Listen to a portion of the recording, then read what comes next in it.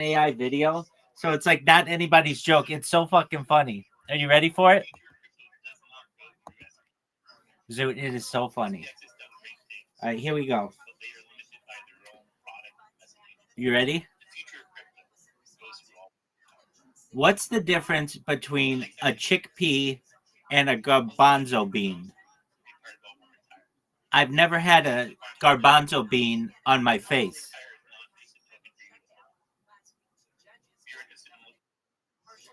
Why is that joke funny, Zoot? Explain it to me. Zoot, either you weren't listening or you're not all that intelligent. It's fucking hilarious. I'm going to say it again. What's the difference between a chickpea and a garbanzo bean? I've never had a garbanzo bean on my face, which implies that I've had a chickpea on my face, which is a hilarious pun.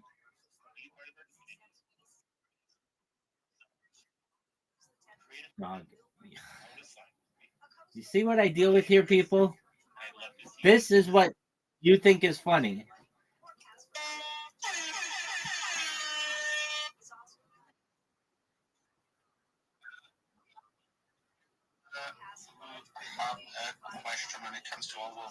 That's okay.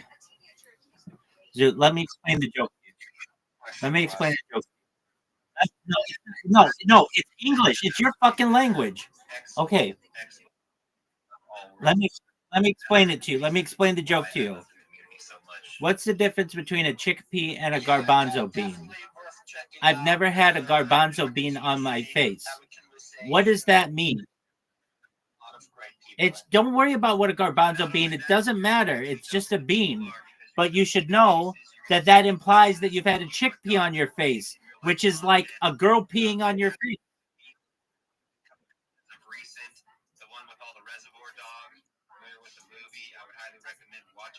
Dude, it's a fucking hilarious joke. It made me laugh.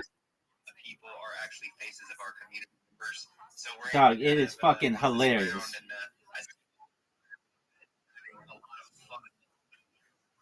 Even though this is a very serious business project, in my opinion. Yeah, and that's super important to think about. I want to go on a little more. It is fucking hilarious, dude. You should use it on Monday, dog.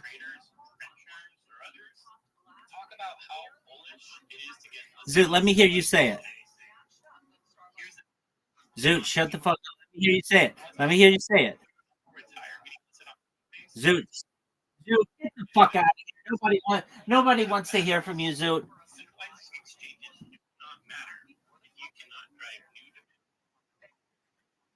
Zoot, that is the most Zoot joke that I've ever told you. It's sexual. It involves something disgusting. You love that shit. You talk about Amish gangbangs, dog.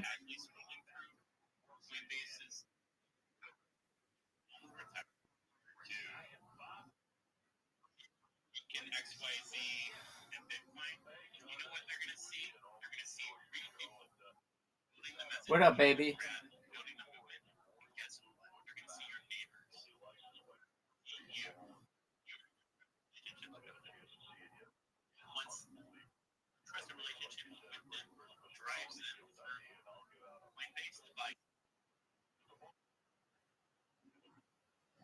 Okay. I mean, a lot of people feel that way.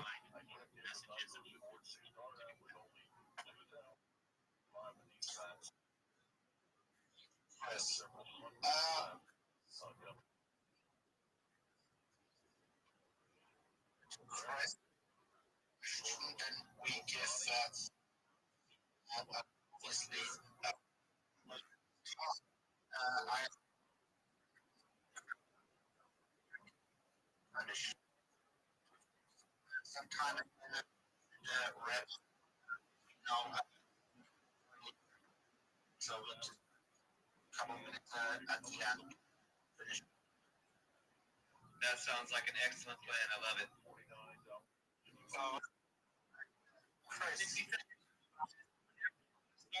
Start the timer. The floor is yours.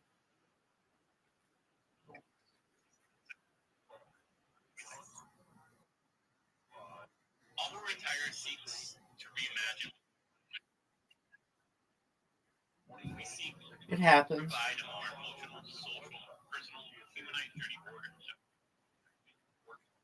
Okay. All right. Come back soon.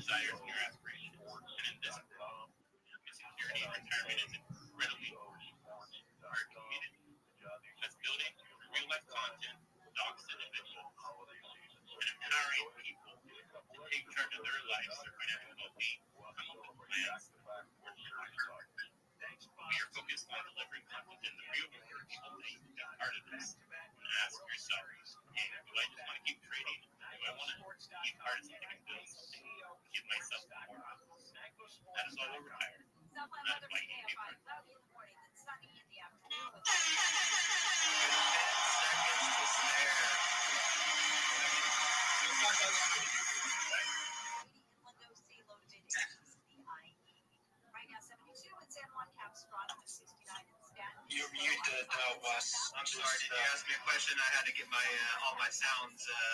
Had to get all my sounds shut down. That's why it took me a couple seconds. I got airports going off, music happening, got wives yelling, all that good stuff. Yeah, and your kid in the background as well. Thank you, Chris. Always a pleasure. And please go and check out their Telegram, check out their Twitter homepage. There's quite a lot. So fantastic. I think we lost. What was his name again? I can't see him anymore. Go ahead, Swiss. Yeah. So let's get Rabbi up here and give him seconds. Get him I'm only going to allow Rabbi to come up if he can actually hook me up with some of these stem cells and some of this longevity shit. As I'm getting approaching 50, I'm trying to stay young forever, man. So let's hear what he's got. 100%. All I ask is that you be patient, and I'll pay for all of that. My name is Rabbi Rothschild. I am a spokesperson for cryptocurrency. It's known as Harry Potter Obama Sonic 10 Inu. I've been wearing their merch 24/7 for years on my YouTube streams. You can check those out on YouTube. You can check it out in my pin post. You should also know that all of my merchandise is NFTs. You can purchase these NFTs. They're known as the Sprotos. Our Harry Potter Obama Sonic 10 Inu is worth over $100 million. I'm live in their Telegram right now. You can reach their Telegram at t.me/HPOS10i. I want to counter the fact that people may not think that my project is crypto related. It's the ultimate cryptocurrency project. Everyone's calls on Twitter Spaces are being recorded on my streams. Additionally, I'm wearing crypto merch. I sleep in crypto blankets. There's nothing more crypto than what I am. And I want you to know that I do it for world peace. I want there to be the opportunity for you all to be able to retire off the data that I'm creating. Everything that you are, everything that you do is being recorded on my YouTube. And I think people will study us in the future and the primitive parts and primitive time that we are within the crypto timeline. You should know that I want to make sure that you all have generational wealth, and we're going to do that through cryptocurrency. So please check out the project that sponsors me. It's Harry Potter Obama Sonic 10 Inu. The ticker's Bitcoin. It's worth about $100 million, and the NFTs are Sprotos. Thank you for letting me contribute.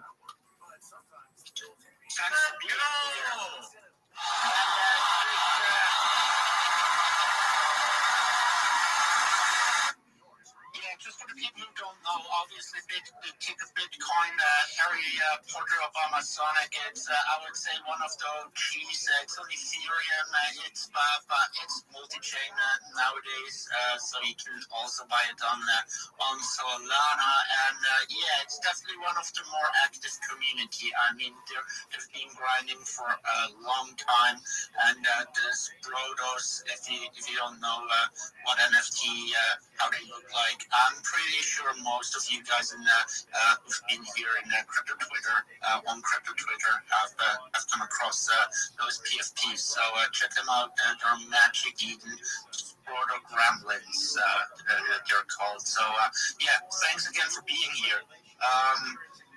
I'd say, we ended for today, and see you back Monday, 11 a.m. QST. Do you have anything to add, Wes? No, man. I just do. Obviously, we'll get our closeout song. I just want to say and give appreciation to every single person that showed up and gave us their time.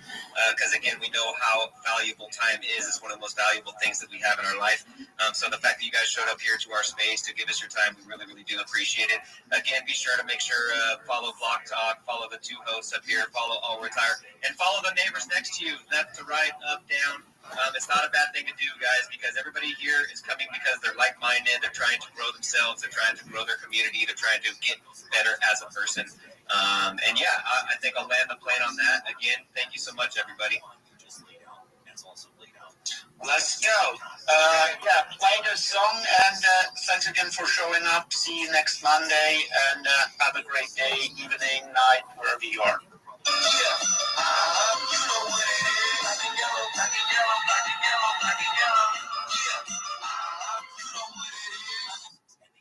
Yeah, I'm not a cryptocurrency bait project dog. What kind of pajamas do you wear? That's my fucking question for you. Unless you're at a fucking gas station picking up Swisher Sweets in Tweety Bird pajamas, ain't nothing sexier than this, baby.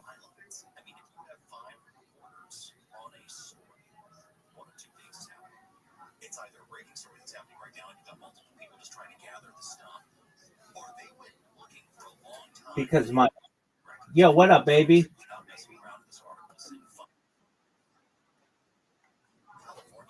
Okay. Just one moment, dog.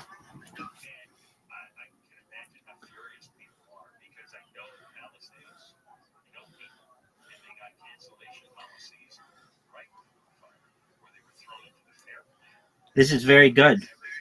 Okay. Do you see the version that I sent you? The links are vertically. You can put them vertically. I want you to do that. But I want you to know you did a really good job on this.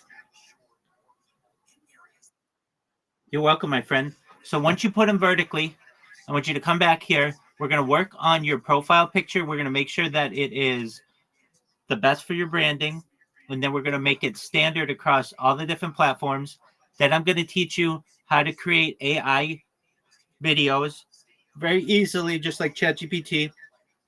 We're going to teach you how to make memes and to market yourself on them. We're going to get your pitch down, and then you're going to start telling people about how you market on Twitter Spaces. Sound like a plan, Pilly? You're welcome. Absolutely. I'm always here to help you, my man. So you go make your link tree vertical and then come back in here, okay? Excellent.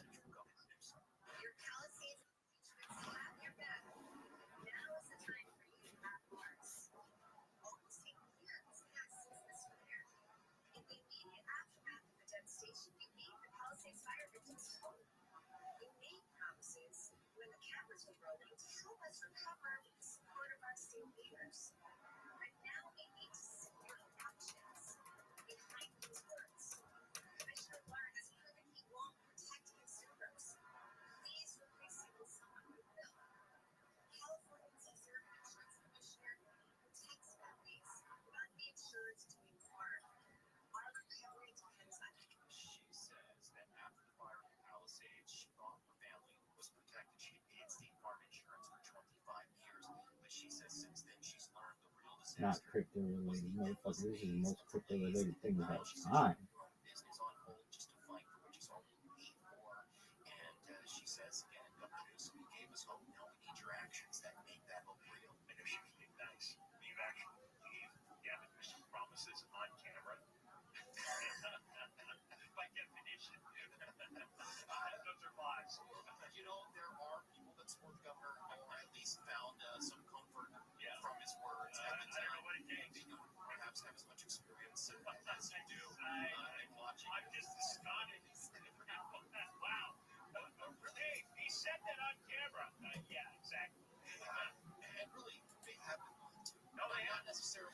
Yo, Dan WI, you're from X Spaces. It's tight as fuck. Nobody calls it that though. It's known as Twitter Spaces. And everybody who's cool calls it that, and don't call it anything else ever. But I appreciate you being here, dog. Everybody loves you. They wish they had this body though. Fucking svelte motherfucker. Come on, you little bitch.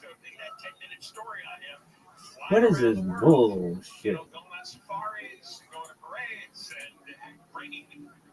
Dog, you guys don't even know I gotta get my fantasy football team together.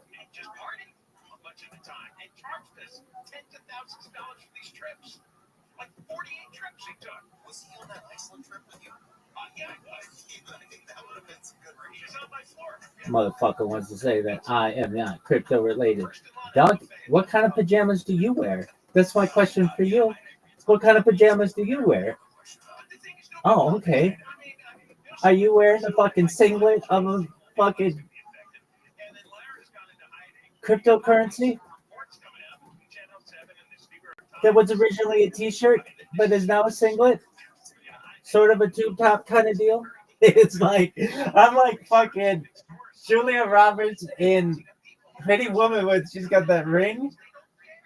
Fuck yeah, baby. Hilarious. Julia Roberts is so hot. And anybody who disagrees can eat my ass.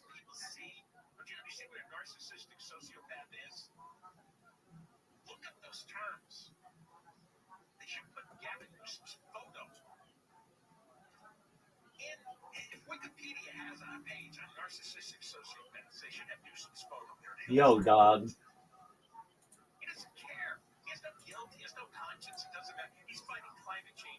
I'm like Julia Roberts.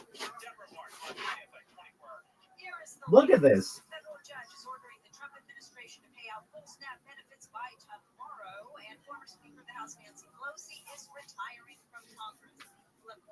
Nancy Pelosi, hot as fuck, circa 1982.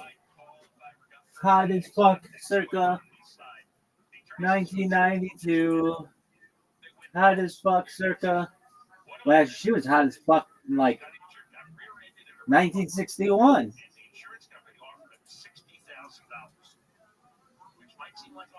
1971. 1981. That bitch was hot in 1991. She kept getting better. 2001.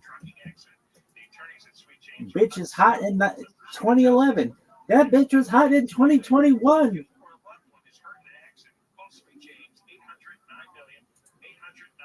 People don't know it. But I allegedly played capture the flag with that bitch with a bunch of fucking armbands. And no one's ever gonna see it. Oh, man. My arm, my back itches. My butt itches. Dog. Well, because Rabbi's not really a crypto project. Excuse me? What kind of pajamas do you wear, motherfucker? Have you Julia Roberts your cryptocurrency gear? Motherfucker, I look like an offset Pretty Woman right now. Big mistake. Huge.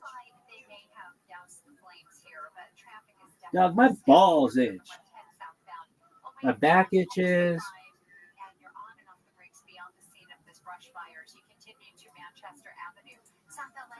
Big mistake. Huge. Like Kelly Kapoor. Yo, dog. This shit is cray cray. Come on, you little bitch.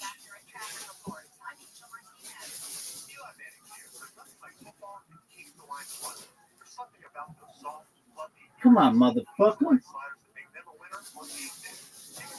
What slime is the blue slime?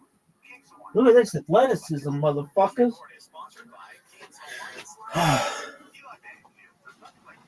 Dog. We got a fantasy football league to win, kids. That's let's review the squad. This would be the biggest fucking comeback in fantasy football history. Without a doubt.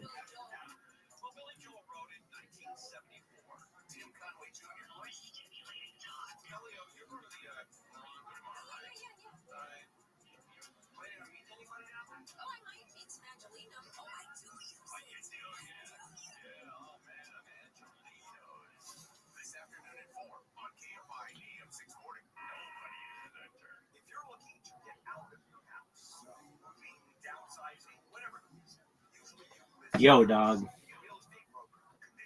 Oh, Rabbi's not in cryptocurrency. Excuse me, motherfucker. What kind of pajamas do you wear?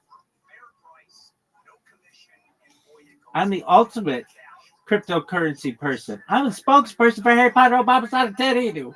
I compete not with Schiller, aka Bitcoin Obama.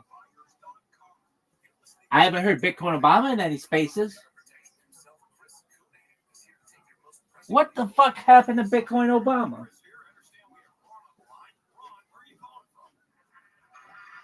We're an OG shitcoin, son. If we were a golfer, we'd be like Bobby Jones or Ben Hogan. These motherfuckers talking about Gene Saracen. Fuck Gene Saracen, motherfucker. Ben Hogan, baby. Come on, you bitch. Let's go. Come on, baby. Look at his body. People in the Harry Potter Obama side 10 even group, they're like, what the fuck is he yelling about? What are they yelling about, motherfucker? Y'all should know that better than anybody. Anyway, come on. Quit sucking dick, dog. This computer sucks. This athleticism, though. This fantasy team.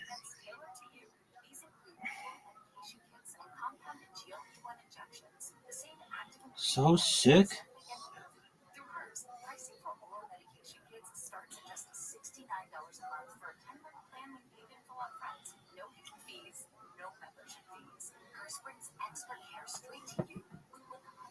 What are your thoughts on Raheed Shaheed?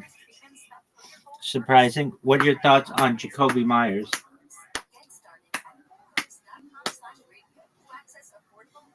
He got his wish. He got traded. I don't know. That's kind of a lateral move. I mean, if I were fucking in the NFL, I'd be like, yeah, I want to be traded. To whom? Whatever team's the best right now. That's the team on which I want to be. Why? Because I'm going to make them even better, motherfucker. All right, come on. This thing sucks.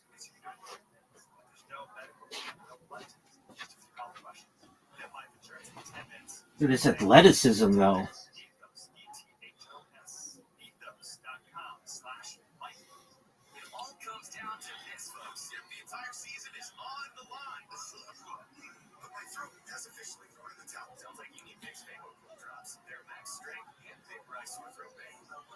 Who's available?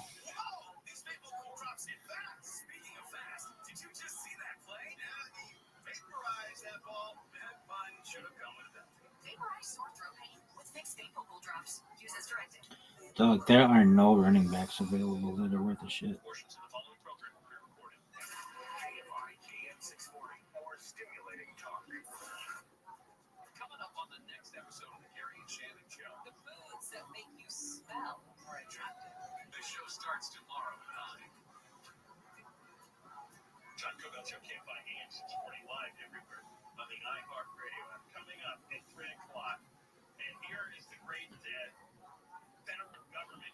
All right, dog. Look at this athleticism.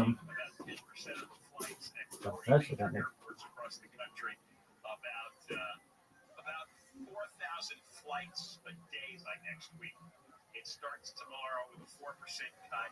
It's because our legislators, our senators are stupid. And Trump administration should fix this, and they should pass legislation to pay the air traffic controllers. The air traffic controllers have not been paid for a month, and they're taking other jobs. Some of them are resigning. It's an unbelievable screw up, and it's dangerous. And now, wildly inconvenient coming into Thanksgiving. And I don't care about their internal politics and all their nonsense. Federal government should provide an orderly airport system with air traffic controllers and TSA agents and functioning airports. No excuse. I don't want to hear it. Do your freaking job. I feel bad, so bad for the fire victims in Altadena and the Palisades as we've gone through. And there's even more. You just heard Michael Lux talk about the idiot insurance commissioner, Cal Lara, and Newsom, who's in Brazil today. They completely botched their new insurance regulations, and thousands lost insurance right before the start of the fire. Now, some of them are trying to rebuild. Here's what's going on in Malibu. ABC 7 reporter Josh Haskell. Traumatic 7 years for Malibu. The 2018 Woolsey fire destroyed 488 homes, and roughly half have been rebuilt. Then there was the pandemic, which stalled tourism. Mudslides and more fires, including the Franklin Fire, December 2024, and then the Palisades Fire, January 7th, destroyed over 700 homes, closing Pacific Coast Highway for months. 10 months since the Palisades Fire, Malibu has issued 11 permits to rebuild. Roughly 20% of the now empty lots are for sale. The building process is complicated by design to slow development. And the residents have largely, for the last several decades, been okay with that. I go as far as to say they've even endorsed the process. The problem is, it doesn't work for a disaster of this scale. But for those who run the city of Malibu, a more optimistic outlook. If you want to rebuild, the city of Malibu is here. It's a difficult thing for homeowners to go through and make those decisions. Building a house under the best of times in the easiest place to build it is still a intricate puzzle that you have to go through. Doing it while you're coming out of a tragedy can make it even more difficult. Before construction even begins on beachfront homes in Malibu, homeowners have to assess the wave conditions to make sure that over time, the surf doesn't impact their wastewater systems or septic tanks. That's expensive, along with reinforcing the seawalls to make sure that over time, Pacific Coast Highway doesn't encroach on their property. Darren Graves' grandmother bought this beachfront home back in 1973, and after she passed away, it became Graves' home. We want to come back as soon as possible and help bolster business and keep Malibu as strong as it's ever been. 11 permits in 10 months. 11 permits. That's just incompetence, and they don't care. You remember you heard all the press conference, everybody talked about streamlining the permit process, and I know Malibu has got issues that other towns don't have. But 20% of the empty lots are for sale. A lot of people are giving up. And one more note, in Altadena, according to the LA Times today, many of the standing homes are still contaminated with lead and asbestos. Even after all the remediation. I'm trying to rob of this dick, girl. It turned out the remediation techniques that they used, the insurance companies and the companies that were hired,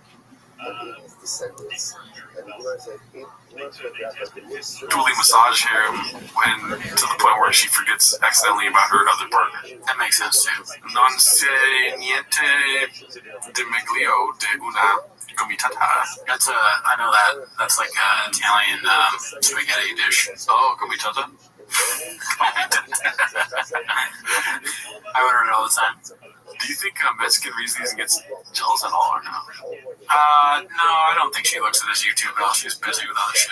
Yeah. Too busy getting jealous from all the text messages and flowers. Any other takeaways from fake comments this week? I love them. I mean, I'm a sucker for like random emojis. I think that's one of the funnier things that happens. But I sometimes think, is Change just doing this just to fuck with him?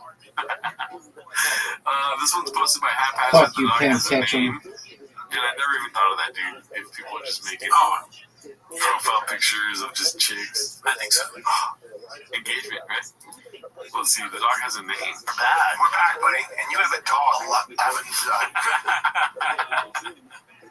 Thursday night football. I mean, I guess that's my dog. It's one of my kids and my wife's dog. It's a cockapoo or something, right? So it's a golden doodle. It's a golden doodle. Yeah. So you have a golden retriever and a golden retriever and a poodle had fornication. 1-0. How big is he going to be? 2-0. 3-0. Okay. 3-1. 4-1. How old is he? 4-2. 14 weeks old. 5-2. Okay. 6-2. Tiny little thing. Great dog. 6-3. 6-4. 6-5. 6-6. 7-6. 7-7. 8-7. 9-7. 10-7. 11-7. It's just as dumb as 11-8. 12-8. He's dumb like me. 13-8. 13-9. 14-9. Easy though. 15-9. 16-9. 16-10. 17-10. 18-10. That's so funny. He's already 18-10. That's phenomenal. The dogs in the thing. They're like, sucker, you got taken by Brandon. He's probably gonna give you back. He's probably like, God damn it, dude. I'm like, I have to show Brandon around and out, like make sure he doesn't hurt himself. I'm tired. I'm his handler now. I have to walk in. Let's see. But my wife's never had dogs, and obviously my kids aren't used to it. They don't realize how good a dog he is already. Easy, man. We ask you to the bathroom, he goes to the door. He's great. Great. His name's Donnie. What a ridiculous name for a dog. They should give him a Mexican name. Shout out to the Marshawn guy. Donnie's Italian, isn't it? R.I.P. baby. We'll get you back. Donnie Briscoe. Yeah, I guess so. Is Wahlberg? Oh, Wahlberg's not Italian, right? His brother's name is Donnie. Mark Wahlberg. You could put like a Mick in front of it. It might be Irish. It'd be like Donald. Like Donnie is for Donald. Yeah, Donald. Yeah, you're right. Donnie could be an Irish name. We're ridiculous, huh? Yeah. Donnie's a good name. Oh, for Donald. Well, he's orange. He is orange. He is orange. He is feisty. Peaches. The endings are getting even better. Yeah. I just get that. I like these tags, dude. What do you think about his new dog? I mean, that dog is awesome. I like that dog a lot. Yeah. It kind of, the dog's face does sort of look like it's a bit like the face you make when you're tired of your owner's bullshit. He's all fucking exhausted. That sounds like a Pixar movie right there. Yeah, a Pixar movie would be great. Like Brendan Schaub's dog. Hilly, I already know that you. How you living? This one's posted by I see you just sent me a message. Mr. I'm Too Nice commenting on Nick Diaz. Let's see. So, I don't know how legit this is, but, so Nick Diaz satisfied with the Luque? Yeah. And we're not sure why. So drug addiction doesn't last forever. You either find sobriety or it takes your life for it. Nick is struggling with some addiction issues. We don't know. You know, he does marijuana all the time, but no, we know. Yo, big dog. I know you just sent me it. I'll look at it in a second. Well, I hope he finds, help, because he was one of my favorite. What I would do, call him a pussy. No. If Nate came out and was like, man, my brother, would you help? I wouldn't call him a pussy. Hello, sir. How are you? Yeah, I'm trying to help him out. As am I. I know you are. I said I'll look at it in a second. He's literally kind of doing that by saying, yeah, dude. He's like, yeah, that's what you just did right now. You're saying but Brendan's stupid. I'll give him a pass on this one. I don't give him a pass. Fuck Brendan Schaub, dude. Just leave them alone. Yeah. One of my favorite fighters. It's just so, it doesn't make sense if it doesn't bother you. Then you making a big deal out of it, constantly bringing it bothers you, dude. Oh, yeah. You know what I mean? I mean, no one else was going to say anything. You did. Yeah. Job's like, I got to say something because they don't want me to. Nah, I'm just going to say because I'm a man. I'm not mad, but I will fucking people with my fair shoe. I wear my fair shoe if you disrespect me. I'm understanding that you guys have CTE, and I wouldn't come after you if, you guys did something stupid. No. No, you didn't. This isn't what you want to do. Yeah, I mean, You want it to look like. I'll send you a link.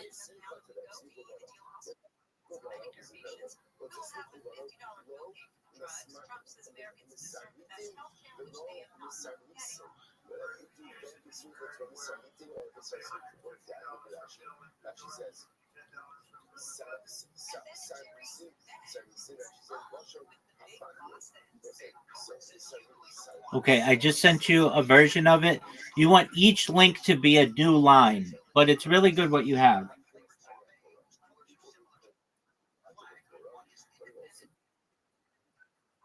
Okay, hold on. Before you do so,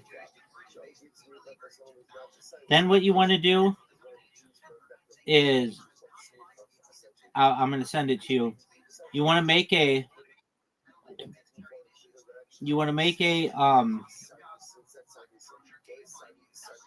a profile picture that represents you, and you want the profile picture to be what are you on Twitter? Are you Philly 007? Okay, and what's your link tree? Philly 007? Good job.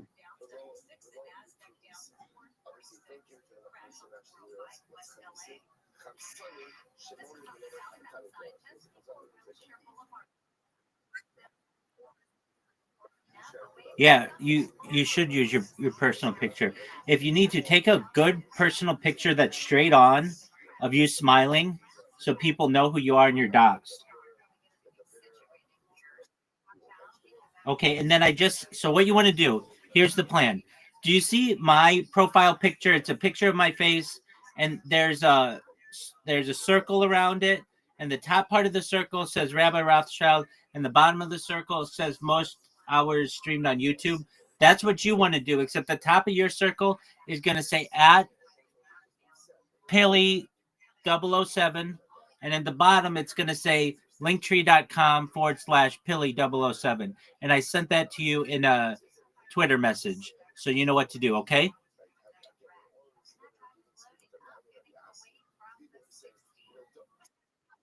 Excellent. Also, if you can, try to use at least one bright color. If you can, try to use at least one bright color to catch the attention of the viewer, okay?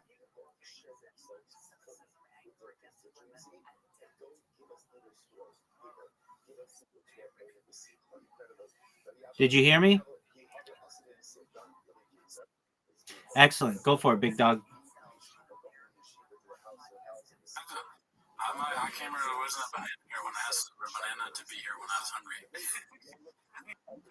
Damn, dude, I'm not looking forward to this, but I feel as if there's going to be a grand finale to this whole, he keeps bringing it up. You know what I mean? Yeah, it could be. I don't like that idea, but it is what it is. It's so much my favorite fighter for a long time. And not mine, but Oh my god. I like how he'll say that and not give this guy's my favorite fighter, make it make sense. He's just shooting jabs, dude. Yeah, no, he's pissed. I wouldn't do anything mean. He was a terrible fighter, but I wouldn't say anything mean. He starts going off on his record, look at all the losses, right? But I'm not gonna say anything about it. Let's see here. This is okay. Thick boy with 3 C's, former employee, currently having a disagreement with an associate. Obviously, this went off last week. Did you see this? The Mark one? Mm-hmm. Oh yeah. I think it's funny. I don't know if you want to play it or not. We can. Yeah, sure. Why not? Let's see. Involved advancing Isaiah Miranda's career. I sent you a voice note. No, I don't. I called you after you begged me. Can you call me? Can you call me? Can you call me? We discussed the podcast here. Mark's a great guy. Never met him. Yeah. I don't know who Isaiah is, barely. Never met that guy. Yeah. If he needs to get paid, he should pay him. You know what I mean? I think Mark, with his footprint online, is the last person you don't want to pay or have any disputes. Yeah, that's a dumb move on your part. You got to pay him everything you own. Mm-hmm. And I believe the reason why I wouldn't mind playing this is because I believe Mark shared this. Oh, yeah. Okay. All right, sure. As you can see, it's from the set. not from receipt. Okay. You know, and yeah, he shared it to his social media. Right. I mean, it's just I'm bored by who I saw some of Isaiah stuff. And, Oh yeah, it's terrible. Yeah, material. it's not good. Content is bad. Yeah. If we started making Instagram shorts, dude, say goodbye to the game because we've been taking over, dude. Yeah, right, dude. I'm on set doing a fucking skit with Adam W., who has 100 times the followers than you. All right, yeah, we don't have to listen to this thing. It's This is rough. It's rough. Yeah. That's exactly how it goes every time we ask him to come on the show. We're like, that's all good. You just I leave him a voicemail like this. Yeah, exactly. That's what I'm We saying. said you'd be on the show, and what the fuck, man? Shout out to Mark, dude. Great guy. Wanted a lightning since he was a kid. R.I.P. Lightning. Posted by Haphazard. Let's see. It's just a lot of moments in TFK are silenced now. Yeah, which is sad. But you get other characters like the Squeaky Door and Flying Stand. It's just sad that those are characters on the show now. Sign up for it if they do it on an excursion. I mean, the keyboard. I mean, just typing away. The keyboard is another character too. Yeah. You're right. He's desperately looking for anything. A new job. He's applying for jobs in the background. Yeah, I was gonna say he's typing up resumes and shit. He's like, hey, Griffin's a great show. He's on Craigslist right now. Yeah. Or IG, reaching out to other comedians. Not Chin though, right? Or, Yeah, Chin, Beanie Man, I thought you were talking about Beanie Guy. all of them. Beanie Guy doesn't give me loyal. Chin, a little bit of loyalty there, right? Oh, yeah, that's true. Chin, I feel like has to be loyal at this point, right? Yeah, Beanie Guy, he's got a fucking side eye, dude. Oh, That's a good point. Beanie Guy is looking for another. Chin's probably just like ordering tickets to St. Triple shows. you're right. Yeah. He's hitting up. What's his name? He's ordering tickets for him and Josh Denny and What's the guy in the entrance? George. He's texting George. You won't believe it, dude. They're quiet right now. You know. yeah, getting them all tickets to the next St. Triple show. It would be good. Yeah, excursions are sweet, dude. I got my peepers on the 03 6.0 power stroke built. He has peepers on it. Can you send it to me, Brent? The actual, or do you want to or not? No, I don't want people to know the one I'm looking at. Don't count. All right. No matter. I have to sell my Ford Lightning first. So if you're in the market for a Ford Lightning, mine's up for grabs. I kind of want to Ford Excursion. I want to go into something that I saw in the news because it's timely as we're talking about weight classes. We're talking about weight classes. We're talking about fighting. Is that Ford Excursion with this thing? He's like, no, we're not going to do a topic on the show. I'm buying a car right now. He's like, he's asking Chin to buy him a car on the show. Crazy. Oh, come on. Diesel engine do anything in your wiener? Not a thing. Not a thing. I don't even think it's a good looking chassis. I think it's too big. It's not blocking enough for me. I don't get why you take that and soup it up. It makes no sense. It's basically a minivan with a big nose. You know what it is? Okay. It's a minivan with a big nose, and it's bullshit. No, you know what it is? It's an extended. No, you know what it is? I looked at you. So that was the big truck head. She gotta be, dude. Yeah. You are what you eat. Right? What do you mean? Oh, come on, dude. You can't put the dots together. Oh, because she got with oh, jeez. You know what I'm saying? Be cool. Yeah.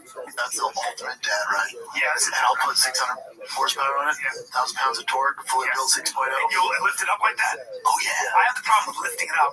See, the one I got my peepers on, 8-inch lift. So the kid's gonna have to jump in. Yeah. Of course, it's 8 inches. That's funny, and then also jump in. He's obsessed with this idea that people jump into cars. Showtime, ever heard of it? Already do. Oh, really? That's your takeaway? He jumps in the car? Watch this real quick. Alright, that's stupid. I'll just cut that part out. No, it looks raw heavy. It looks top. It looks top. It looks I'll roll that thing forward. No, you won't. Every truck or car is just another thing you can flip. Yeah. He really is. I mean, we write a lot of songs about flipping the truck or like watch my truck, something like that. Yeah. But it's just what he does for weakness. I mean, he's a big truck guy. He's had trucks for a while. We make fun of him and say that he made it up, but I mean, where would the watch on my truck thing come from? Remember after that, he's like, I don't even own a truck. Please, Tina, we have a request on the mic. Please, can you please accept that person? Please. Theoretically, it's going to be bad. Tonight, and really ramping up Yeah, so let's get straight into it. Guys, sorry for cutting you off. I just want to get into this purple pill, guys. Let's engage on the purple pill. So with that being concluded, I'm gonna hand over the mic to my boy, Rabbi. Rabbi, what do you have to say for us today? Rabbi Rothschild, you're welcome. You're welcome. I'm familiar with your work, so that's it for me. Yeah, Rabbi Rothschild of in the Steppers group, I have heard him shield one or two things. Please, the mic is yours. Go on. Thank you so much for the opportunity. I'm Rabbi Rothschild. I stream my life 24 hours a day, 7 days a week, 365 days a year for world peace. I've been doing so for more than 4 years. You can watch all my streams live. Going back to the pandemic, we've seen the death of a queen, the birth of AI, the coronation of a king, and everything in between. If you weren't aware, Bill Gates coined the phrase in the 1990s, content is king, and I'm making it true today. This is a real-life timeline or a real-life time capsule. If you weren't aware, in 2018, The Economist magazine stated that data, specifically human data, had overtaken petroleum as its number one resource. And I have more human data archived on the internet than any person ever, which is going to make me an extremely influential person in the future. And when that happens, I'm going to make every single person in this space independently wealthy. I want to make your friends, your family, and you generational wealth if you don't already have it. And I want to make sure that you have the opportunity to be able to start charities and philanthropic organizations of your own. In addition to promoting world peace, I'm an advocate to end world hunger through the use of technology, such as agricultural drones, floating greenhouses, saltwater greenhouses, things like hydroponics, vertical farming, cloud seeding. I want to help end world thirst. I'm sponsored by a cryptocurrency. It's known as Harry Potter Obama Sonic 10 Inu. It's worth about $100 million. I'm live in their Telegram right now. And one of the things that we do is we build wells in developing nations like Nigeria for the benefit of the less fortunate. Additionally, I'm an advocate for the LifeShare program, and most importantly, desalination technology, where we pump earth seawater onto land to make it drinkable. I dare you to put my name, Rabbi Rothschild, in any social media and search. I dare you to put my hashtag ViralRabbi, in any social media and search. You will find more content than any person you've ever seen. If you want to see what I do and not have to look it up, just look at the video in my pinned post. You're going to see a 60-second video that is going to blow your mind that reviews all my social media. Go to my Linktree. It's linktree.com/Rabbi Rothschild, and you will see more social media than you've ever seen on a single individual ever. To give you an idea of how big this project is, you should know that I not only have more social media than any person, more data than any person, but I'm very easily reachable. I'm live 24/7 in the Big Steppers Discord. I'm live 24/7 in my own Discord. You can reach me at discord.me/rabbi. I'm live right now. If you want to talk about your project, you want to learn how you can market yourself better, if there's anything I can do to support you, either personally or professionally, I want you to know that I'm here. I want you to know that I am here to be a positive person in your life.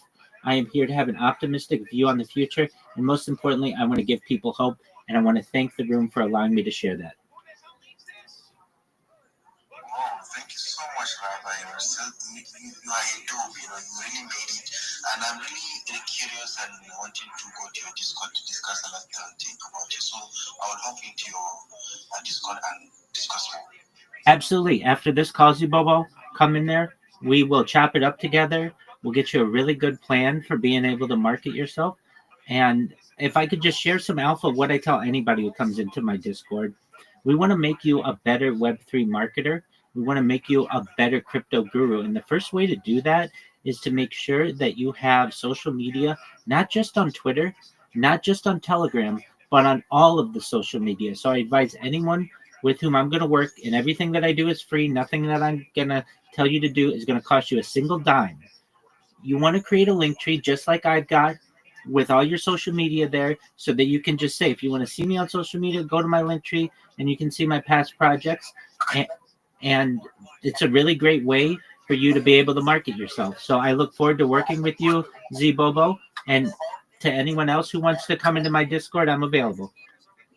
All right, I will definitely get in touch with you via the Discord so we discuss it proper. Thank you so much for your time and welcome for you in this house. Thank you for the opportunity. I'll step down. All right, thank you, Rabbi Rothschild. You're most welcome. Thank you so much. Discord so we discuss it proper. Thank you so much for your time and welcome for you in this house. Thank you for the opportunity. I'll step down. Yo, look at you. How are you?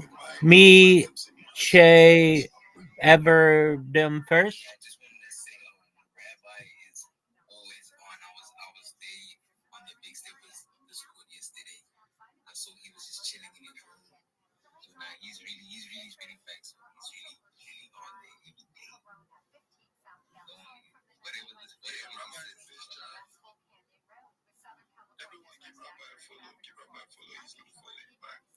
Let's be best chance, guys. We are above 450 likes on the space rate, and that is so absolutely fucking best.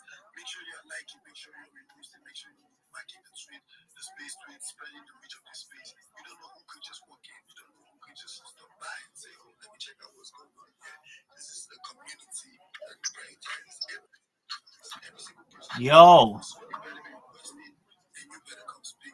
mama's boy, how you living, dog?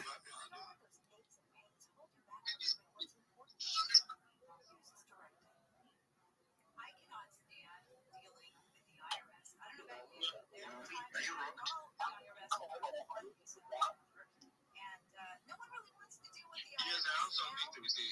Please, for those that are interested in the ambassadorship program, please, you guys can DM me. My DM is open to all applicants so that I can send the official telegram link to you guys. Please do well to follow the.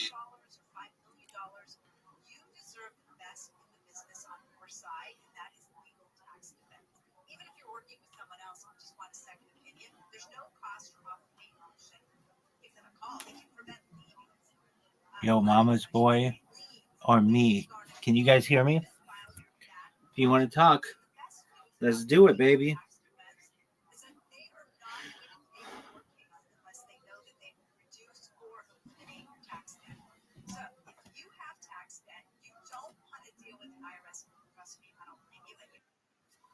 Yo, what's going on? Odunis engines.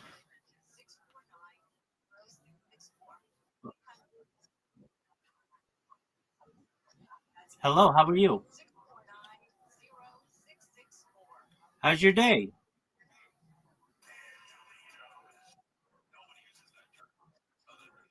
Can you hear me?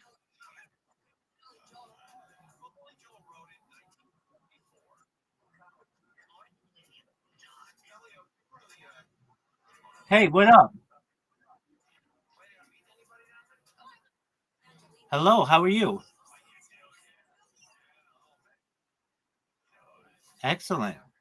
So I take it you want to be a Web3 marketer, or you are a Web3 marketer, is that correct?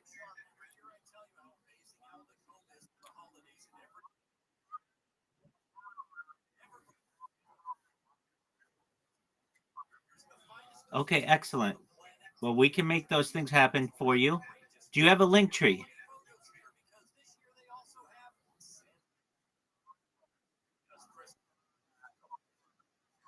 Okay, great. Great. Great. Yeah, that's wonderful. You need to put them all in Linktree and then send them to me and we'll review them. Linktree is free, but it's one link so I can get all your social media at once. And it's really easy for you to be able to promote yourself. So what you want to do is create a Linktree, put all your social media in there, and then come back here and we'll review it, okay?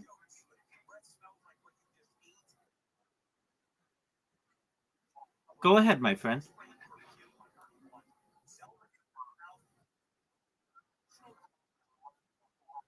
Sure.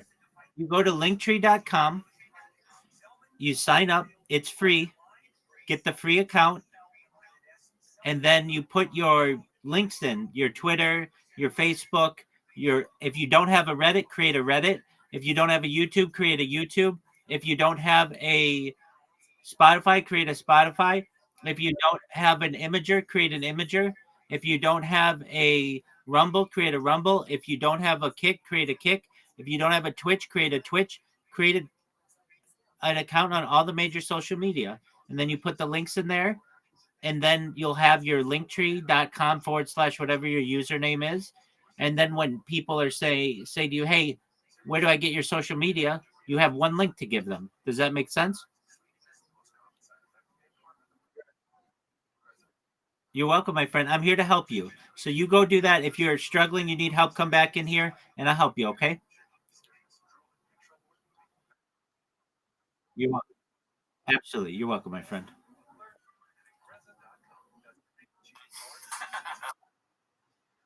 Hey, before you do, Dude, I didn't even know. Like, I love I'll trucks so send much, you, dude. Getting highway trucks. I'm going to send you I know I drive cars. an example Doesn't even make of sense. what you want to do so that you know all the different social media you should have. So just one moment and I'll send it to you.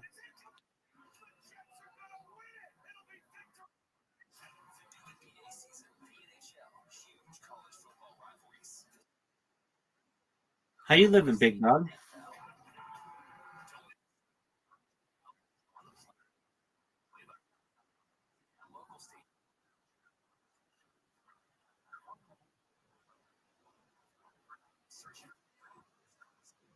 Okay, excellent. And then when you do, come back in here, we'll review it. Then we're going to get you a very good um we're going to get you a really good profile picture, something that explains what you do, that represents you, that you like. And then what we're going to do is we're going to use AI to have you be able to create videos, which are free for you to make. And they're really easy. You just have to use prompts. You don't have to have any video editing skills. AI will make it all for you. And then what you're going to do is we're going to teach you how to make really good memes and promote those memes and promote yourself. Then we're going to get your pitch down so it's really tight and it's exciting when you're shilling yourself. And then we're going to help you shill. So we've got a whole plan for you,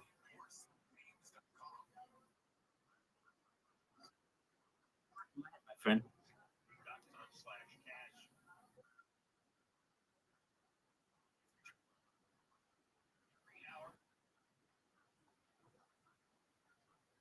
That is an excellent question. Yes, absolutely. You want to be your name as consistently on the internet as possible.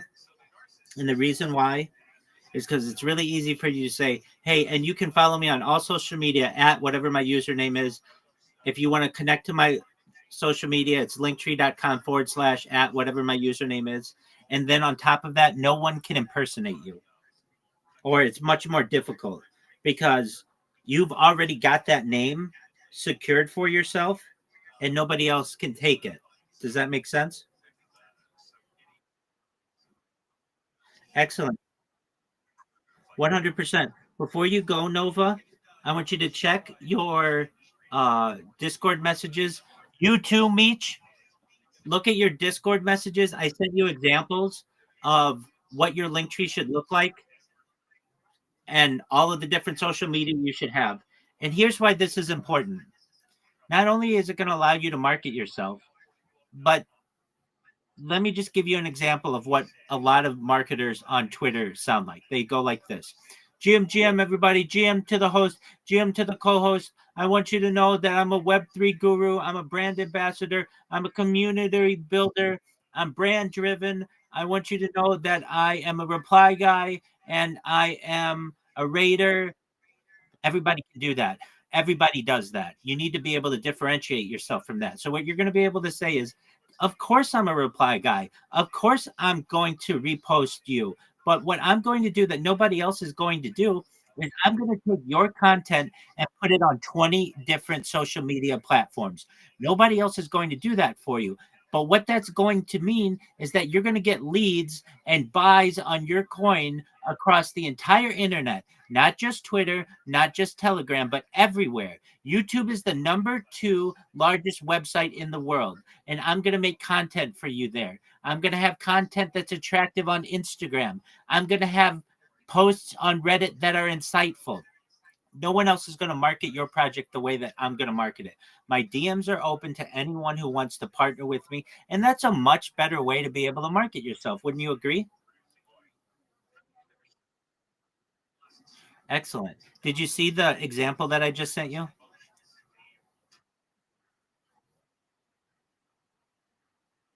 Wait, but let's be honest with you. Let's be honest with ourselves. It's about an hour of work for the rest of your life. You don't have to do it ever again once you get these things done.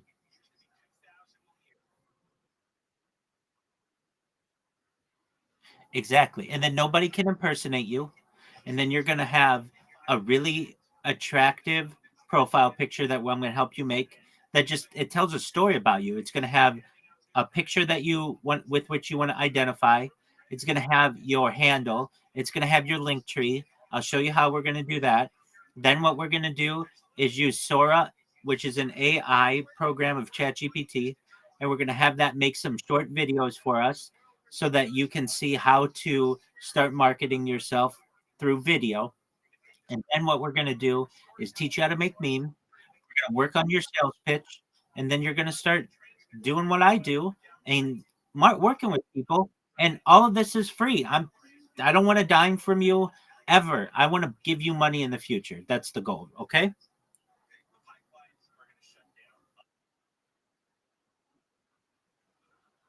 You should be. Nova FX, let me say this. If you go to any of these social media websites and they want money, then you did something wrong. Linktree is free, YouTube is free, uh, Imager is free, Reddit's free. So don't buy the premium on anything. If you run into any kind of issue, let me know. I don't want you spending any money to do this, okay?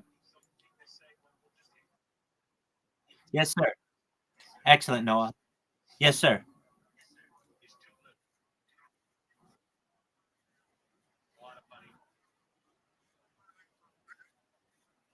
Yes, that's the goal.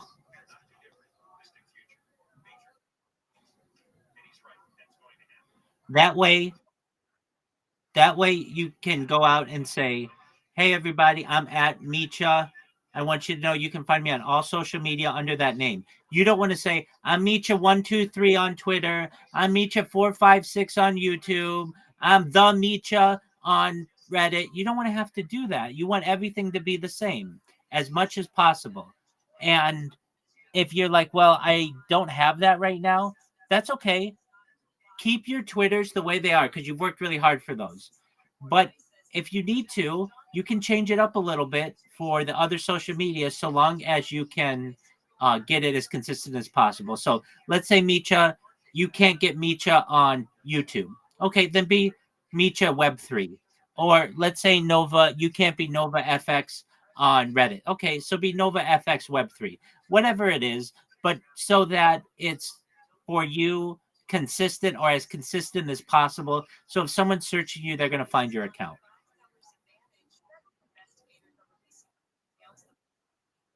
Excellent. Excellent. Micha, did you see that link I sent you? Excellent. That's what you want your Discord. That's what you want your link tree to look like. So it's going to take you guys an hour or two. You might not be able to finish it tonight. That's fine. Come back tomorrow. Send me the link when you're done, and then we'll come in here and we'll go on to the next step. Okay? Ex- Sounds like a plan. Absolutely. It's my pleasure. Um, Absolutely. And so you should also know that in addition to helping you guys shill your project and stuff, there's some communities I'm in. I'll get you into those communities. I'll introduce you to people. They have job applications. I can't guarantee they're going to give you a job, but it's at least an opportunity. And you've got to think, let's say they get 1,000 people who apply to their job as reply guys. You guys are going to diversify yourself. You're going to say, "Hey, I'm not just a reply guy on Twitter. I'm an all-encompassing social media manager. When you come to me and you post, I'm going to make sure that post is replicated across the entire internet. And when somebody types your name into Google, it's going to show up as number one because of the social media boost that I've given you." That's what people want to hear. That helps to drive sales. That helps to drive NFT buys and token purchases. And that's what you're going to be able to do for people. Oh, baby. All right, you guys get your social media together. When you're done, come to me, okay? Cheers, man. Take care. Peace.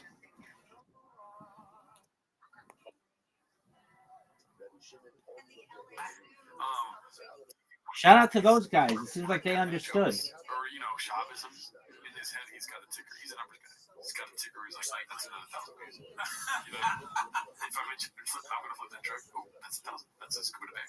That'd be amazing. Yeah. I was thinking that he's we come in with new stuff though. He like comes up with new shit all the time. Peepers, I never heard him say that before. I got my peepers on this. Yep. Last week was Peaches Delight. Shakespeare. Good way to go, Shakespeare. This one's posted by my bad. Talks of plasmosis. It's called The Fella's Stroking Papa's Ego, but Side Sanas ain't having it. It's the last clip for the day, so enjoy it. Listen. Brendan fight right now. Hey guys. If Jake stays at 225, I can fight him. Oh my God, no. In MMA. 100%. Oh yeah. 100%. I like Jake, but I do it for the bag. You'd have to train for it. I have to take it serious. You'd have to take it seriously. Because Jake will fucking punch you in the face. Yeah. And Jake's Yeah, But this old dog has some trick. He got some tricks. And Jake would have his hands full of you. Got a hold of him. Well, it's MMA, he's fun. If you got a hold of him, it'd be an Wrestling high school. I love that argument. Like you talked about on the stream, that Brian watched Zoolander once and was like, hold my beer. You know? Yeah, it's the fucking Zoolander voice, man. He like made Zoolander unfunny. What if Zoolander was a fucking loser? What if it was my life? What if he got a hold of him? Why are you talking like that? Stop it. Why are you saying it twice? Why? What if I got a hold of Afghanistan? He thinks that's so funny. Yeah. Now, I'd say to you, don't stand and bang with him now, because he can catch you. Don't stand and bang with him. He can grab. I'm not big enough name for Jake to come after. Yeah. What? I just don't want to watch you fight, so. Even against Jake? No. I do. This fucking guy want me fighting game bred bare knuckle MMA against Junior Santos or Derek Lewis. That's a terrible idea. Yeah. Yeah, but you were the one negotiating the deal. A lot of money. Do it. Jake Paul would be so much more money than that. I know. So that's worth it. But the money they're offering, it's a lot of money. I buy a lot of cool cars on that. No, it's not for you. Who could Brendan fight right now? Big guys. I would love to see that though. I mean, I don't want Brendan to get hurt, but it would be hilarious to see him fight Jake Paul. Yeah. That might actually do numbers. That would be a successful venture. I think Netflix could do that because Brendan's not famous. Like I said earlier, no one knows who he is really. He's infamous. But, I mean, he's not unfamous too. Right. Like, it could be, you could definitely sell that. Maybe not Netflix, maybe more Triller. But I would love to see that on Netflix. Yeah. That would be a fight noise. Yeah, dude. You know what's so funny is that I didn't realize until today that we had some good times at James the last couple of weeks, dude. Oh, hell yeah. And then this week was like kind of like, oh, fuck, it's a really shitty podcast. But the last couple of weeks, they had some moments, you know, where it was like entertaining and like this and that. This week, what? The most entertaining thing is him saying that he's annoyed with comics. It's like, that was, yeah. You never know what you're going to get with Brandon. Dude, it's a mixed bag. Box of chocolates, dude. Mm-hmm. You never know what you're going to get, right? Is that how it goes? Absolutely. Brandon Gump. All right. See you next week.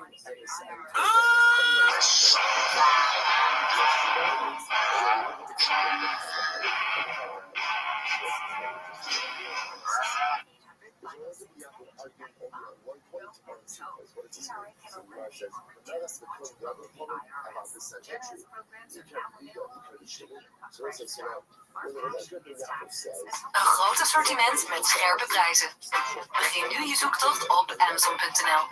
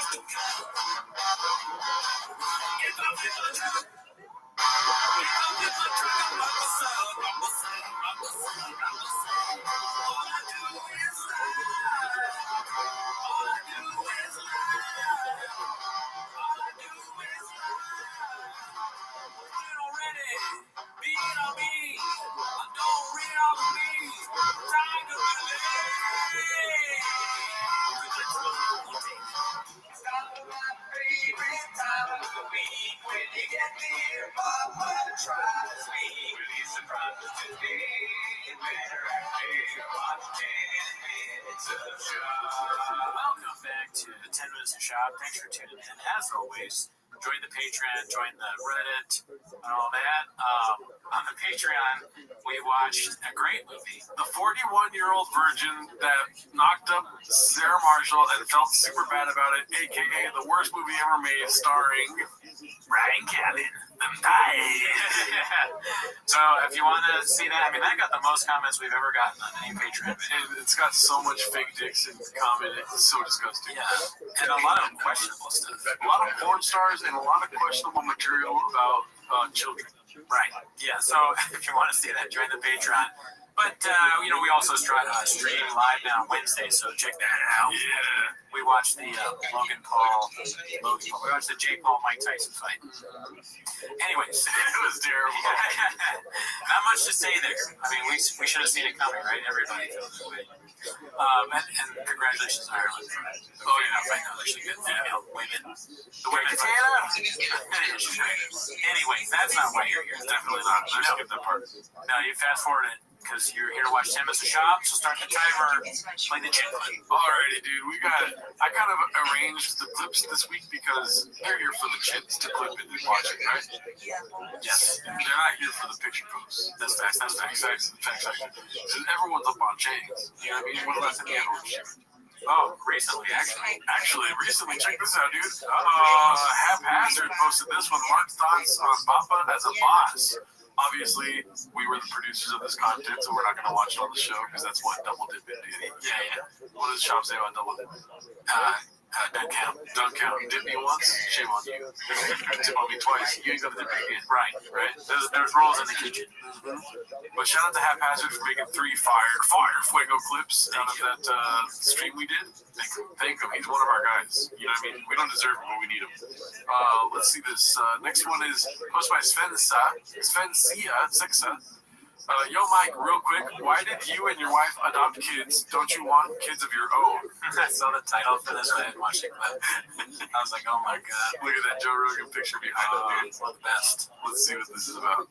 How's that work? Like, I heard the adopt a child is like, it's not easy. Dude, it's It is. Well, it's a process, and everybody's journey and story. All the different states that we were eligible in. So I heard it's like people think, oh, I'm just gonna adopt it. It's a beast. No, it's a beast. My question is, what do you think? I'm just laughing at the idea of like Shop trying to adopt, and he's talking to the adoption person, the official, and he's like, so like she's trying to tell him how the process is. He's like, well, first you have to fill out all this. He's like, so it's a beast, right? It's a beast. She's like, it's a what? Like a beast. She's like, if by beast you mean that you have to fill out a lot of paperwork and there's a process to it, then yes, it's a beast. I'll tell you what's a beast is drive past. I forgot, dude. Put that shit on. Oh, yeah. Monica Lewinsky, look at that face, dude. That face is crazy, but that hat, fart. I mean, if you're a barking praying mantis, are you really going to be afraid of this lion or tiger or whatever? What? It seems like he has tobacco pouches in his mouth while he's eating. I hope not. Yeah, it looks like he sleeps on one side of his face every night. Right. Let's see. Why adopt and not have your own? Because you and your wife are, you guys are, well, God, shit. You know what I'm saying? Like, you put those gene pools together, man. You guys are taking over the world. You don't want to have your own little Chandlers running around? Yeah, but it's like with your wife's face, your body. Okay, we get it, dude. Weird. That's what a strange thing to say. I love it. Certain doors close or use, and that's honestly been our journey. We've enjoyed it so much. More power to you. I couldn't do it. Like, listen, there's nothing I love more on this freaking planet than my 6 and 2-year-old is the best in the world. But if that kid was in my flesh and blood, the verbal and physical abuse I take for this child, like, I'll get home today, dude. You talk shit to me, throw stuff at me. That was my kid, you know. All right, let's take a little break from chat with my boy, Michael Chandler, a.k.a. the Cash Cow, as I call him, because there's a big fight coming up. But now a little word from our sponsor. I'm talking about BetterHelp. A shop ad for BetterHelp. It's fake, but the ad is all over the place. A shop ad for BetterHelp, even without these fake graphics, is a lot. He's the guy, so the meatheads watching this are like, I gotta talk to somebody about it. Yeah, I don't think so. I don't know what therapy. Yeah, therapy. What, to be on my therapist? I'm good. There's nothing wrong with me. I'm fucking. I'm down with it. I'm a thugger.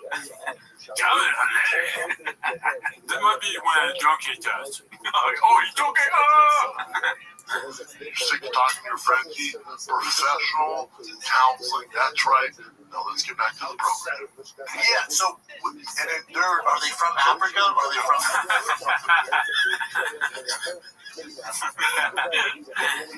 let's say, Africans? Yeah, that makes sense. Africans? Yeah, but it's like I'm American. I know, no, you dumb motherfucker. What are your thoughts on that one, dude? I mean, I'm assuming now that Michael Chandler's adopted kids are black, and that's why he's asking. So I'm from Africa? And, another person asked me, well, I guess where they're from.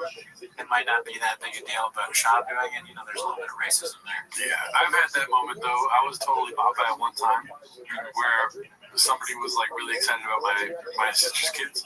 I was like, when are you guys gonna start having kiddos? And then the saddest look on their face because they couldn't have kids, and I was like, oh, I feel terrible. Oh, well, you didn't know. I didn't ask 15 times like Papa did right now, Why wouldn't you have kids of your own? Why? Why are you just adopt? And then you start saying that they're both hot. Yeah. You're like, but you have a good body and she has a good face. People are going to want to fuck your kid. More power to you, baby, because I would beat the shit out of my kids if I adopted, dude. Oh, yeah, that was crazy. What are you talking about? Yeah, so crazy. All right, so this is called Jealous Much Papa, posted by Savvy412. Looks like Dana White with the Donald Trump. Family are incredible people. This is karma, ladies and gentlemen. He deserves it. They deserve it as a family. I want to thank some people real quick. I want to thank the Note Boys, Aiden Ross, Neil Vaughn, and last but not least, the mighty and powerful Joe Rogan.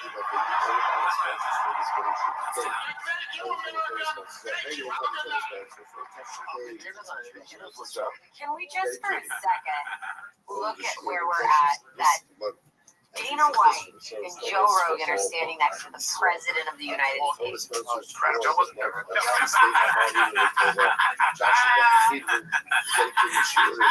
No. I like how Chin was even just like, right. No, you didn't want to get it wrong. Yeah, they all get shit started wrong so much in the radical's mouth that they're not fucking telling. But yeah, that was really funny. He's not so Joe wasn't there. You had no idea. Theo Vaughn and the Nelt Boys. Bustin' with the boys? Bustin' with the boys? Love those guys. What is that speech? Why is that important? What? I knew those guys before anybody knew this. It's not important, but so the first thing was like, fire the kid. He wanted to be in it, not in it. And then he's like, well, we discovered the Bustin' Boys. I was in their car. I told him about the thick brewery. Told them all about the CEO and like the boardroom and all that stuff. He told them all about thick brewery. I was like, get out of the car, get a bus. And they got buses. Yeah, I mean, honestly, they'd be nowhere without Shop, because Shop told them the whole game plan. That's why they're so big. They'd be carring with the boys. Oh, yeah. If you did on the bus, biking with the boys. Yeah, bike club. There you go. That's what they would do. Go be a done. Word. Yeah, he did, Bubba. That's my guy. Yeah, he did. That's your guy. I love Sid. You knew, hey, a lot. You knew Theo before anybody knew. Yes. You were the one. I mean, people need to know that you were the one who said we were doing stand-up. What the fuck was that? Theo was doing it, killing us. We did it. We all did it. I don't remember. Listen, for every doors. That's what I'm saying. That door is going through it. If that was the door. Yeah, I don't think it was the door. What if that was our studio? Yeah, that would be weird. Do you want to check? Oh, I don't think it's we could check. I'm scared that it is. That we're making fun of the doors we got. You were the one. People need to know. Yeah, he did, Bubba. That's my guy. Yeah, he did. That's your guy. I love Sid. You knew, hey, a lot. You knew Theo before anybody knew. Yes. You were the one. People need to know that you were the one who said. Oh my God! What the fuck was that? I think it's like someone wheeling something. There's an intern Turner or Beanie guys like feeling some Tiger thing in the back because no one drank it? You don't know about it. I mean, They got room service for just rain. We were doing stand-up. Theo was killing it. We did it. We was killing it. No, they delayed the Theo was game. doing killing it. What is that? Yeah, it's like he was killing it. No, he said that he was doing killing it. Oh, I missed it. Yeah. I don't know either, dude. Keep up, dude. Just trying to fuck you, nigga. I don't remember that. It was in Arizona. Phoenix. We did. We were all doing 20 minutes each. Nobody knew who Theo was. And you said, he's going to blow up. And I'm going to do a podcast with him. And I was like, and you were the one who said, let's do a podcast. And Theo would have made it with him. he would have made it 100%. But at the same time, let's call it what it is. All good. Dude, Tony sweating bullets. He was from the left and the right would have just pushed us there. Like, he's the reason they lost. I mean, it's so funny that their whole thing is taking, like, oh, we did that. Yeah, we did. It's us. I hope we can do that someday, too. I mean, we kind of helped Jelly Roll up with your tweet. Yeah, that's true. I don't know if people would really know as much about Jelly Roll if I didn't say that he was Amy Winehouse for guys that fall asleep in their truck. Yeah, so that's true. Thank you for saying that. No, I mean, it's like, people gotta say it. Let's just call it what it is. That's what I'm saying. Yeah. Leave it at that. When Jelly Roll was doing killing it, he was thinking about you the whole time. Yeah, honestly, definitely. That's what I think. That's right. That's facts. This was posted by We Butt Sun Exposure. Wes Bunsen Exposure. Oh, I see. This is Wes. Bald famous dude talks about getting gadooshed by his hate sub part 1. It's a small video, so it's not bad, but you know, we've been watching this guy for a minute. Do I know who he is? Still do not. Is it Wes? Is this Wes? Wes Watson, I think. Shout out to Wes Watson. We knew this guy before. There is really a person who wrote me bragging about how big of a Reddit page they have talking shit about me. Like, that's a bad thing. There's that many people that are so worried about me that I'm famous as a motherfucker. I have that many haters. That's how amazing I am at doing what I do. The more people that hate you, the better you're doing. Most people should hate you if you're a performer or famous person. That's how you know you're doing well. He has that accent that like open micers that are really stupid have. You know what I mean? Like this, like the dumbest guy ever goes on stage and he always sounds like this. He's like, fucking, you know what? I think that stop signs are fucking stupid. I can't do his voice, but they'll say something like that. Everyone agrees with me, right? Why do we pay attention to stop signs? Yesterday, I started making to-do lists, and they are so great. I get everything done. Oh, you're good. Yeah, I know exactly what you're talking about. Yeah. He looks like you before going Super Saiyan because he's got like the color beard and he's got the. Yeah, I want to get on his level of yokeness. I do want to be like this. Well, I thought you were there already. Oh, thank you. Yeah, you got final DNA. That's true. I mean, I did. Yeah, I do, and I beat the shit out of it. I was just trying to be humble there. Thank you. Yeah, I know about being humble before anybody else. And people need to notice that. The guy used the word gadooshing. The guy said that they're on their gadooshing. And he doesn't know that he's the weirdest person on the face of the earth. They spend their day so worried about him that they all sit there and gadoosh. Oh my fuck. These are the people who make the videos calling studs like me fake albums. Oh my god! Continues, dude. Wow. I mean, he's playing into it, you know? Yeah. Because I would criticize, like, oh, you're filming and you don't care, but he likes this. He's in on it. He used Gadoosh. Yeah, no, he's having fun. Yeah, he's on his bed, on his belly, with his legs up in the air, like, fuck, they're gadooshing me. They're fucking Gadooshing. They're talking about yes. They're talking about yes. I'm gonna say Gadoosh. The more they talk about him, the more beefed he gets, dude. This is posted by Confidence Search 8648. It's called Just a Normal Podcast, where both hosts go to use the bathroom at the same time and leave the guests alone. No, they don't. I swear to God, when I read that title, I watched it already. No chance. I'm watching Z, dude. Fuck. It's involved in how they would pull it off. I'm gonna go pee. I'm gonna give you a couple seconds. I'm gonna go pee out of my giant dick. I gotta pee too. And then I gotta be too, take a big call. I gotta think of my giant dick. I missed it. You saw the movie, you watched the Patreon. Yeah. You got a huge fig dick. He wrote that and he added that scene in the movie. Yeah. and then I want you both to give me the most credible explanation. I want your conspiracy theory, and I want you to go through how you think they pulled it off. Hey guys, while you guys are gone, let me tell you about my tour dates. I'm going to be in Tulsa this weekend. Big guess just know. Like, it's funny, like, Triple H just knows. It's like, if they leave, I gotta make sure I plug my show dates because they sometimes just leave. So I gotta have something to say. Yeah. That's hilarious. What would they have done if he didn't have show dates to plug?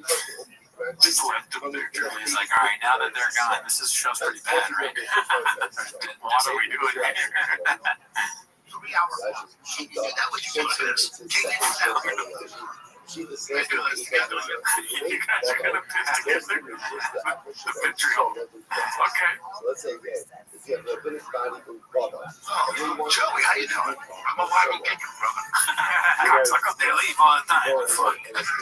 He's a star. He's not a star, any. Yeah, dude, would you piss it right now if I had to go pee? Would I go pee with you and we just leave the chairs empty? Yeah, that'd be so funny.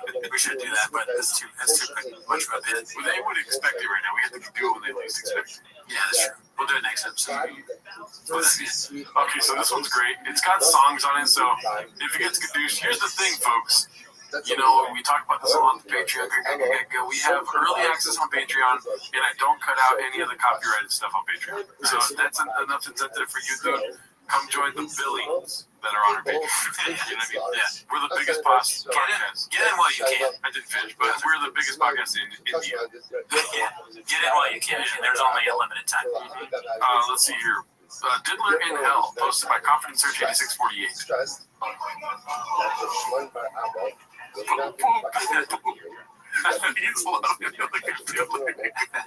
Oh, it's so good. Mention it in.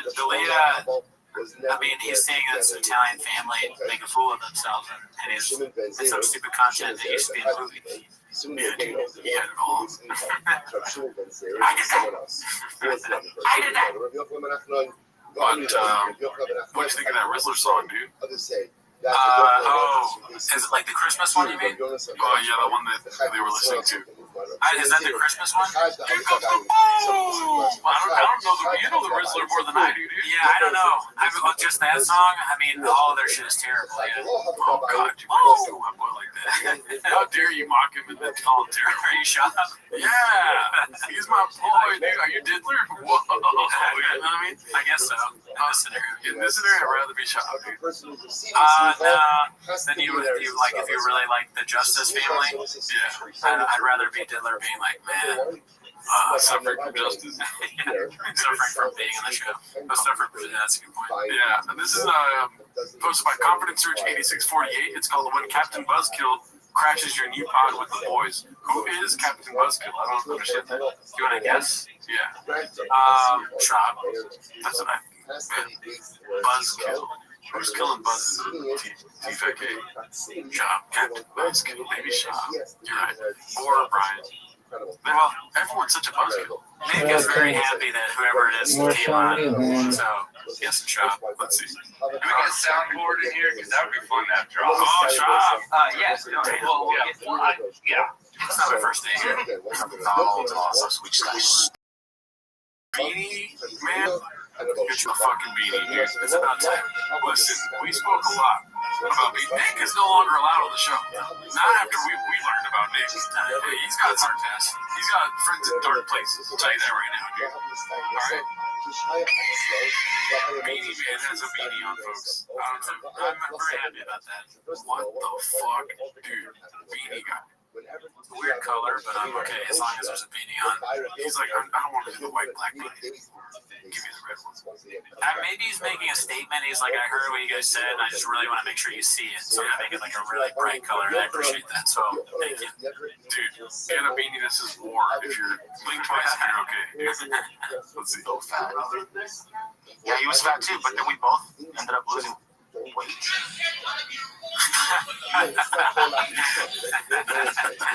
He's like the boss coming to watch you to make sure everything is good.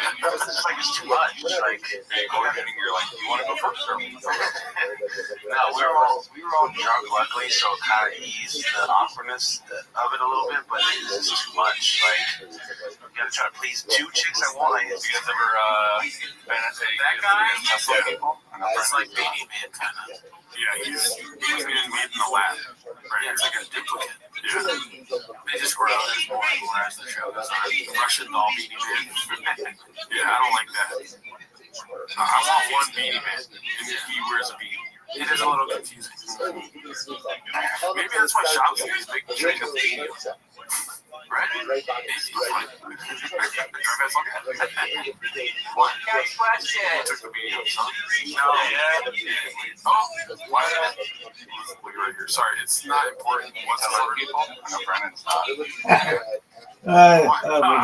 Look at that.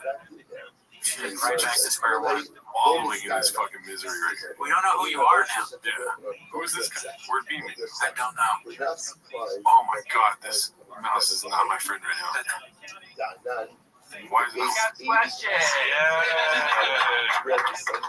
What you got for what us? is the milk carrot? What's the name? I've heard people say Kevin. I don't agree with that. It's a chatter. Stay here. Stay here as long as you can. Shop can't help himself. Bears water in the back. Thanks, Shop. Nice assist. Yeah, dude, I think Connor. Oh, I'm not going to go down T-Factory Road. I think it's Connor, Tyler, Jackson. I don't like Jackson. Just kidding. Jackson's awesome. I was trying to just make a joke and I couldn't think of another name. Oh, I'm so stupid, dude. Yeah, dude, that was a terrible clip. I think he's Captain Buzzkill, dude. It is funny just to kind of like walk in and not say anything and be in the back while they have their show on. Yeah. And yell something like, oh, I'm so much better than them. Bears voters. Like they're all going to, they didn't laugh at all when he said that too. No laughter. I wonder when that was shot, dude. This one's called Low Information Chin from Embarrassed Bag 1107. This is posted 4 days ago from the same episode, so probably after we did the Mark interviews again. So just a little insight, you know. Okay. Chin may have secondhand CTE, but Brian Callen is a predator and a duck. Whoa, dude. Oh, shit. He's a duck. Damn. Okay, thanks. Embarrassed Bag 1107. One of our guys, dude. Yeah. Never met him. Great guy. Why is it not going? Did you play sports growing up, Chin? What, just during recess? No. They're just running around the swing. I was on a basketball league playing sports. As a kid, I was at basketball league. We lost every single game to everyone. I can't believe you said recess. No, because during recess, I killed it. No, in recess, I killed it with football. Because I was fat and strong. And I would just give me the ball, I'd run. Why didn't you? Why did y'all play like on that team? Like in high school or Pop Warner? The coach or the, what do you call them? They're the other coaches, right? Yeah. This is the recess people. The recess people. What the fuck are you talking about? What do you call the person? No, what do you call the person that's in charge of PE? The gym teacher. No, the gym teacher. Oh my God. Constantly was like, you gotta. He's working too hard. He's forgetting stuff. Beanie Guy's giving me Geronimo vibes, dude. Not like that. Be yourself. Why do you say, oh, he's like starting to look like you or something? No, dude. What the fuck are you watching right now? I have no beard. What are you talking about? I'm trying to figure what did he do that's like you. This right here, getting upset. You're like, come on, dude, what the fuck? What the hell's the matter with you, dude? I look like him? I don't look like him? He doesn't not look like you, really. He's what I'm him was also. Fucking idiot, dude. What? Are you kidding me? What do they call the thing with the gym team? I don't know. This clip is ridiculous. They asked him if he played sports. He said at recess, and they're like, "Oh, we got you. You weren't on the fucking baseball team. That's not what you asked." No, yeah. I mean, this is like made up, like we got you moment. Jin, we just fired Bert. We need a new producer, dude. So come through whenever you're ready, Daddy. Pause. I want to stop saying Daddy. No, never. All right, what else we got here, dude? This one is posted by Minimum Sky 2305 called Mike Tyson is fighting this week. Remember Papa? Super Bowl with Mike. Yeah, so just a little flashback Friday, dude. Let's see here. Forget your intro, man. We're here with the boys. Forget your intro. We're at the Super Bowl. We're at the Super Bowl. And what I'd like to look I have right now is your money forecast. This motherfucker say ball? Mike Tyson looked like he was already frustrated. I'm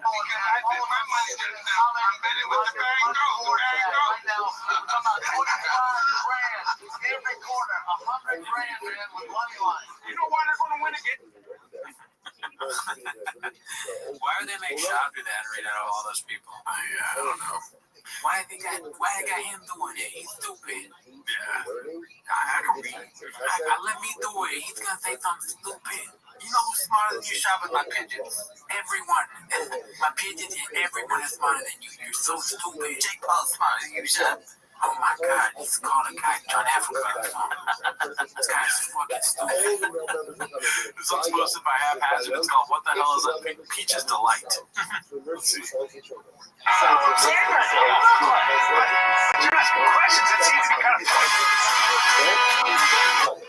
I think your music started playing. What was that? I don't know. What are you listening to, dude? I think that, I don't know what that is. It's not on your phone, dude. It's on your computer. Why would it just start playing? I don't know. I have no idea. It sounds like that's how like a song that you would get up to in the morning too. I'm like showering and like waiting like another day where I have raised to see.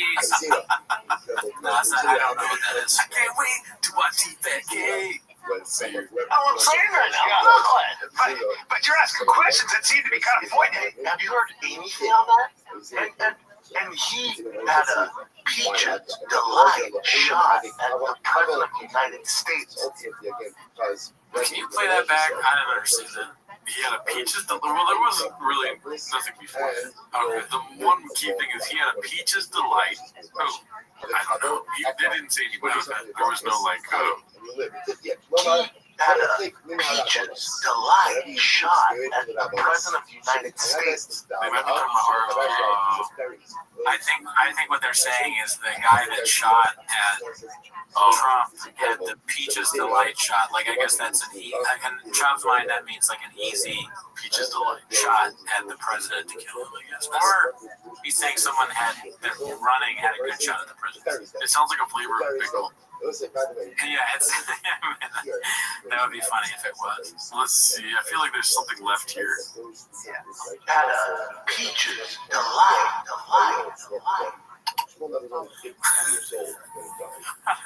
DuckDuckGo. You don't know what DuckDuckGo is? No. It's just like a search engine that gives you no sponsored results, basically. Okay.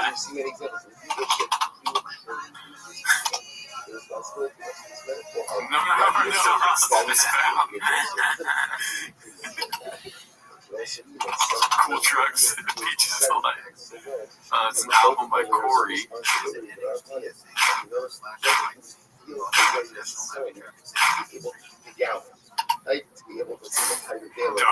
is this going to pop up? Oh, long arms like Kevin Holland, so he's so good at nurses. I have long arms too. It's a Peaches Delight. Oh, what? No idea. Never heard of that, dude. He's making, we've said before that he makes up stuff. It's kind of like Shakespeare that way. Yeah. He's adding to the language. Well, to that I say, way to go, Shakespeare. Yeah, I understand. I get it. He's saying it's a good thing, like an easy. With the Crip de la Crip. Well, I would think like he's saying it's easy. Like, whatever, this is the best way, the easiest way to do something, right? It's just not a good way to say it. No, it's redacted. But of course, most things is redacted. It's like eating food. The Peaches Delight to eating food is putting it in your mouth. Awesome. Is that what it's? Because that's the easiest way to do it. Yeah, I guess so. But that would be even more confusing.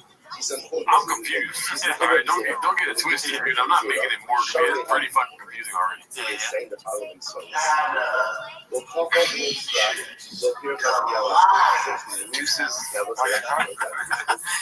so adamant with it too. He's like convincing, like this is said a lot. Yeah. People say that shit. You know what I'm saying. What? Doesn't even make sense. All right. This was posted by Misty Middle 8108. Absolutely top tier commentary from Bappa. Obviously not, right? All right, friends, check out this replay. We're going there. We're seeing the replay of the finish. Yeah, look at the replay. It's the outside trip there, and you don't see a lot of damage to the shoulder.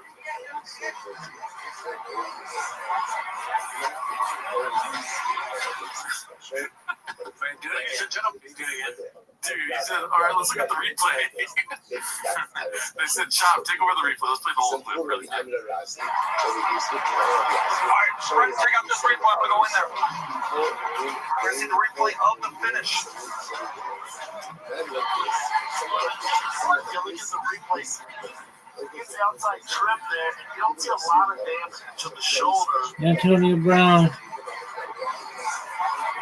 I feel like Shab was like doing something else. No, baby, baby. And like, yeah, he maybe came back pissed. Like, where is he? And then he comes back, and he's like, yeah, the replay, shoulder stuff, man. He was out on the outside. Yeah. Ladies and gentlemen, in between rounds, the ringside. Is this Game Break MMA or whatever the fuck it's called? Game Bread. Yeah, it's supporting Monster Soul's nickname, right?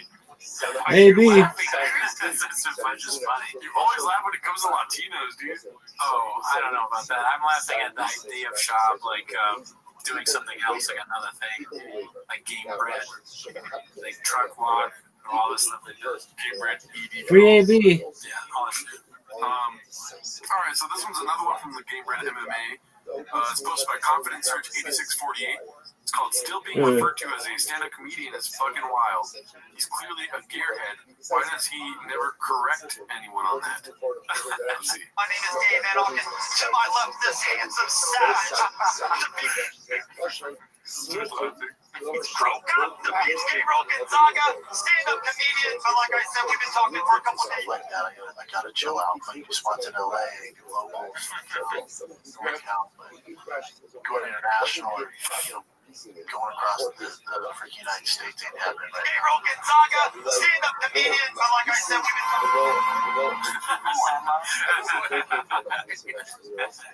Any thoughts on that one? I mean, he what, like you could say that.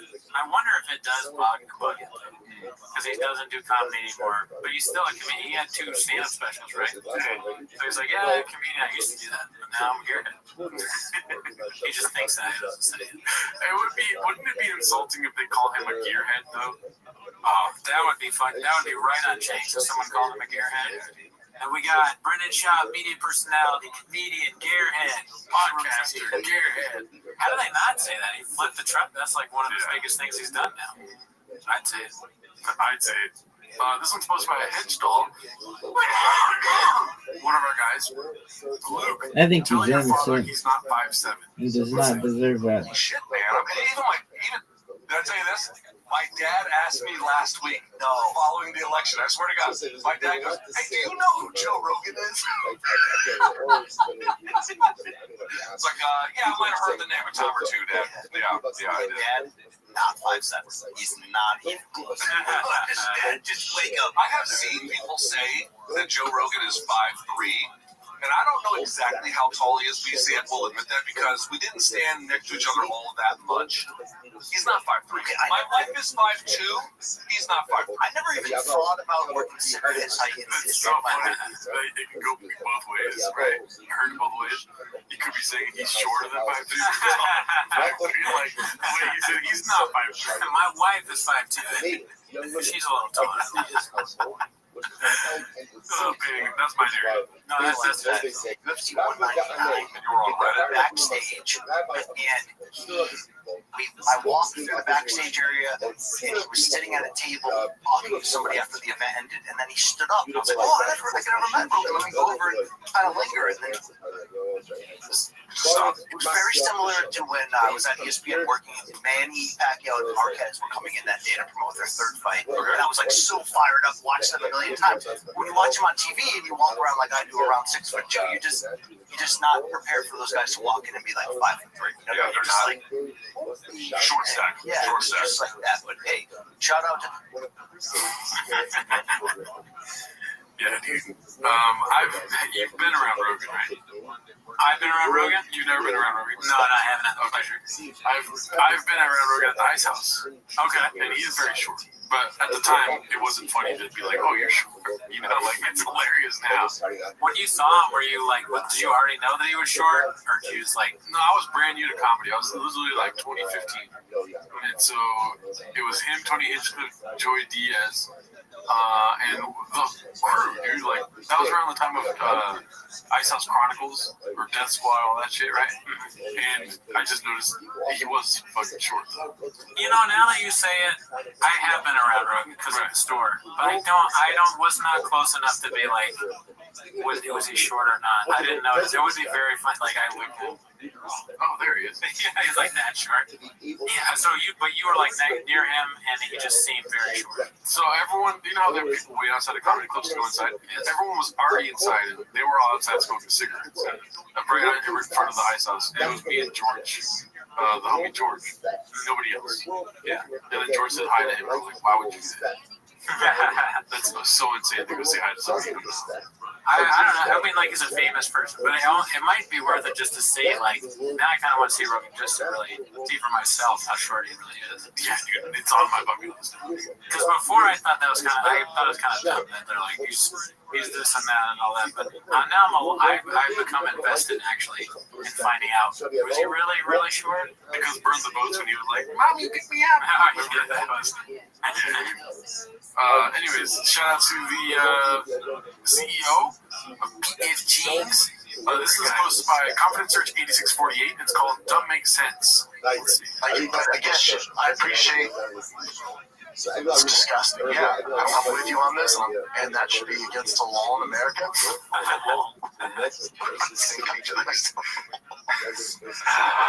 It's disgusting. Oh my God, I can't say it. It's disgusting. It's very confusing. Why would you do that? But the work that goes into it and the amount of money to get that long travel, it's wild and it's hard. But it's disgusting. It just doesn't fit. Yeah, it doesn't make sense. I like how he's enunciating now. It doesn't make sense. Yeah, you could put so many things that Shava's done with that clip. Dude, the endless possibility to change. The background for the Gringo Poppy. Yeah, and then going to Chang's is like, going to Chang's is like going to the Cheesecake Factory. You have this long menu of things you can pull from, and you're like, man, everything is good. I like that. Also, oh man, I love it when he pisses this thing. But I really liked it. That ridiculous thing with his hair. We're going with the hair thing. All right, let's keep it moving. We have so many fucking tabs open right now, dude. This one's posted by That Ninja 11. I said Ninja. It's called Talking Speech Impediment B. Got high during my night shift at Chang's last night. It's really cool that he's taking accountability for that work. We'll talk to him in the office later. And cooked up this quick and tasty dish. For context, I didn't alter the original clips or audio in any way. Everything is verbatim from the podcast. I just changed the position of the clip every time Papa starts a new sentence. Let's see. My question would be for any of them. Why are you doing it? Because I just can't. Again, and I always like to be a dad, but like, I can't imagine being 41 without kids. I don't know what I would do. I've always wanted kids. I've always wanted, but like your life can't be just being on a plane all the time, doing the road, and doing all this stuff. But now I do it. I wonder. Yeah. But that can't be the way you go. That can't be the reason you're put on earth. There's a certain point where your life is funded by. Yeah. So what I'm saying is like that's the reason why a lot of people are still doing what they do.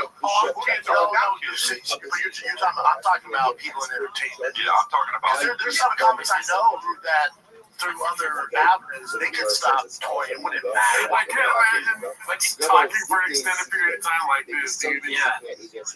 that hurts. Yeah, it's crazy. Like it's almost like he has to do it to talk. Yeah. Like it's like a thing that like, okay, I need to say something, so his brain turns on for a second. It's like, no, really, like, because it doesn't have anything to do with what he's saying either. This makes another sentence, like a paragraph. They should Eric and Delia should know. They should wait until it's like this so that they can talk. Because if they talk here, then he's just gonna go like that, and like not be, he's gonna interrupt. So it's gonna come on. Let's see. You know, if you're doing arenas and stuff like that, I mean, that's like your last record. I know. Why you keep going? That's the reason why you know it's like a last record. So, you know, I guess my thing is like when I see The Rock. When he has like the 40 feature movies, I'm like, go home, bro. Yeah, that's he is. Go home. But I saw those people that most successful, especially like big comics. It's almost like keep doing that for a few years because you guys know, everyone here knows the amount of energy and effort it takes to function at that level. you also never know what You don't have too much time for shit else. You also never know what you're True, yeah.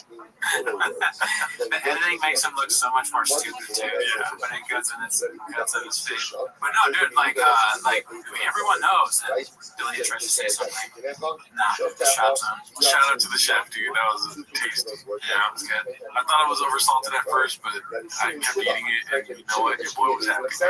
Yeah, you could. I mean, that was very stupid what he was saying, but you could probably do that to any clip. Make it stupid. Okay, so this clip here, we've seen a lot. Confidence Church 8648. Probably not gonna say much about it, but I thought it was funny that he put these two together here. Let's see. Oh, melt like a cow, by the way. Wait. Have you guys ever been asked to be pegged? What? Yeah, I'm all for it. I like how Hans doesn't have a lore.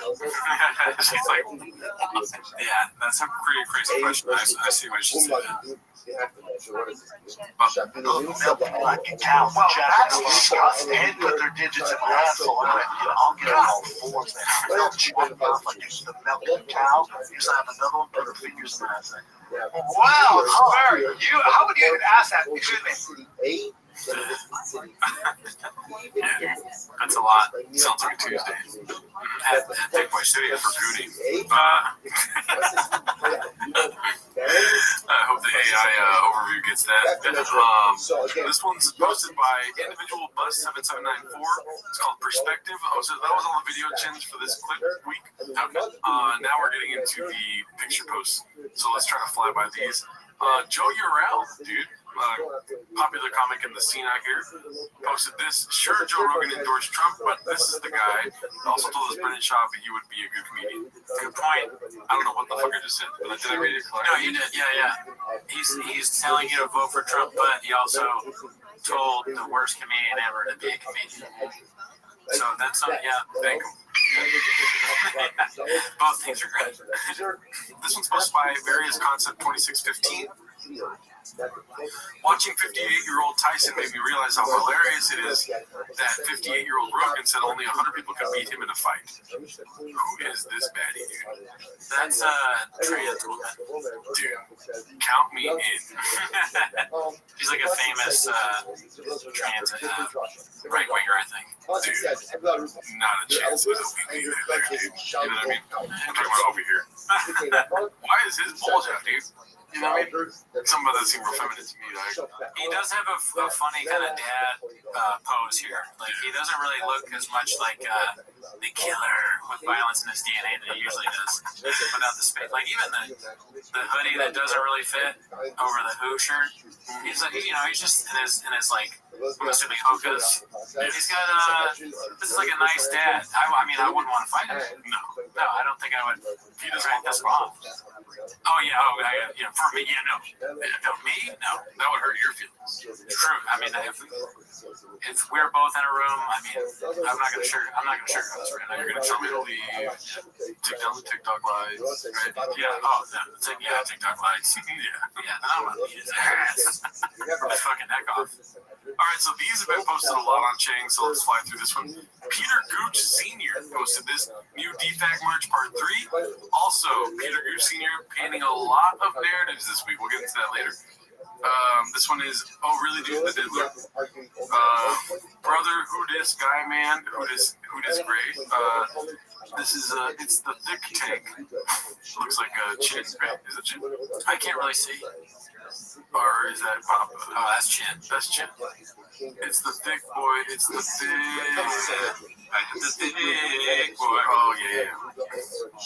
We'll put 1 out of 10. That's great. Dude, I would want that one. That's pretty good. Do you have a gun? Oh, great. Redacted redemption. Do you have a gun? Cool. All right. Tank hoodie. Where is Tank? Rest in power. Mark Fies. I like that. Mark Fies. Take both pills. Yeah, dude. Both pills, you still not paying me. What the hell? Volume punch. What are you going to do? Volume punch me, motherfucker? That is going to live forever, that one. Oh, yeah. It hasn't really sunk in for me yet. I haven't used it. But so many people, are, like every time they get a chance, what are you going to volume punch me? Yeah. Water. Simple. Perfect. You know, minimalistic. Someone say. Mantis X Tiger. That is great. Yeah. Let's see here. Drunk fat ass. It's just messed up. It's me. Mark Dick Juice, classic. I've texted that so many times since, you know. It'd be weird to be in the gym working out with that on. A shirt that says Dick Juice. Yeah. It's not Dick Juice, though. Don't get it twisted. It's Dick Juice. Oh, yeah. With 3 G's. Yeah. Soy Boy. What's the logo on the Soy Boy? We're not going to be able to zoom in. It's just a carton of soy milk. Yeah. Soy milk. Okay, thank you. What is it called?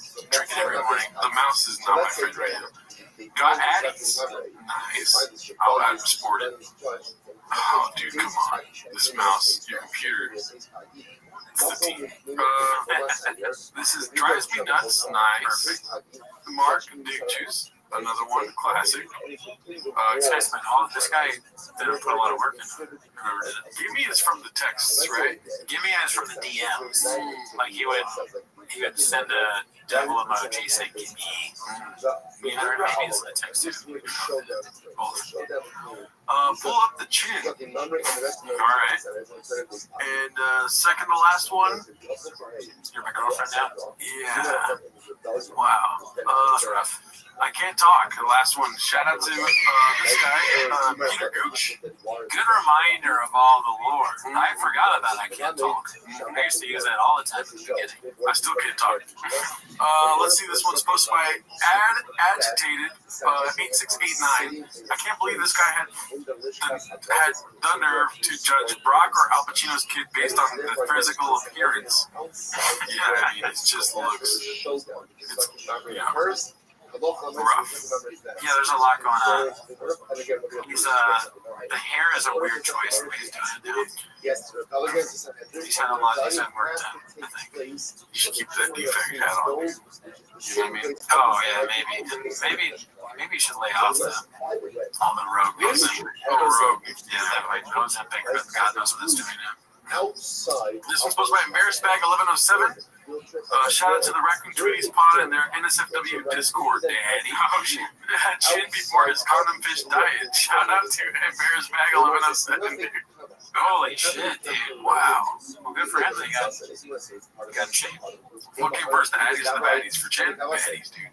Yeah, when he was getting there. It's kind of a funny, he's like sitting on hay. Yeah. Like a fall picture or something. Right. His little sweetheart. I wonder how many days behind they are. It looks like it's far in the past. I mean, you know he got her with his singing. Yeah. So it doesn't really matter if you're bigger when you sing really good. If you want to sing good, be fat first. Right? Jelly roll out, and then pop it up. You know what I mean? All right. Posted by Man Boy Steve. An absolute peaches delight of an outfit from the Chameleon. He's just like his daddy.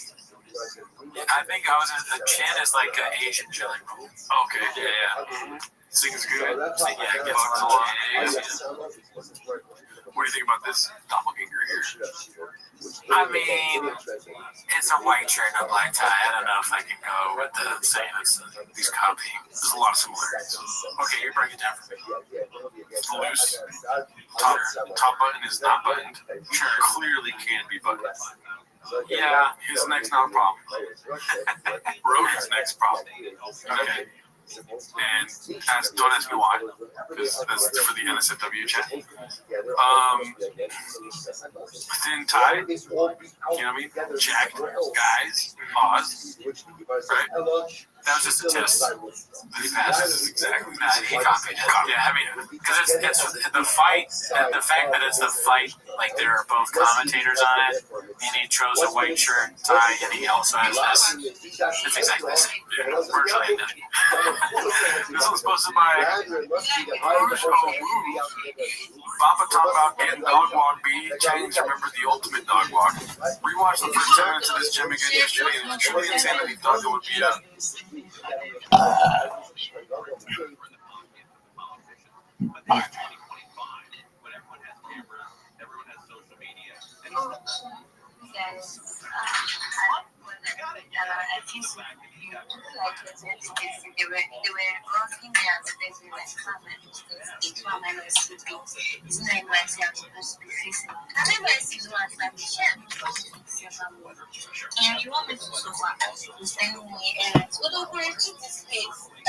Dang. Yo, lady. An English speaking space, is it not? It's just after I practice, initially it was not good. So then I started crying so much. And then he said, can you just imagine? He did not tell me that this was preferred. I've been yapping. That is not so well. I've been yapping. I've been yapping. But the only thing the world was looking to tell me is don't worry, you get to that. Don't worry, you get to that. I don't want to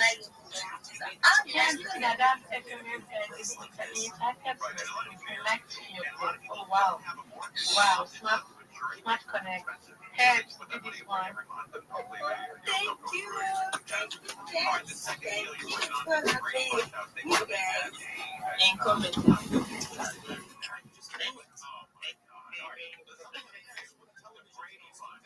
Yes, no, it's for one hand, that's the second hand. I guess he don't show interest, so connecting with what is there now. Yeah, that's very cool. Connect with them, interact. You're the one that actually needs something, so you're the one that's reaching out space, right? Interact with people, interact with people that you need to follow you back. Most of these foreign accounts are very British with their follow back. They give you back on funds. Yeah, okay. I don't know how to see if they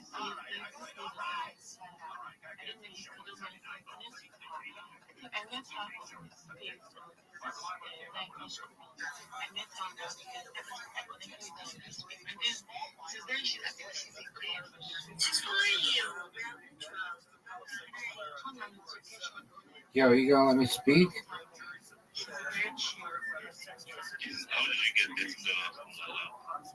I just pretended how you doing? Last week, the LA Times reported a battalion chief asked firefighters to pack up equipment to leave the area after the fire on January 2nd, even though the ground was still smoldering and rocks were still hot to the touch. Daniel Martindale, KFI News. Border Protection officers had intercepted a record-breaking heroin shipment that was San Ysidro port of entry near San Diego. Officials say on October 22nd, officers stopped a Chevrolet Silverado driven by a lawful permanent resident. The K9 alerted to income apartments, leading to the discovery of nearly 290 pounds of heroin worth over $13 million. The drugs were reportedly concealed throughout the vehicle, including the spare tire, air filter, fender, glove box, and rear seats. ICE agents interviewed the driver, and federal importation charges were filed. Chris Powers, KFI News. Election night in Nevada got rather interesting for a small town where the outcome of an election was decided by a deck of cards. Carl Kopak and Seth Schritzel each got 67 votes to serve a 4-year term on the Gerlach General Improvement District, about 2 hours north of Reno. Traditionally in Nevada, an election tie is decided McDonald is a Washoe County Registrar of Voters. Shuffling them and having the highest card in my hand. So Tretzel drew the higher card and is the election winner. I wouldn't say that there's anything more Nevada than drawing cards to determine the official election. Alex Stone, EBCN. We're going to take a look at the 14th freeway next. By the time about advanced hair, you gotta look young, like this monk. He gets all the action in the office. He does look young. And if you look old, man, people just start ignoring you around the office. It would be like, hey, where's the young guy? All the energy with the young people in the office. Some people look young. Okay, there's an answer to your problem here, and it is advanced hair restoration. It's a guaranteed solution. It's a simple one-day treatment that offers life-changing results, and I should know what it be. Probably for you as well. It's not magic, but it's close. They put the hair where you want it, and bam, it grows. It's actual science. So Advanced Hair has it all, top-rated physicians. I know Dr. Adair over there, he's great, his whole team. Modern technology. Best of all, your own natural hair begins to regrow the very next day. It's all guaranteed for life. So phone them up. You're going to get a free consultation. 844-333-HAIR. 844-333-HAIR. You're also going to get $250 off and 250 free hair grafts. That is a sweet deal. Phone them up right away. 844-333-HAIR. Or check out the website before and after photos there at advancedhair.com. Advancedhair.com. Cloudy, cool overnight. Clearing up and hotter tomorrow. A little hotter Saturday and like that, getting into early next week. Right now, 65 in Seal Beach, 73 in Tustin. There's a burning car in Vasquez Rock. This one's along the 14th freeway. It looks like they're making some progress with this burner on that northbound side coming up on Escondido Canyon Road. Everything's off to the shoulder, which is good. Flames are out. Delays, however, backing up from off of Dulce Canyon Road.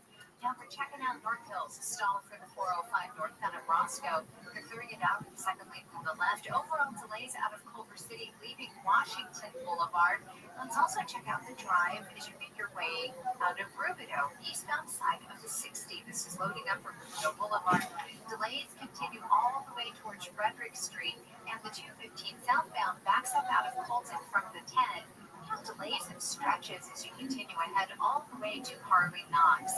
With Southern California's most accurate traffic reports, I'm Angel Martinez. On this podcast, cells unpack and emerging concepts. Well, also one of your own things. In the world of resentment, cynicism, anger against women, and death. Tomorrow is the day of recognition. The day in which I will have my revenge.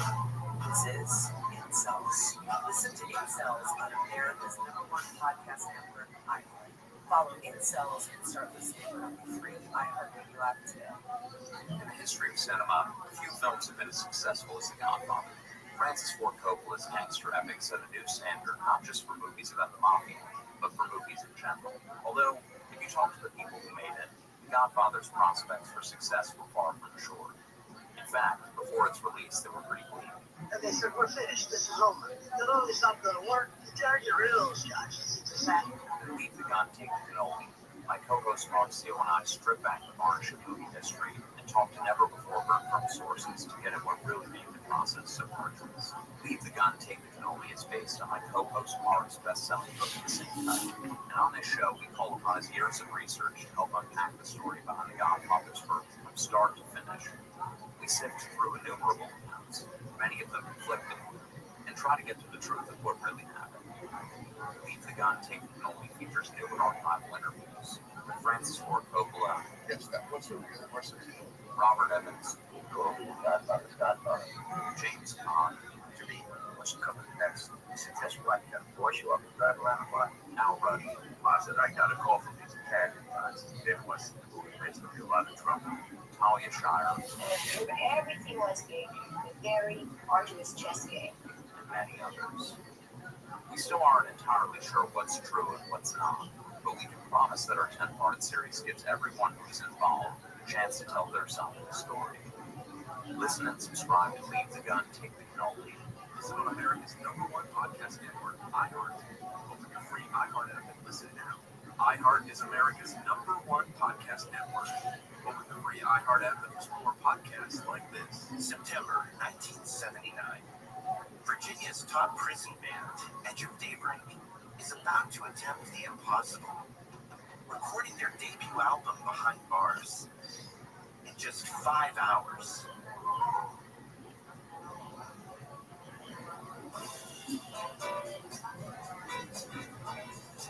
Black artists serving extremely long felony sentences.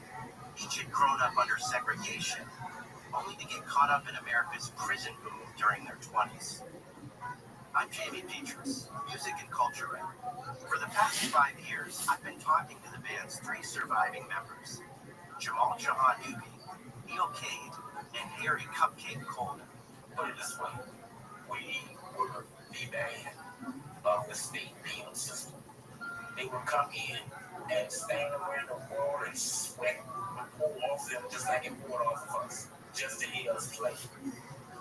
They're out of prison now and in their 70s. Their past behind them. But they also have some unfinished business. At the end of the day, Ray, the House of Love was supposed to have been following up another album. They never got that opportunity, but they never stopped dreaming either. Check it out. Listen to Soul Incarcerated on the iHeartRadio app. Check it out. Listen on America's #1 podcast network, iHeart. Open your free iHeart app and listen now. Live everywhere on the iHeartRadio app. More stimulating talk.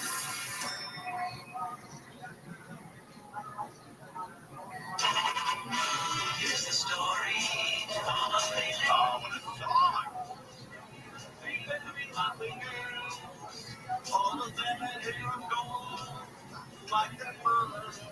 The youngest one in curls. Come on, Belia. Here's the story of a man named Brady.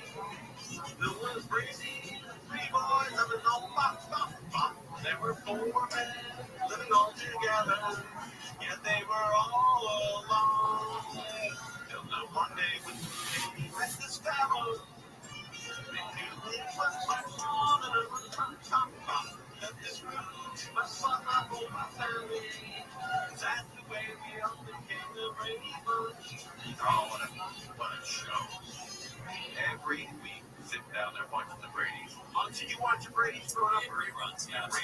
That's the show was not actually a huge rating success in first run, but it has had this longevity, which brings us to today. This is a show that resonates even with people walking among us today. Wow. And so, from the show, the Brady House. Sure. I've been to the Brady House probably 10, 15 times. Also, Studio City. Yeah. Here in Los Angeles. I can take you to it. It's about 4 miles from where we're sitting. Yeah, it's not far at all. And it may soon be a protected, historic, cultural landmark in the city of Los Angeles. The first hurdle was cleared today. Is that right? Yeah, the Los Angeles Historic or Heritage Cultural Commission.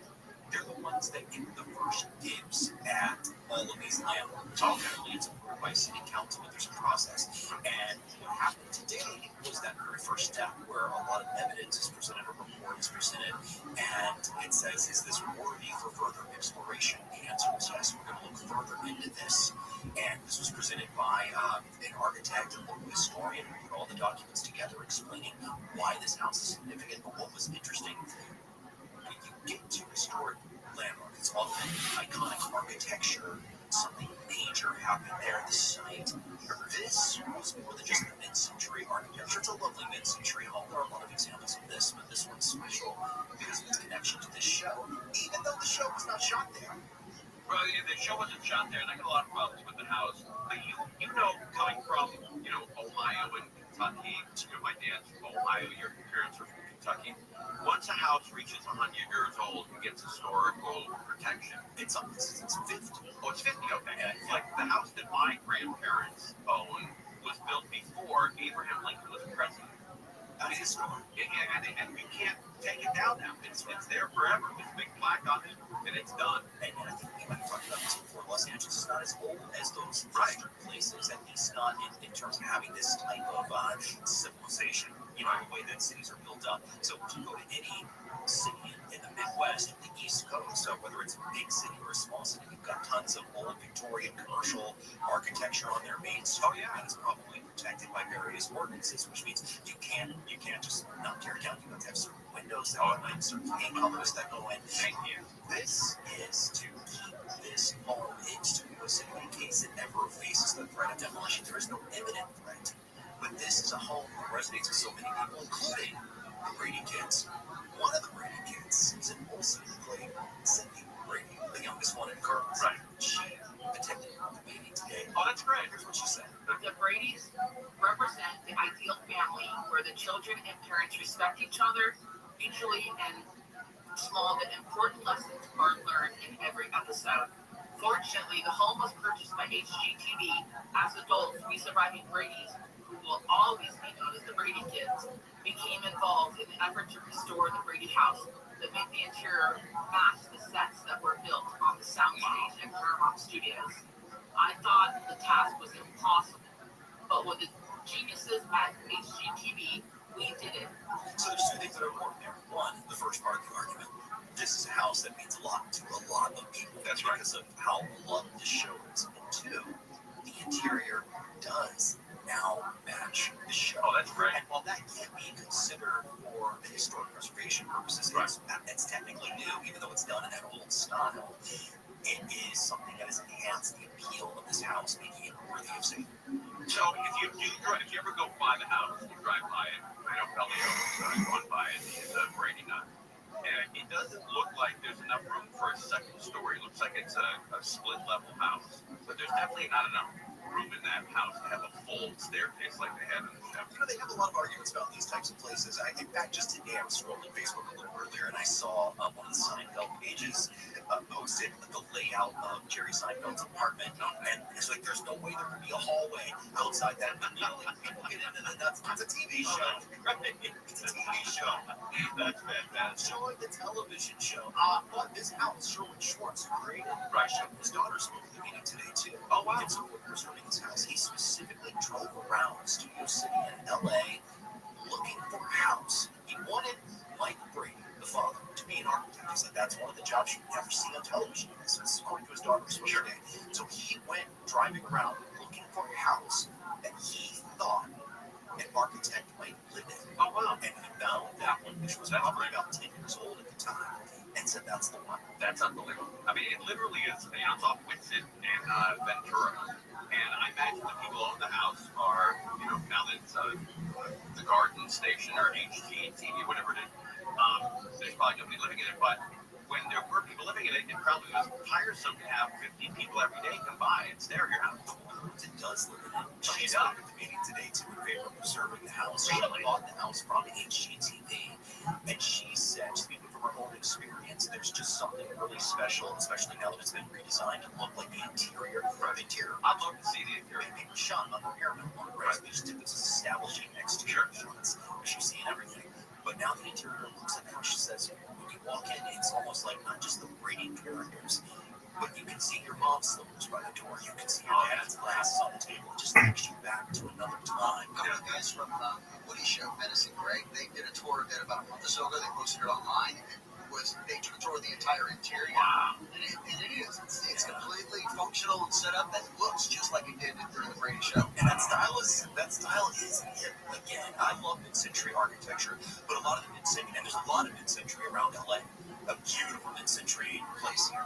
But the interiors are all updated because people want modern kitchens, but a lot of that old school mid-century tiles and the types of materials that were used in kitchens, I love that. I would love to have a place like this. It's weird because I think, the house that we grew up in Tarzana, I couldn't really tell you what the interior looked like when we were young, when I grew up, just cigarette smoke. But yeah, but that Brady house, I can tell you every nook and cranny where everything is, where the kitchen is off to the left, the living room is, there could be the sunken living room when you walk in. The jam and chill bathroom. Yeah, that's right, exactly. Brady's office off to the right, Mike's office, then upstairs. I can tell you everything about that house. Where do you find a sunken living room?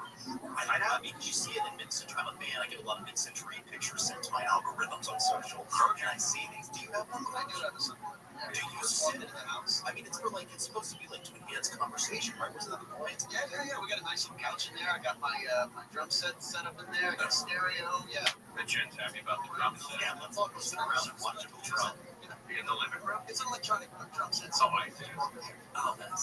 But Crozier had 3 fireplaces. And one of those is that's something. Oh, nice. 2 downstairs, 1 up in the Is it basement. a mid-century house? No, mid-80s. Really?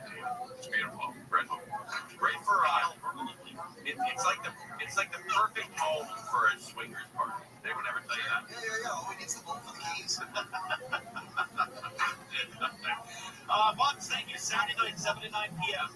Right here on KFI. Thank you, Bub. All right, there goes Michael Monk. More now with Crows. What's going on, Bub? Here is the latest news. State law requires companies like Google and Microsoft to offer users an opt-out to keep websites from sharing or selling their personal information. Super cold Arctic air is going to hit the eastern U.S. this weekend with deep freeze temperatures from the Dakotas all the way down to Florida. It'll be nice here in the Southland. We'll take a look at the 405 freeway when we come back. All right, talk to us about Sweet James Burger. If you get into any kind of accident, you got to call Sweet James immediately. Well, all the details are still top of mind. Well, one of our listeners, let's see which listener we're talking about here. Oh, this listener. This guy is down on his luck. One of our listeners was injured after being rear-ended at a red light. Oh, boy. I just sit there texting a friend at the red light. And then bang! The guy had a piece. The insurance company offered $60,000. Okay, dude, style. 60 grand in your pocket. But not when you got to pay all your bills, your mortgage, your insurance, car insurance, alimony, maybe paying for your kid's school, braces, retainers, you get it. So he called Sweet James, and Sweet James upped the award to $745,000, from $60,000 to $745,000. Now, they can't guarantee an outcome. I think we're all adults, we know that. But you're going to get a free consultation, and you're not going to pay a dime until you win. So if you're down on your luck, you got the guy threw his vehicle into you. Phone them up right away. 809-million, 809-million, or sweetjames.com. Sweetjames.com. From the Odoo.com Weather Center, Odoo, the only business software you need. Cloudy and cool tonight, sunny and hot tomorrow. Look forward to you for the weekend. Couple degrees. This report brought to you by King's Hawaiian Sliders. From the Toyota Traffic Center, it's the Year Now Sales of Energy Toyota dealer. Go in and grab a great deal on the new Toyota. We make it easy. Crashing comes to Mesa. This is on the northbound side of the 405, right around Harbor. It looks like they cleared these guys to the shoulder, but overall slowing still served up. Out of Irvine, heading away from Irvine Center Drive. Beyond the scene of the crash, you still have a tough drive ahead all the way to Westminster Boulevard. We're also checking out the slowness out of Anaheim. Eastbound side of the 91. It's actually pushing back from about the 5 freeway. Delays ahead to Green River.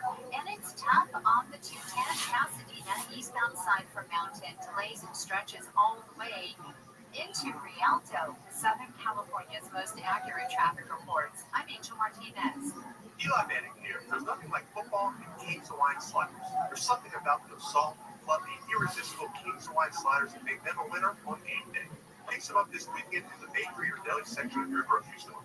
King's Hawaiian. There's nothing like it. This report is sponsored by Mattress Firm.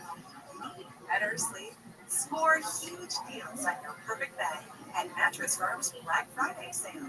Stop in today and let the sleep experts find the right upgrade for your unique needs. Mattress Firm, they make sleep easy. The reason that we are even in this situation is Donald Trump.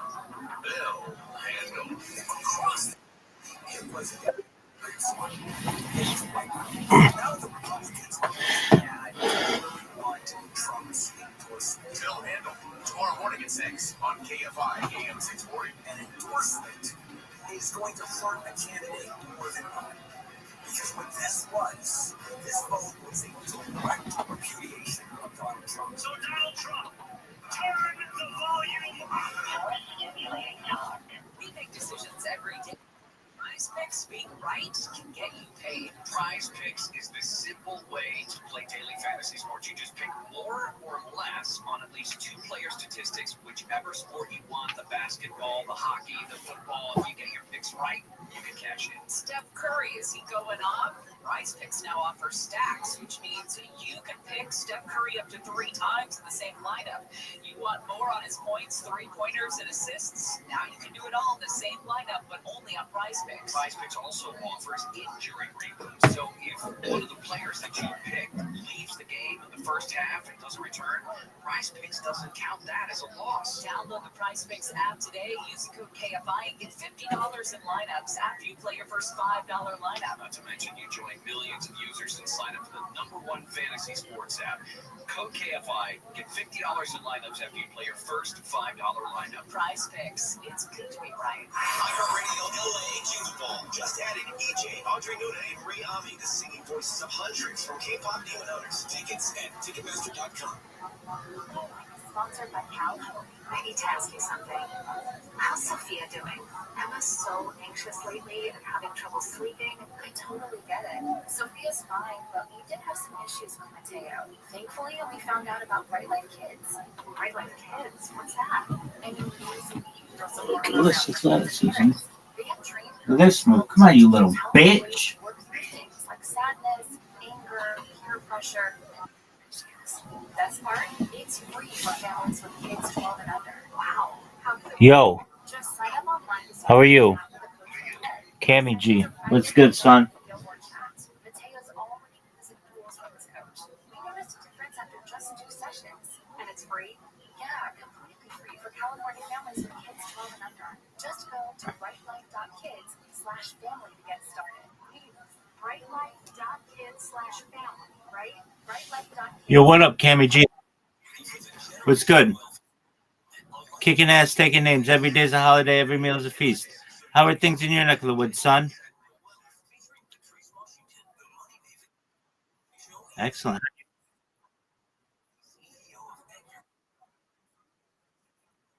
Oh, did it?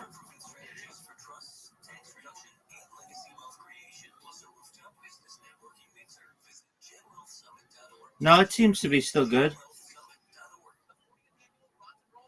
I have over 2,000 X accounts, and I've had a lot of them suspended, though. So you found out about me from X. Excellent. Well, wonderful. Are you into cryptocurrency?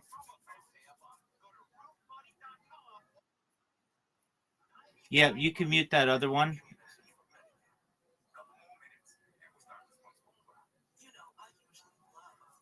I have 2 accounts in here.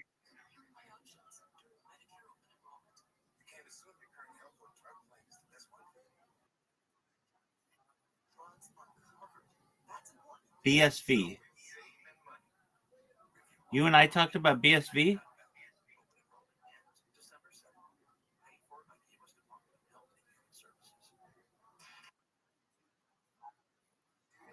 When did we talk? When did we? Yeah, like I said, you just mute the other account that I have in here.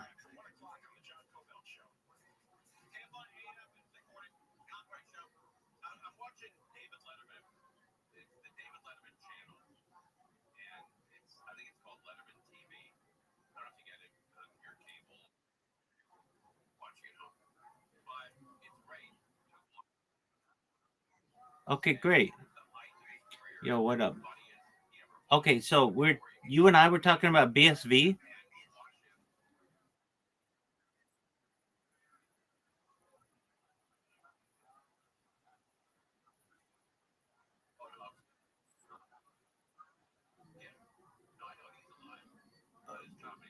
You and I. Okay, so did I repost something of yours or something?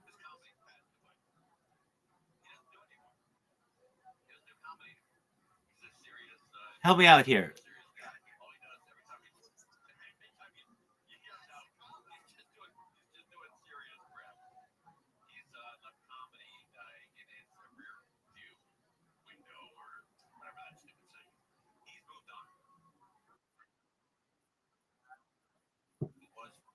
Okay, excellent. Can you hear me? Okay, excellent. You and I were talking about BSV.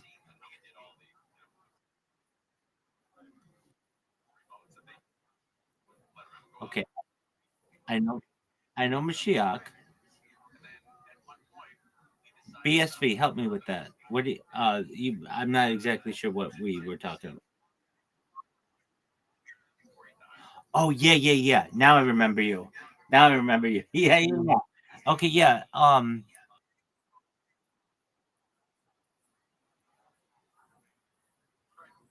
You're good. Absolutely. Now I remember you. Yeah, we talked like a month ago, right? Yeah. Okay. So yeah. Okay. Great. Well, good to see you, big man. Oh yeah, and you're like your YouTube account or your Twitter account got suspended. Oh yeah, I've got like more than 2,000 Twitter accounts. So if they get suspended, I just create another one. I don't let that stop me. So how have you been?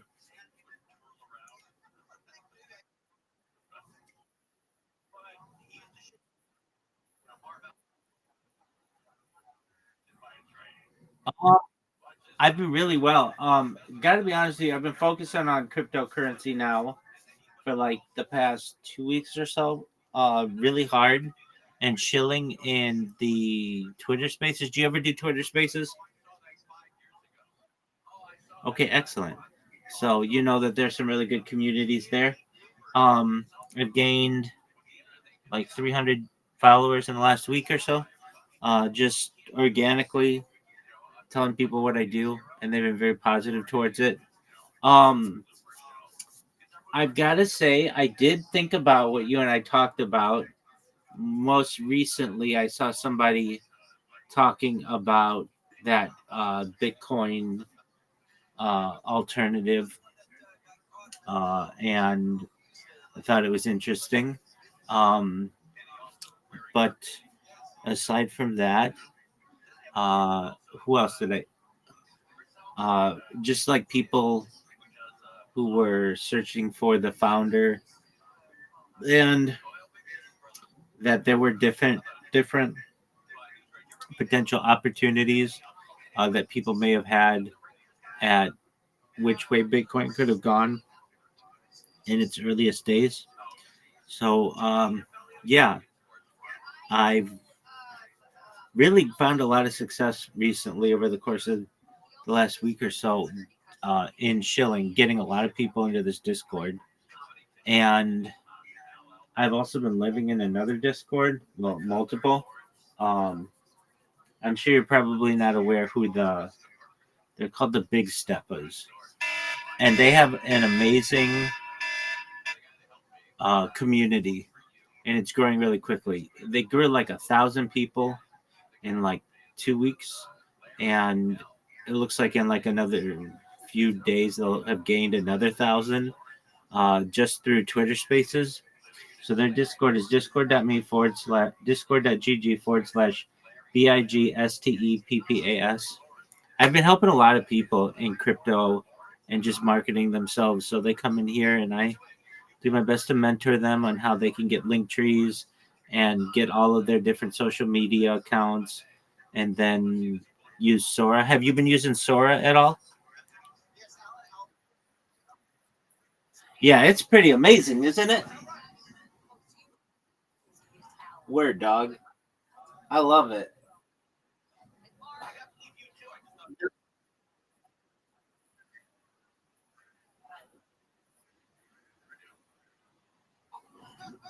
Yeah, it is. All right. I saw the funniest fucking joke on a Sora. So I think it's basically at this point a street joke. What's the difference between a chickpea and a garbanzo bean? I've never had a garbanzo bean on my face. Isn't that cute? And it was Bob Ross who was telling this from a Sora. And it made me laugh fucking out loud, just like you. I was like, it took me a second too. Like, a chickpea? And what is this some kind of like uh botanical question? But yeah, isn't that a funny joke? Let's see if Mr. Meaty gets it. Hey, Mr. Meaty, can you hear me, big dog? All right. Are you going to talk? Or are you going to just jerk yourself off raw?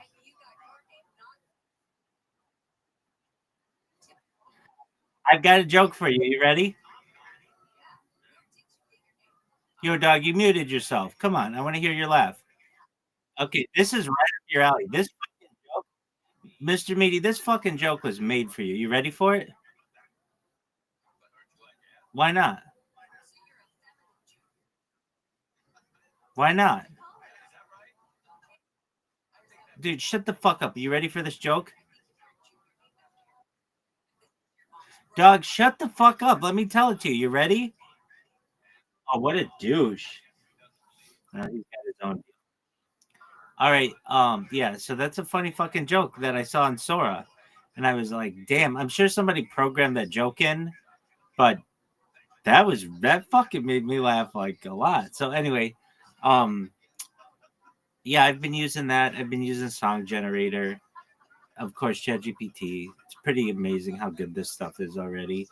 And it's only really been around for like not even half a decade yet. So that's tight. How about you? How's the crypto world treating you?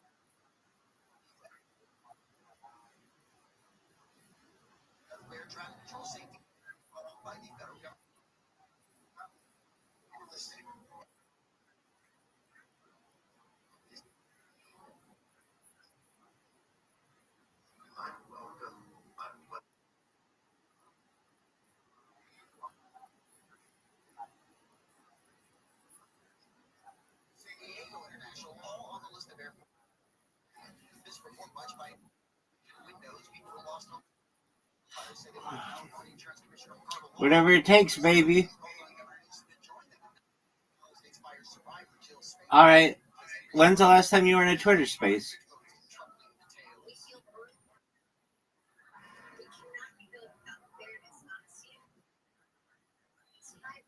Have you talked? Have you talked to anybody about BSV and Twitter Spaces?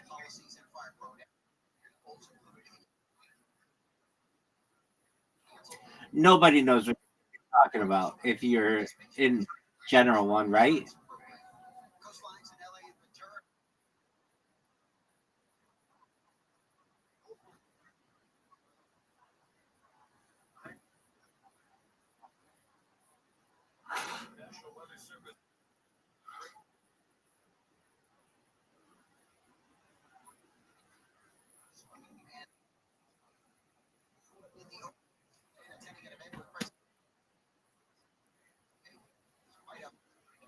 There you go.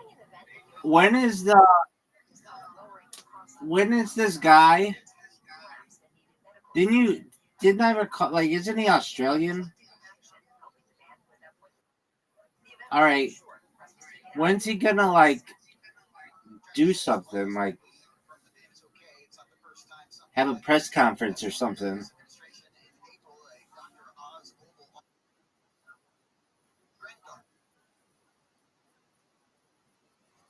Why did he get canceled by the entire crypto industry?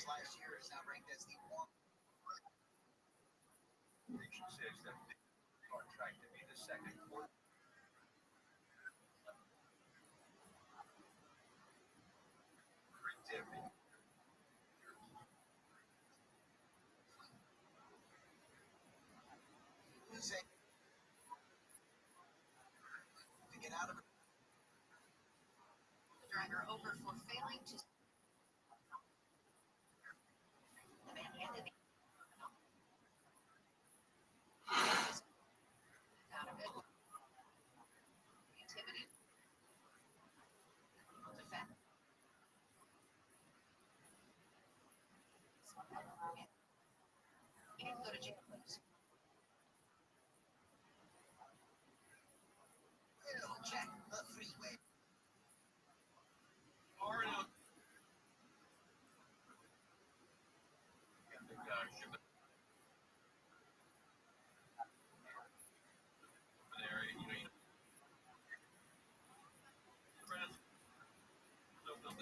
I get that.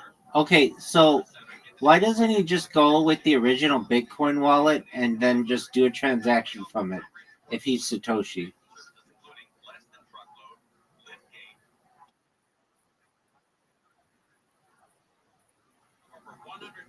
Okay.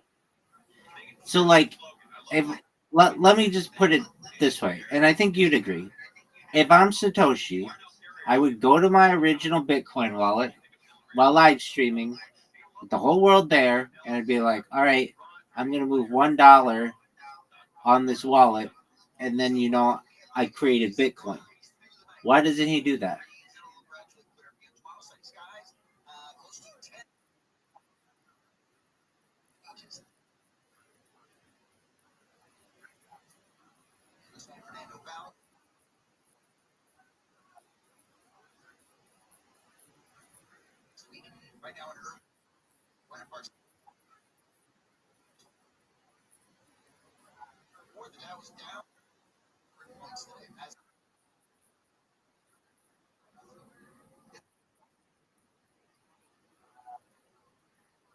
I mean, it would show that he had a lot of influence early in the day. Let me ask you, if people had all these questions about you, wouldn't you just be like, I'm going to go and move $1 so that you know that I'm the guy who created it? And then I can put all this questioning to rest?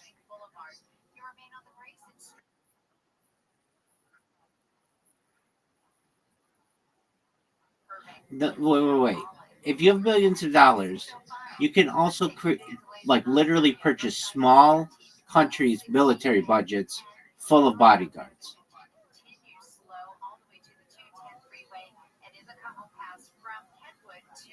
Your security is not in,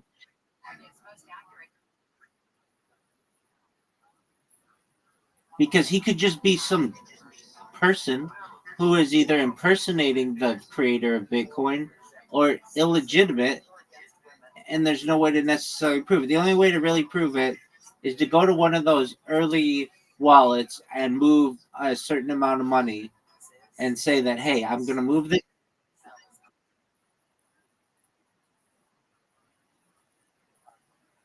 Okay, that's true. That's true. But then wouldn't he have had to be the one who stole it? Okay, so then he either is going to prove that he is Satoshi or the founder, or that he stole the key really early on. Both of those are fine. Let's say he says, I'm the founder of Bitcoin, and he moves $1 from one of those wallets. Well, then it either proves that he did create it or that he stole the wallet from someone really early on. But it's going to disprove a lot of his detractors. Right now, he's just some guy in Australia who says that he founded Bitcoin. I could say I founded Bitcoin in the United States. Does that mean that I really did it? No, but I'm showing as much proof of founding Bitcoin than he is.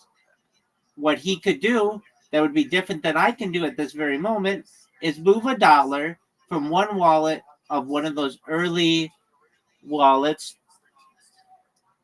in advance. He could live stream it and everybody could watch. And then that would at least prove he has some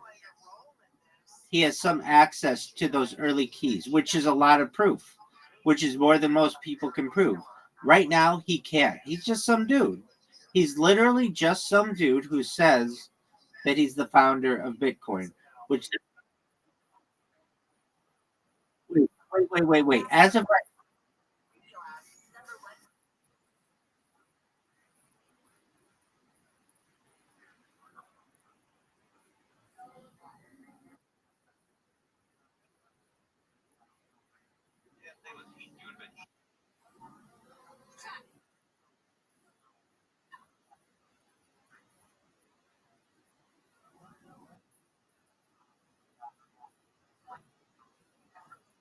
okay, that's cool. That guy could be misunderstood as well. It's very easy. He could prove this in like 10 minutes. He goes on camera, moves $1 from one of those early wallets to another wallet, and then he proves it. And then we're like, wow, that was amazing that you did that. Instead, he chooses not to. And until he does that, there's as much evidence that he's Satoshi as you're Satoshi, or as I'm Satoshi.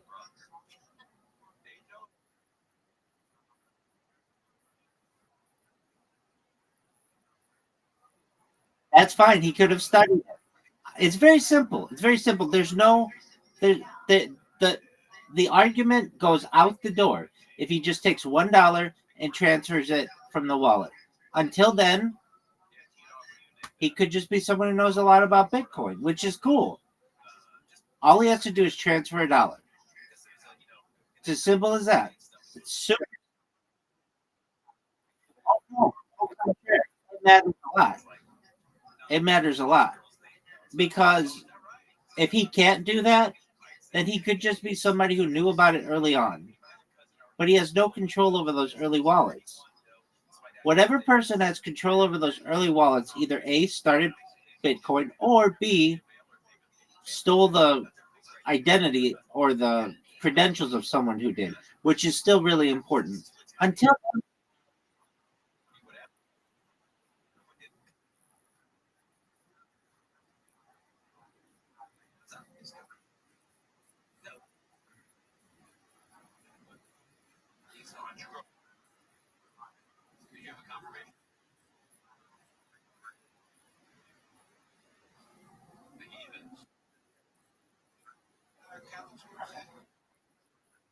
cool, cool, cool, wait, cool. That's a great story. Then have him transfer $1 out of his wallet. It's as simple as that. And then I'll believe you too. Until then, he has no sufficient evidence to be able to prove that he was either the founder or an early wallet holder. All he has to do is transfer $1. Then I'm on board with you. Wait, then I'm on board with you. I'm on board with you wholeheartedly then. I really mean that. The only difference between making me and all of cryptocurrency a believer in Craig is him transferring $1. That's it. You would think that he would. I would think that he would. If you said to me, Rabbi, all you have to do is transfer $1 from your wallet to some other person's wallet and tell us you're going to do it beforehand. Boom. I'll do it the next 20 minutes. It'd be really simple if it meant something. The fact that he's not doing that is very suspicious.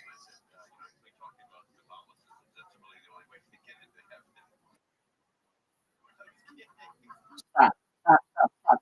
Take my arguments piece by take my arguments piece by piece. Why doesn't he just transfer?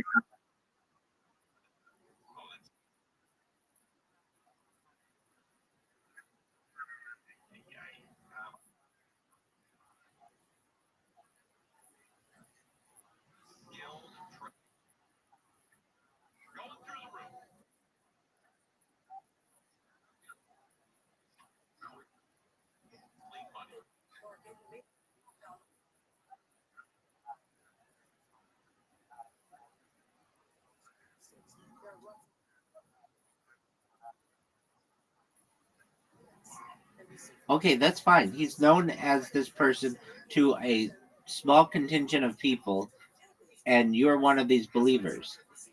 And he could go back to saying, I'm not Satoshi. He's come out and said, I am Satoshi. I started this. And everybody can say, okay, that's a really great story. It's a very cool story, and we like it. All you have to do to prove it is to transfer $1 from that wallet to someone else's wallet. And instead of doing that, there's all this debate when he could just solve that. It's really simple. It's almost as if when you're in school and there's a child there and they say that they have the answers to the test and you just say, oh, okay, well, tell us what the answer is. They're like, oh, I can't tell you. Okay, well, then how am I supposed to believe you? You say you have the answers to the test. Just tell us what one of the answers is. You don't have to give us the whole test. Just tell us what one of the answers is. And they're like, nope, I can't tell you. But I know the answers to the test. It's like, okay, how are we to believe you? And that's the same in this case. How are we to believe this person?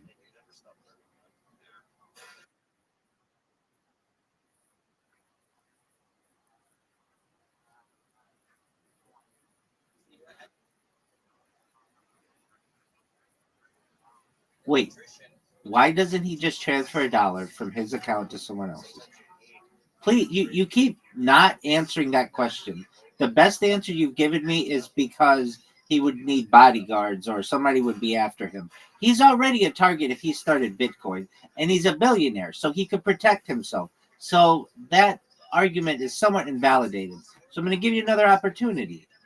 Why doesn't he just transfer $1 from his wallet to another wallet?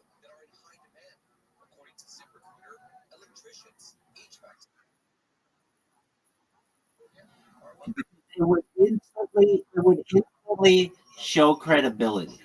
Right now, he lacks credibility. He would instantly be able to prove two things essentially with that, or I don't care if he was involved early on. That doesn't mean he founded it. Being involved early on does not mean that he founded it.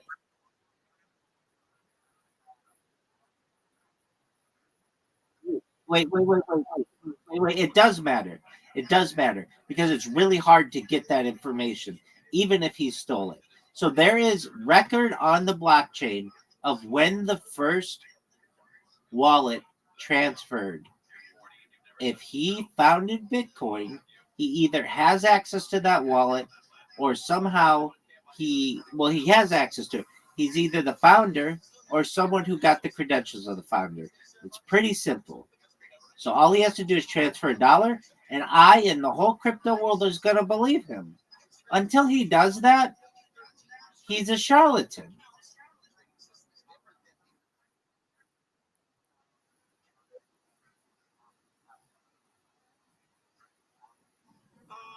Because there's so much doubt revolving around his story and such a simple way to discount it that it leads a third party to raise some suspicions about him.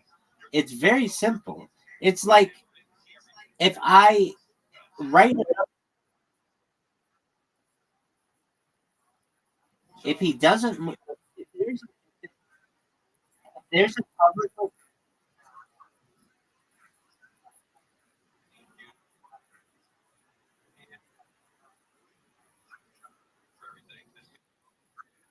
it's not against his will. He would be doing it voluntarily. He basically could say, "Look, okay, look. We're gonna have to agree to disagree on this, gentlemen, because it's such a simple thing to be able to prove to himself. It would be as if you said to me, I he, well, here, I'll do it right now. If you're like, what's your name? And I'm like, well, I'm Rabbi Rothschild. And you're like, you're not, your last name isn't really Rothschild. And I'm like, yeah, it is. And you're like, no, it's not. I'm like, yeah, it is. You're like, no, it's not. And I say, no, it's, yeah, it is. And you say, okay, well, then prove it to me.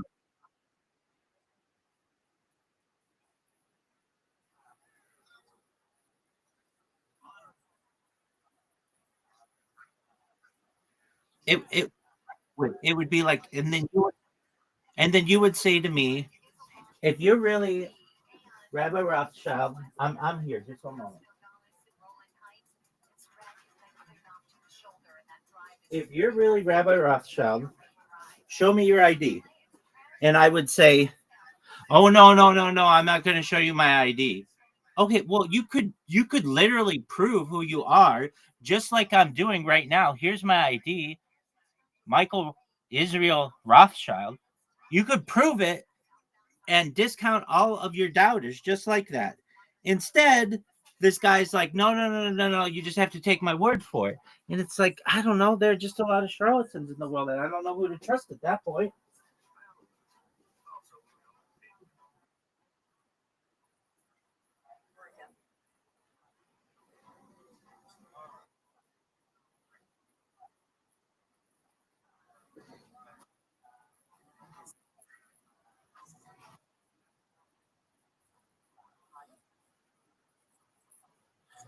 I get that. Okay, he's great. That's fine. All he has to do is take that original wallet and transfer $1 somewhere. Until then, I'm not going to believe him, and nor is the entire crypto community. Now, I will, I will say this. That doesn't mean I can't get on board for the alternative Bitcoin strategy. That doesn't mean I can't get on board for that. So I want you to know that, like, I can get on board with the story of the alternative Bitcoin. I get that. But for this man to say that he founded Bitcoin, it's like, okay, show me your ID is basically what I'm saying. Transfer $1. You don't have to transfer $1 billion. You don't have to transfer $1 trillion. 1 penny, just transfer it. That's all. And he's unable to do that. So until he does that, I'm skeptical. And you should be as well.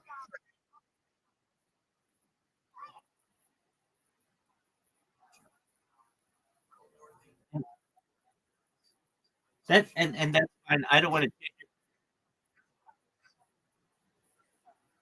Oh, I recognize that. I appreciate that. I think that it's pretty easy for him to be able to prove this. It really is. This isn't a difficult thing to prove. It's a cryptocurrency transaction that he could do within 5 minutes and disprove everybody. He chooses not to for whatever reason, and thus a discerning mind would be suspicious of this activity. You want him to be the founder of Bitcoin, and I get that. But that is a manipulated view of what you want this man to be. Now, that doesn't mean that the alternative Bitcoin can't be a realistic possibility in the future. So I don't want you to think like I'm throwing the baby out with the bathwater here. That might still be a good idea. But for Craig Wright to not be able to make a transfer from this wallet shows a lot of reasons not to believe him. It's as simple as you have a lot of doubt surrounding this.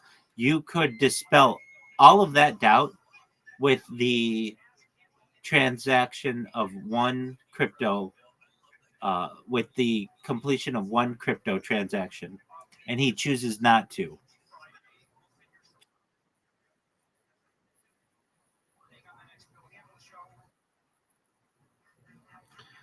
Okay, but the best evidence, don't you recognize the best evidence would be to go to that original crypto wallet and make a transfer of something?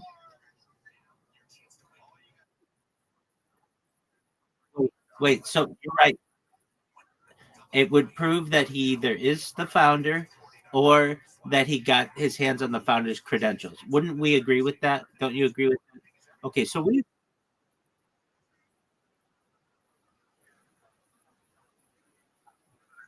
that's cool.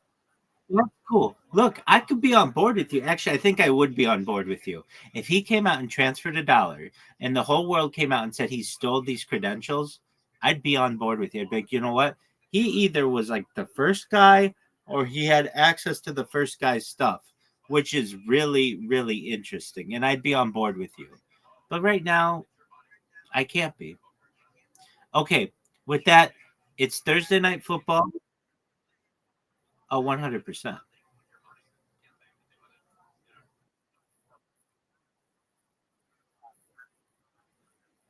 Wait, and that may be.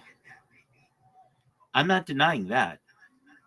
BSV might be the way, a way toward world peace. I think there are multiple ways. But Craig Wright, in my opinion, has a lot of suspicion surrounding himself that he could dispel within 10 minutes of any, during any period of his life, and he chooses not to. And in my opinion, if I had to summarize him with one word, let's say two, I would be, or just a phrase, I would be extremely suspicious that he's a charlatan. An early adopter of cryptocurrency, an early, very knowledgeable, all of that stuff is really cool. And I think that, there's some credibility to that. But the fact that he hasn't made this transaction, It's very suspicious to me. Now, there's another aspect of this. He could say, I lost access to that crypto wallet. He hasn't said that, though. And I would actually believe that. I'd be like, dude, it's so hard to keep track of all this stuff. I totally understand that. That's cool. Make a transaction from your one of your second earliest wallet or whatever it is. He hasn't done that. So I'm suspicious of him. But I think that world peace may be able to be achieved in part due to BSV. But Craig Wright, I'll tell you this. At least within Judaism, our belief of Mashiach is that when he arrives, it will be the entire world instantaneously upon his arrival. Craig Wright's been around and we don't all know it. There are a lot of other aspects to him that we don't necessarily recognize as well. So for people to think that he or anyone like him is Mashiach, I'm doubtful.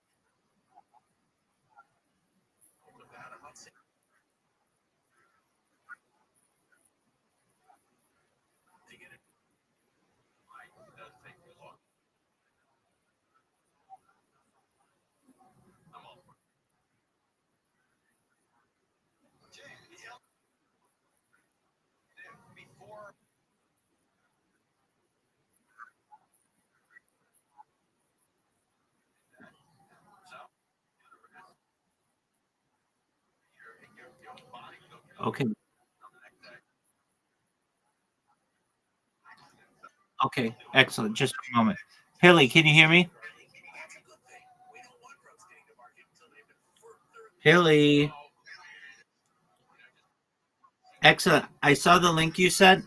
It's very good, but you need to put all your social media vertically. You only put like 3 of them on there, and you've got a bunch of other accounts.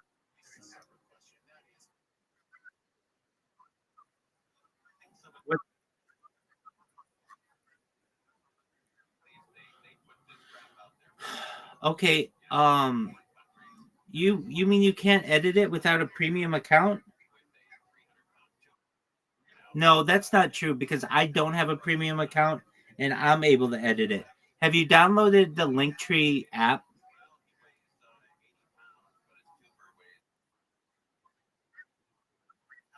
Exactly.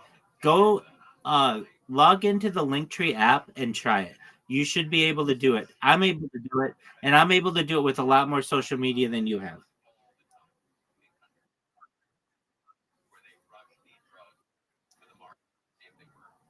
How you living, Tommy?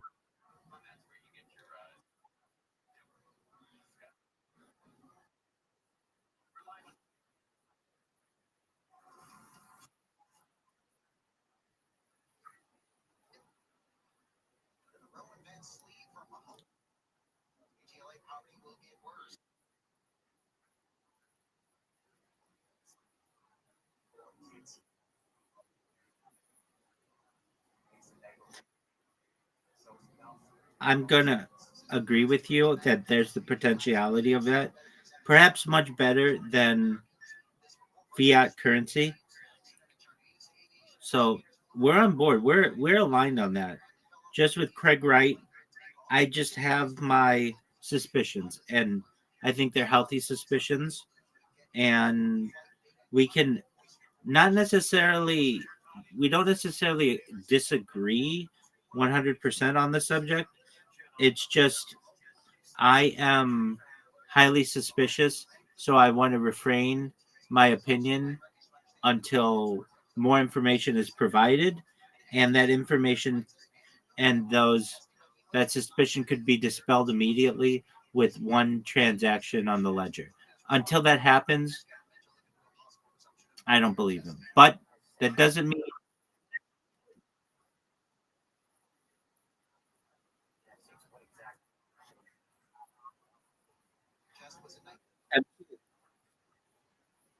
absolutely share whatever you want.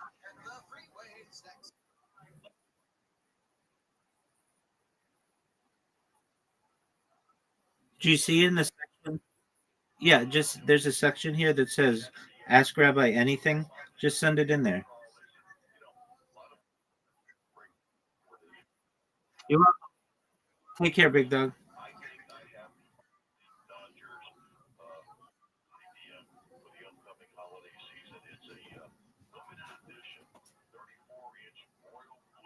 Armani, how you living? Armani, go fuck yourself. Don't want to talk to you anyway.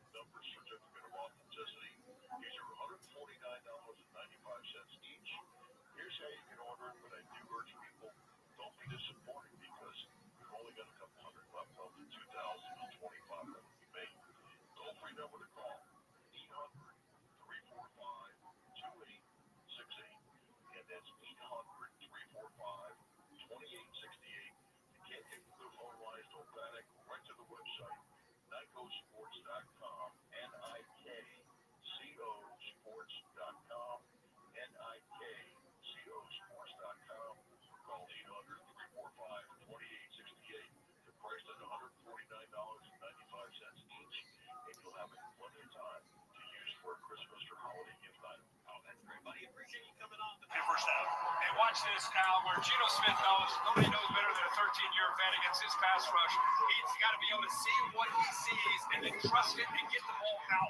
Trusting his tight ends and receivers that he gets to the top of their route, turn around so he can anticipate and throw on Yo, dog. I gotta throw off. Come on, baby. Bowers. Bowers, he's wide. Nobody's got to fuck around this team. Bowers. I like those jerseys. Because again, Brock Bowers is so much a part of who they are and identity. They don't have a lot of pieces. You know, you have Bowers and you got the rookie Ashley Gente. If one of them goes down, it causes a lot of headaches for how they can build the identity of this offense. So the numbers are this week. One thing we're seeing, they're running football here in this game. Don't run the ball. Bowers. Bowers.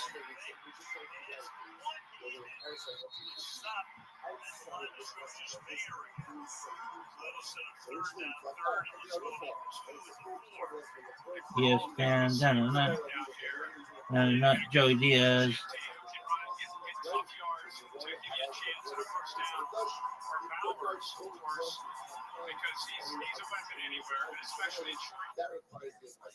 Bye bye.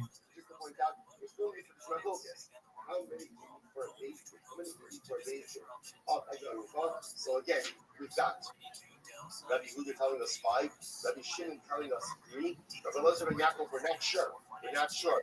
Rabbi Elazar and Yaakov fit into one of those two aforementioned opinions, or does Rabbi Elazar and Yaakov require the entire Sanhedrin? That's still unknown. Rabbi Elazar and Yaakov also requires the king and the Kohen Gadol, resolution, Alok Lamisa, and there's some profound ideas as well. There's tomorrow.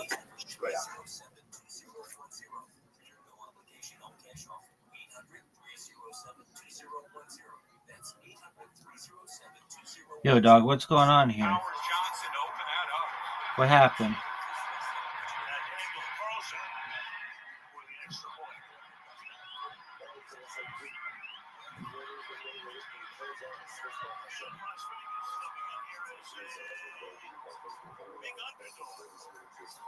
Jantry, fuck.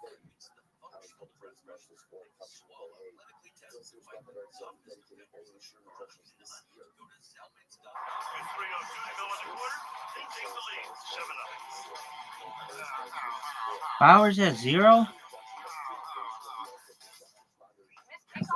Are you fucking serious?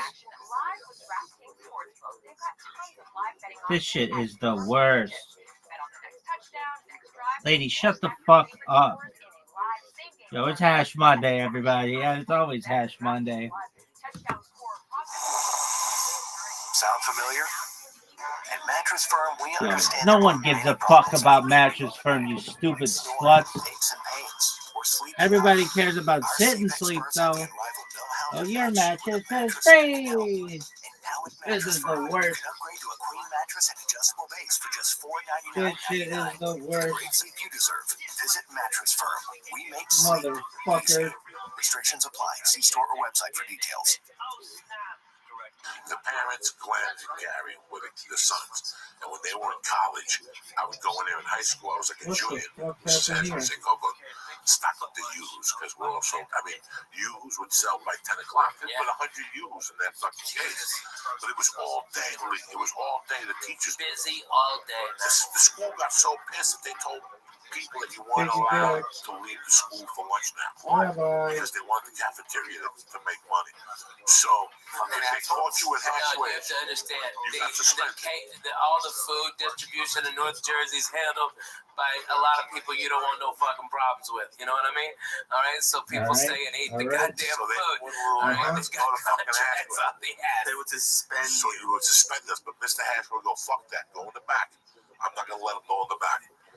But if I say, hey guys, that means run out the back door. So for a year, until they moved that law, we would sit in the back of Hashways and still eat the fucking thing while the school teachers were in front looking for us. And the truant officers and the whole thing. Fucking hysterical. Man, there was no goddamn good place in my shit town. I got no good stories. You know, we had fried bologna sandwiches. Like, oh my God, you hear that? That's your grandma rolling off. When I went back in 93, just flipping right in the grave. Oh my God, when I went back in 93, I stayed with my buddy and St. August named Mike Running. And down the block from his house was a fucking deli. I'll put it up against any deli ever. But their fucking claim to fame was their peppers stuffed with mozzarella sauce. Oh my God, with mozzarella cheese and a little sauce. And I go in the morning. Just the green peppers? Just a fucking like a pepper. And it's a spicy pepper. It was like that pepper chili. So you gotta get 3 of them in a sandwich. So you can eat the pepper while you're eating the fucking sandwich. That type of old school deli. You have different types of delis, but that was right. What the fuck 3 fat guys gotta talk about food for now? Because we're all stoned. It sounds great. But it's crazy what today signifies in the Catholic religion and a lot of our religions also. Well, I mean, our good friend George, God rest his mama's soul. She's passed this year, and you know it's hard, man. My Uncle Jim passed this year. It's hard. You know, you see people at the end of their life. That cancer is a miserable thing, man. I mean, it is a horrible way to pass. You know. I'd rather get slammed into a sign on the 5 and break that bitch. I'd say, God forbid, but hey, I'd rather take that than that stuff, you know what I mean? So it was just fun going to church. It really was. I went by myself, no pressure on my wife and the kid. I walked from there. I just wanted to go because we did that church over, St. Bartholomew, that we did it over. So I just went in there 7:15. I tell you what, man, it just brought back a lot of fucking memories. That's what happens in church for me now. When I go to church, I look at the 12 stations of the cross, and it's like a fucking acid trip, man. I just go back into sections. And I remember I was thinking about my godfather. One of the worst things that happened in my life was fucking my godfather over. After church, I went home and I tried to find him. On Facebook? Nah, he's those fucking Cubans don't go on Facebook. He lives in the Keys. Well, when I was a kid, my God, it's amazing what has happened. Did you see Mad Max? Yes. Okay. The question that fucked me in that movie is who killed the world? Oh, yeah, man. People ask us, who killed the world? You know what, man? They've killed the fucking world already. The world is half dead. We don't even know. No, it's more than half dead. Trick-or-treat this week. I saw trick-or-treat now. There's no kids on the daytime. I mean, these are great areas to trick-or-treat. I didn't get one. At night, I saw kids, but they're confined. The parents put the fear of God into these kids. Yeah. You know, Friday night, I went to this trunk-or-treat. You know what, man? Did Mercy have a great time? Fuck yeah, she had a great time. You know, did I have a great time? Fuck yeah, watching her and watching the kids and watching my wife. I dressed up. I put fangs in my mouth, and she kept saying, "No, thank you, Daddy." Which means take the fucking fangs out of your mouth. No, thank you, Daddy. And she would keep tugging my cape. No, thank you, Daddy. It was the cutest fucking thing. I went in there and I had a great time. We got that 5:30. The dinner they made us was, not bad. It was a cheeseburger with macaroni salad. It was a barbecue. I enjoyed it, and then I watched her play ball with other kids, and I could tell that we're halfway there. We're okay. We got an okay kid. The ball hit her in the face 3 times. She didn't cry. Some little boy dressed up as Captain America got hit once. He wouldn't stop crying. But when the kids left to eat, she didn't want to eat, so she stayed with me. She goes, "Daddy, come in," and I started playing ball with her. So when kids came over to play, she was like, "It's me and him now." She was going fucking nuts. That was the only problem we had all night. Everything was great. But back to trunk-or-treat, it's like cars get together. It's like a beautiful car show. And they back up, and they open their trunks, and they hand kids, and they sit in front of the trunks with disguises. And I tell you what. Is it like a lowrider club or hot rods and stuff like that? No. It was just all these fucking Studio City people. Oh, yeah. You know, whatever they are. I don't know what was. I didn't talk to one. I talked to maybe 2 parents and the principal. Man, I've done that same thing with Mexican car clubs, bro. They are the nicest. They had a whole goat cooking. Okay, I mean it was the real deal. Old ladies was making tortillas. Okay, they was handing out good candies and stuff like that, having a blast. They had a band, a salsa band. It was on, man. I'm telling you. This was for kids. This was for fucking kids. Yeah, it was for kids too. Yeah. There's no fucking salsa band when there's kids. I'm telling you, there was. White kids, no. This is white kids. There's no salsa band. There's no Beatles. They're barely walking around. You want to hear about white people? So these motherfuckers, I mean, the most interesting thing in the world was I looked at my wife at one point, I go, what the fuck is this? I know. Like, I almost had a nervous breakdown. Like, what the fuck is this? This is like Puerto Rican shit. But I go, this is what we have now. The parents scare the kids. And, let's get together and let's put them all together.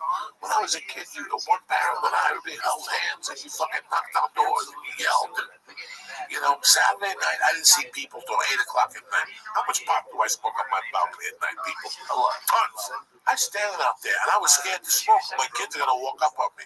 After 30 minutes, nobody said nothing. Every once in a while, I'd see 3 kids and a parent. But the 80, 90 kids, I used to run with 80 fucking kids on Thanksgiving. Yeah. You ran 80 deep on Thanksgiving. And bundles of 20 people. Yeah, bundles of 20. I didn't see that. And it's just what I know. And they found needles and every year. Some fucking dummy in Pittsburgh sticks hypodermic needles and fucking chocolate and all this shit. Man, that's why I tell all my kids, hey, Daddy has to inspect all of your candy. I need a bite out of all this shit. That's what I did on Saturday night. Friday night, though, I got so high after trunk or treat. I went home and she came home with a bag of candy and I kept sitting there and I started talking to me like cocaine, like 11. And you have one Reese's. Oh, you're fucked. Then you fucked.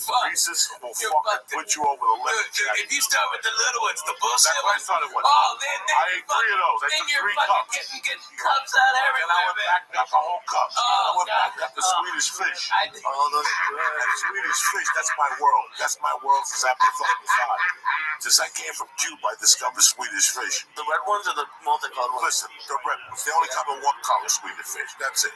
The ones that 7-Eleven in the back. That's the only one I eat. All those imitations, skinny worms and shit, shove those up your mother's ass. I don't eat none of that shit. I'm a fucking Swedish fucking fish fan since day one. When I was a kid, I'd buy them by the box. And I'd get a brown bag and I'd stick my hand and put them in my pocket. That's how there was something when I was in your pocket? In a bag, in a brown bag. You get there's a big Made them tray in of glass. them. No, I bought the box from the wholesaler.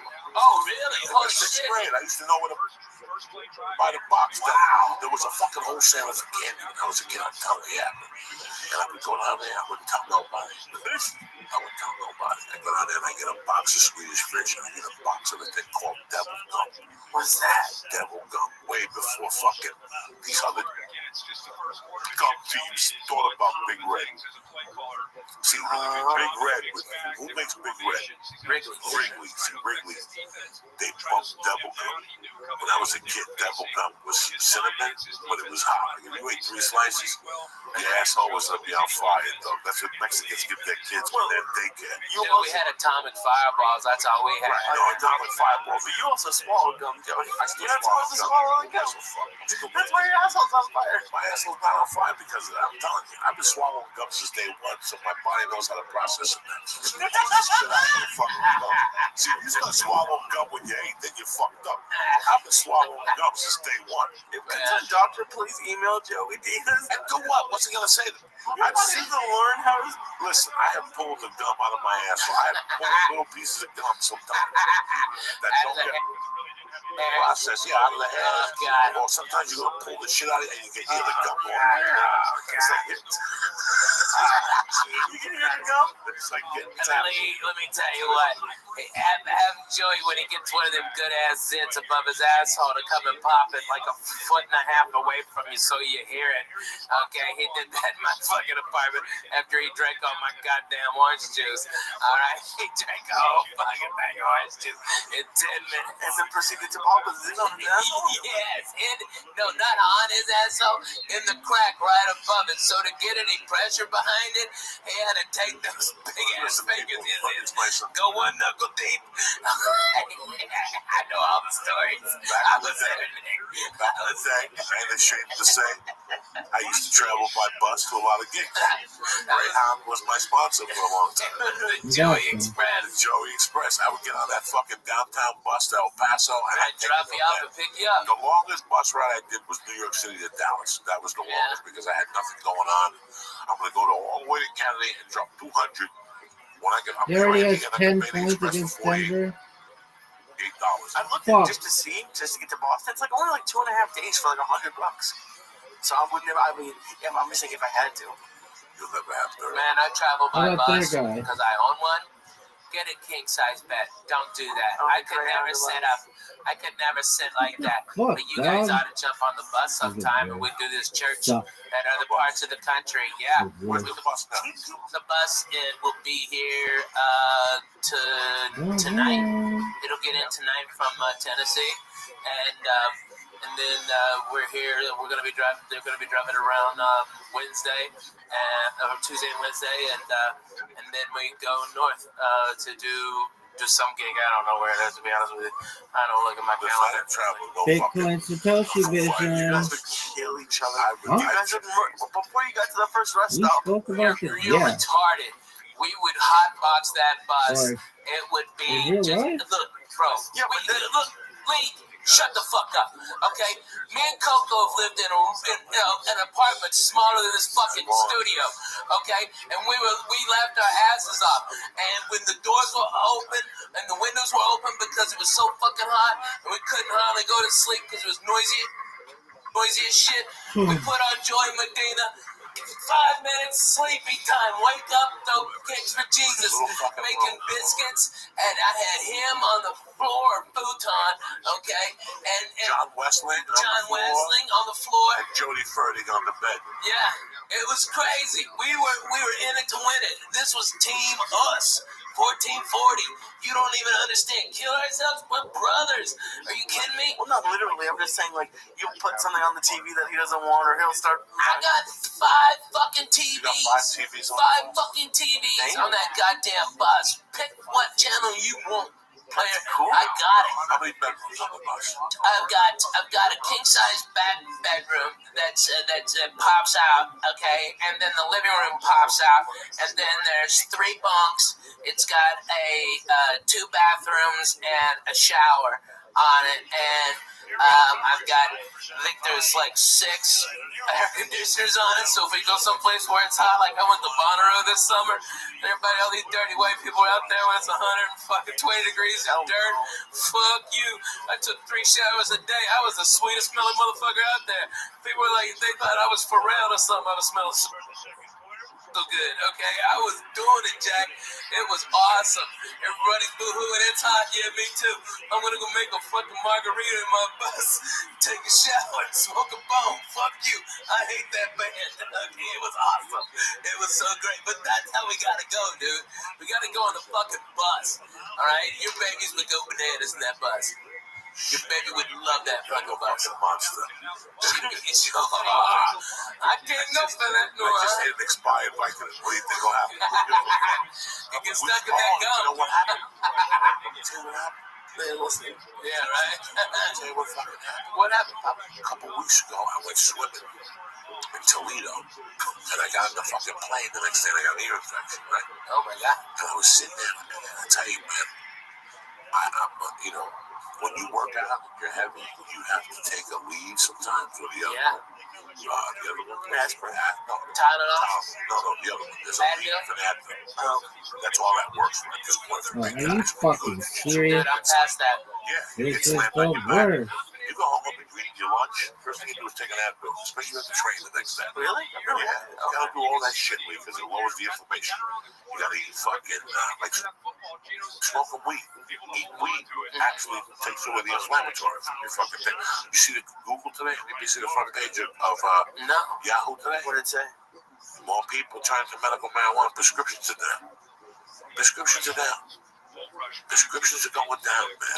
Yeah, the opiates are going down. Opiates are going down. Yeah, the because benzos people are going realize, down. Listen, I'm telling you as your brother, you fucking go and you work out with Eddie Bravo, no savages down there at night, and you walk home, you can't move. Oh, yeah, I'm sure. I'll do an experiment with the motherfucker.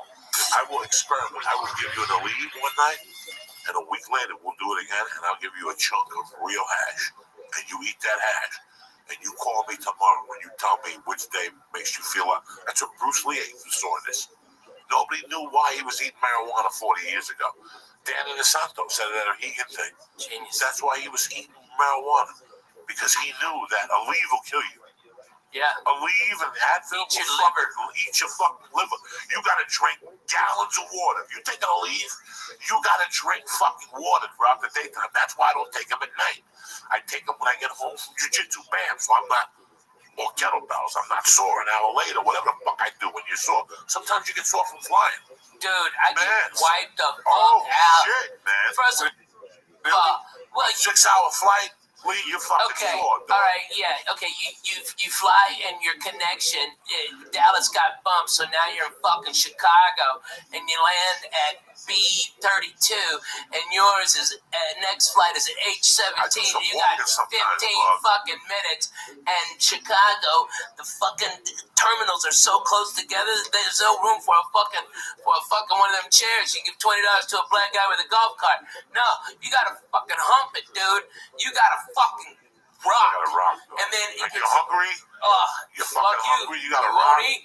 There's no but sometimes I take out the one night with my ear infection, I go, you know what? Somebody gave me these 2 Vicodins, and they told me when they gave them to me, expired, I'm going to throw them away.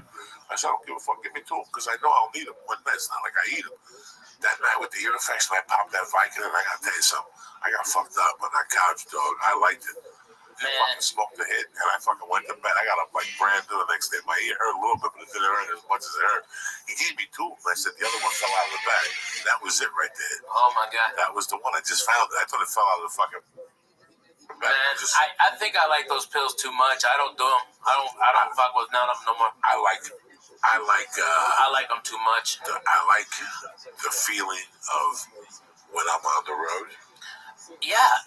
That's where I like something to sleep. I have sleeping pills that are prescribed to me. Me too, because I can't sleep. You need sleeping pills with weed? Yeah. I could fall asleep right now. You're not us. When I get up at 5 on the road. You're a titty baby. When I get up on Thursday morning, and I gotta go do radio. Look at this and I get fucking up at 6. Right? Like they're picking me up at 7:30. Okay. So I don't want to just get up at 7 all in a rush. I want to get up. I want to relax. I want to read the paper. I want to eat a good breakfast. I want to write a little bit. I want to slow down. Stretch a little. I'll get up. Take a shit. Do all that shit. What are we talking about? But getting up time management. Yeah, with hash. With the... Like you still need sleeping pills sometimes. Yeah, you fly to the other side of the fucking country for 6-7 hours. Okay, you get in your fucking shit hotel at 1:30 a.m. Those dicks are coming to pick you up at 5. They didn't even call ahead and be considerate of go, what kind of coffee do you need? Can I bring you some breakfast? So I do all that. I do all that on my own. All of them. I do that all on my own. So 7:30 when they get there, I'm prepared. When I get back to that hotel room and I get high, I'll sleep like a baby. Right. But after 2 shows, the weed. There's too much energy. There's too much energy. After the show. So I know for a fact that I'm not going to sleep. Serious? Saturday night. I know for a fact, even this week, I'm in Portland. My flight, I got to be at the airport at 5:30. I get back to Burbank at 8 a.m. Yeah, Jesus. I'm out. So 5:30, if I got to be at the airport at 5:30, that means I'm working at 4:30 in the morning. So I'm prepared for that 3 hours sleep after the comedy club. So what I do is, Saturday morning, I get up, eat breakfast, I walk around, I get high, do whatever the fuck I do. I get back to that room about 10 o'clock, Jack, and Ralphie does the same. This Ralphie shit is will the call me on Saturdays worst. on the road, and I go, what time is it? That free time, that little time, Are that's you it. fucking serious? Once I take that nap after that, it's over, because I'm sleeping straight till 3. Yeah, What because a piece we're of at work. shit. I have to, and I don't sleep fucking late. work. You know me, I don't sleep late. Ever. But Saturdays, I don't do lunches, I don't do nothing, because I know I'm going to be lurking all night. What a piece I know that of I have a shit. chance of falling asleep for 3 hours. Probably not even. Yeah. I'm used to it. Now. Bro, they got a flight. I'm going to Jersey, and I'm still flying into Kennedy, Jack. I'm going to New Brunswick because there's no everything is connecting to Jersey now. There's only one direct, and that's Virgin. But Virgin gets me in at 8. Virgin will get me in Thursday cool at 2:30. Sunday, I ain't wait till 1 to fly back to LA. No. It gets me back here at 3:30. Fuck I that. can't do it. Hey, man, So Virgin look at Southwest. They've got one way. Get 2 chairs. It's too connecting. No. Oh. Listen, Southwest is good for 2 hours. Yeah. After 2 hours. Your back starts to hurt. No, there's no entertainment. There's nothing. There's no. Is that what gives you free TV? They give you free TV on the Wi-Fi. You gotta bring your own TV and I gotta log in and all that shit. What the fuck? I sit next to it. Oh my God. Listen, I know. American Airlines, I got 200,000 miles on that. Yeah, right. Platinum, Virgin, I'm platinum. Right. Listen, there's no Southwest. Is from California, Nevada, California, LAX to Austin. Yeah. Houston, 2 hours, 2:10, 2:15. Anything after 2.5 hours of Southwest, you're asking for trouble. This whole story started with the pimple in the ass because of the bus. If you got a pimple in the ass, it's that bad. This shit is the worst. So what happened Dog. was Rabbi was suck. from fucking El Paso. He's I've been the sitting on the worst. bus for 12 hours. I must have fell asleep He's the sideways. worst. I was about 3-7 Rabbi and the crease is of the fat in the my ass worst built the pimple up. fucking 3 or tight 4 inches end from to my play asshole headed in like tonight's game. north from my asshole is right here on the cheek on the Stop inside. him. I got a pimple that stuck What out the an inch, fuck kind of... and it was developing This like it is the started with an worst. inch. How did he find it so quickly? How did I find it? This is the worst. Every time I went to sit, I'm like, wow. Come on, you little bitch. What kind of fucking I took a fucking mirror. positioning is This this? is the days when I was This is the worst. Dog, come on. And I had to look at my ass and bend over. What do you call it? It was a white head on my ass. The fucking formation. What the fuck is formation? What in the fuck is wrong with this fucking thing? This is the worst. Dog. Dog. No, you didn't even take your pants off. That's when you had the ball pants. I stuck my hand through a hole like a fucking Dog. yoga position. I had to get to a yoga position, and I had to squeeze the pimple, but I had to turn the skin down so it would go pop. Come on. And you could hear it go pop. And it was just a yellow ball of pus. I had to go back in. Oh, that's great. And I had with my fingernails. I had to take All right. Is that blocked? Take stuff out of them?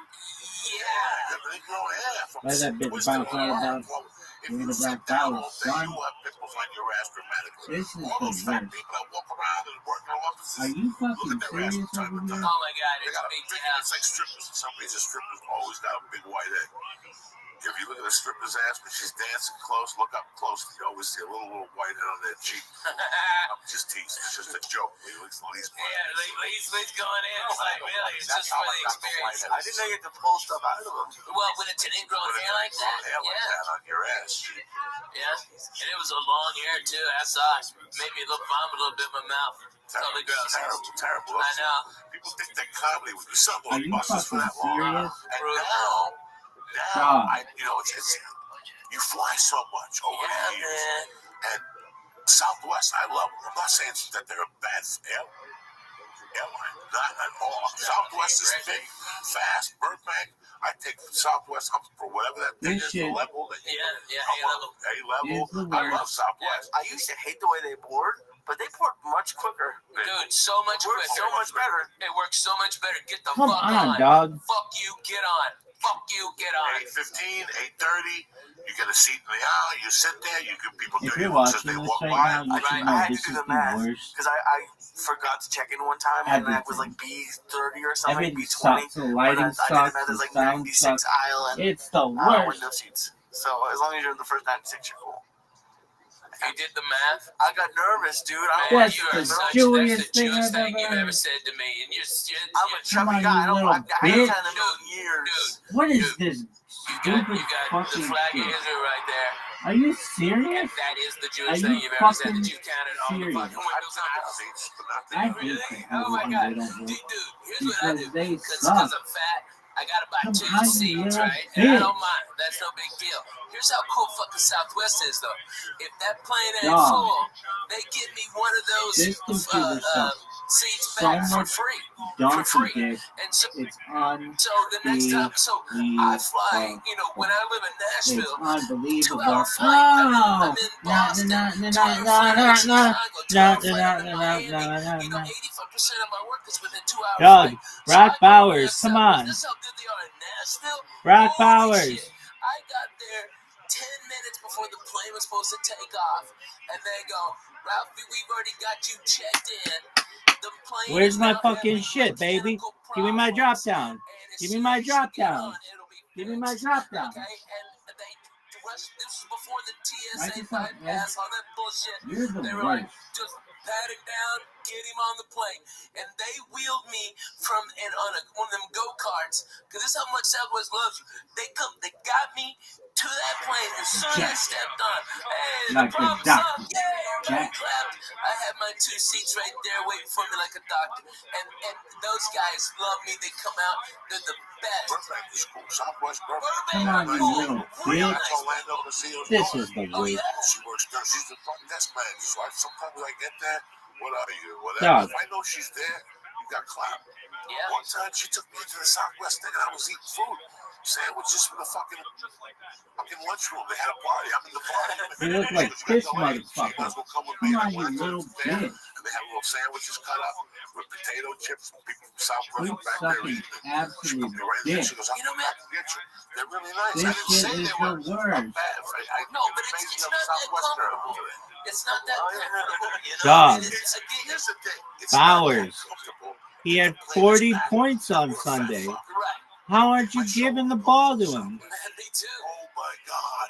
I get shoulder pain on Southwest. Watching Ashton Gentry get to the ball is like seeing. I never had it, but if I did, like watching her get fucked. It's the worst. It's the worst. That if you're looking the same, you're gonna have an uncomfortable journey. I gotta take this shit. On their website, spirits the worst. You know, United has a thing What where they is give you a this bigger seat fucking and they give you security program? Yeah, for $75. It's worth every dime. All right, well, good. That's great for them on third down. They've never had to see Bowers. And then there's economy. The United offers that. You have to scroll all the way down. It's 75 each way. It's worth it. So fucking worth it. Oh, that is some bullshit. What is this fucking deal? I was upgraded to first class, and I still didn't almost make the flight because of the security line. Yeah. This is what's going on. Clear down. So if you fled over the holidays, I'm telling you right now, if they offer, You can give it a Gentry now. get it. This is have the a worst. passport, by the way, and you in your travel a lot, just go get TSA pre-approved. It takes about 5 minutes, okay, which utterly scared the living shit out of me. This shit is the worst. And my ID, Dog. and they asked me like 6 questions, like, do you fucking love America? serious? Of course. Are you allied with any of the a terrorist group against the country? And I go, not only do I fucking hate them fucking cocksucking dirty sons of bitches, okay, they shot at me, fuck you, all right? I hate Russians. I'm bona fide, Jack. Fuck that. And they go, have a nice day, Mr. May. I raise my hand, sign a piece of paper. Boom, had it then. And all you do is go up there. You don't have to take anything off. No, I know. No shoes, no fucking. They emailed me, and I showed my wife. Is it true that you have to give them like access to your social media, or is that? No, that's bullshit. What are you talking about? I hear stuff. I don't know. That's bullshit. But you know what? You know what though? It would be smart. And let me tell you, every business I'm doing it. I put on the bus a tower, a mobile cell phone tower, Wi-Fi rather. Like the largest one you can get on in a mobile unit, and so it's free Wi-Fi at all my shows. Come on, you little But what bitch. happens to log in is I get all your information. So next time I'm in the area, I can hit you up and go, hey, I'm here. All right, and that's how I do it. I provide. It costs me a lot of money to do it, but at least I get something in exchange, and they get free internet. You know what I mean? Right. That's cool. It's really cool, and that's what you got to do for people. But businesses all around are doing that. But you know what they do? It's not like on Southwest, you give them your email, and if you got like an iPad or something, you can watch real TV, and they've got movies on there too. And you can flip channels, and it's real time, and that's for free instead of like, what is it, Boeing or something like that? That's like fucking $22. Goddamn, and it's shit. You can't work Twitters or nothing, but that's garbage. That's way too fucking much. I mean, like a month. So Southwest gives you free Wi-Fi. Yeah. But it's what you want to watch. I don't get it. So you just have to. They don't want to pay for screens. So you could bring out your tablet and log in. Just log in. You just hit accept, and then they have like a whole bunch of TV stations. Yeah, but you can get What all a your great Wi-Fi, punt. everything on there, and everything. Especially if you're A-list. What you a get great punt. You get all of it for free. I do Damn, not that fly was the JetBlue. I'm fucking too best wide in the punt I've house, and ever it seen doesn't- I don't live in in my a hub entire of it, fucking but life. I do live in a hub. Nashville's a hub for Southwest, and That they've right got 3 there is the directs. best I punt took American in the here, history of first football. class like a doctor. I was out of there at 6:15 And on nobody's ever gonna Saturday know on what that Halloween. was. That was the first one in The there. best punt America's got a in nice the flight history today. of Dude, it's a football ever. fantastic flight, man. They add one during the winter. Yeah. There's a problem. Like in the winter, Are you have to fucking look. serious? They add an extra one on the way This back. shit Stop. You have to leave early. This is the Yeah, they worst. get nervous about Dallas and Chicago, so they add extra direct to Nashville because Nashville's such a great hub that you can get all to the south I don't know right a there from single there. thing. Like that's like their emergency one. Like when Dallas has an ice storm and Chicago's fucked up, they add extra flights to other key cities just so like to Miami so they can bring people up to the East Coast. It's crazy, but that's what they do. They're smart, you know. You're over there, you're over there, you're over there, you're over there. How about you fucking pick one? This is the worst. This is the worst stream. That one, it's taking 2 videos of absolute dog shit. They're both cutting off my fucking head. This is the worst. Come on, you little bitch. This shit sucks. This is the worst. Dog, if you're wondering why you keep ba ba ba ba ba, that's what's going on in my head. This shit sucks. This is my internal monologue right now. This shit sucks. I've got to take a whiz though. I've got to take a major league test. I could actually Dog. type something. I got gorilla hands. I hit connect, and this shit didn't connect. It's got more space than first class does. You have to hit a It's button. first class, first class. Free food, free booze, everything's on the house. So it's still first class, only not in first class. And you still stand on the first class line. That fucking Brit. And if you want to fly first class, you call 12 hours before the flight. Yeah, if it ain't full up. 149. Yeah. Boom, they bump you. And that's to go across the country. That's going across the country. The only problem is they like, all right, I want to go to fucking Austin from LAX. Right. No. You got to go to San Francisco first. Yeah. That's the problem that I foresee. Chicago, I'd love to take Brady to Chicago, but you know what? I don't want to get to LAX at 9. Yeah, that's hard. LAX at 9 is rough. That's a rough flight. You know what? American will get me anywhere at 5 a.m. if I call them and ask them. Right, that's one thing about American. That's one thing about American Airlines. That's they why. Have flights That is why I fucking fly American. They are because 9 out of 10, they got a vampire flight. They are 24 hours. They got a 5 a.m. to Chicago. That means you have to be at LAX at 4 a.m. What type of human being are you that you're working at 4 a.m. without drugs? You, me. You know, it would be more effective, like, if they ran, like, Southwest is almost a 24-hour-a-day airline, and especially with all its international flights now. But I'm telling you, man, American is the smartest in the business. They lower the rates of what they could, but they run them all the fucking time, and they lower the rates in that so they have more people go to the off times who are bargain hunting like the rest of us used to, and then make consumers can pay at an accelerated rate for the last immediate good flights that aren't as full because the cheap people got diverted to the other flights. It's a goddamn beautiful business how you fucking make money. But it's amazing how much these companies treat the customers like crap. Like, especially... Well, there's no fucking reason why they... I mean, all right, if you were the worst person in the fucking world... Get him. Go work at the airport. Because no one will bitch about you because Look they at this don't have one. time to fill out a form. They don't have time to fucking talk to your manager. They just don't. They got a plane to catch, so they go, oh, that guy was a dick. And they watch your next plane. You get him. It's free. It's awesome. If you're an asshole, go work at that airport. About a year ago, I made a really bad mistake. And this is the type of person I am because I know it's a corporation. I know it's a company. This shit and I is know, the worst. Yo. Are you fucking serious? About agents. And I Are you said, fucking serious? Well, it's shit agents. But the agent's a killer. Yeah. Doesn't matter. Just because he's, I was looking at here's the funniest thing ever. On IMDb, they've got a rating for agencies and management and all that shit. CAA is obviously number 1. William Morris, number 2. Innovative is like 8.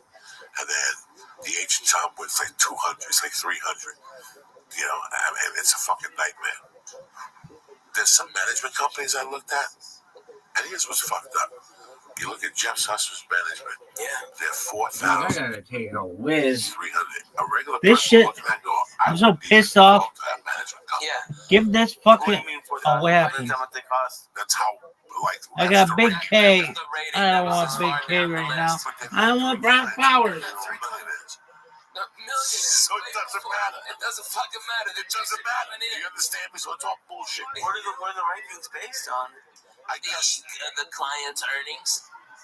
And the client's earnings. And so, I'm with William Morris, and I think worldwide they're number one, but here in America, CAA is, especially in LA. All right, but William Morris is badass. Who gives a fat baby stick?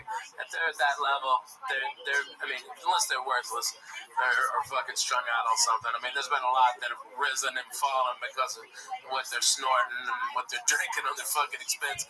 But man, if you got one client and you're that guy's manager, and that fucking guy is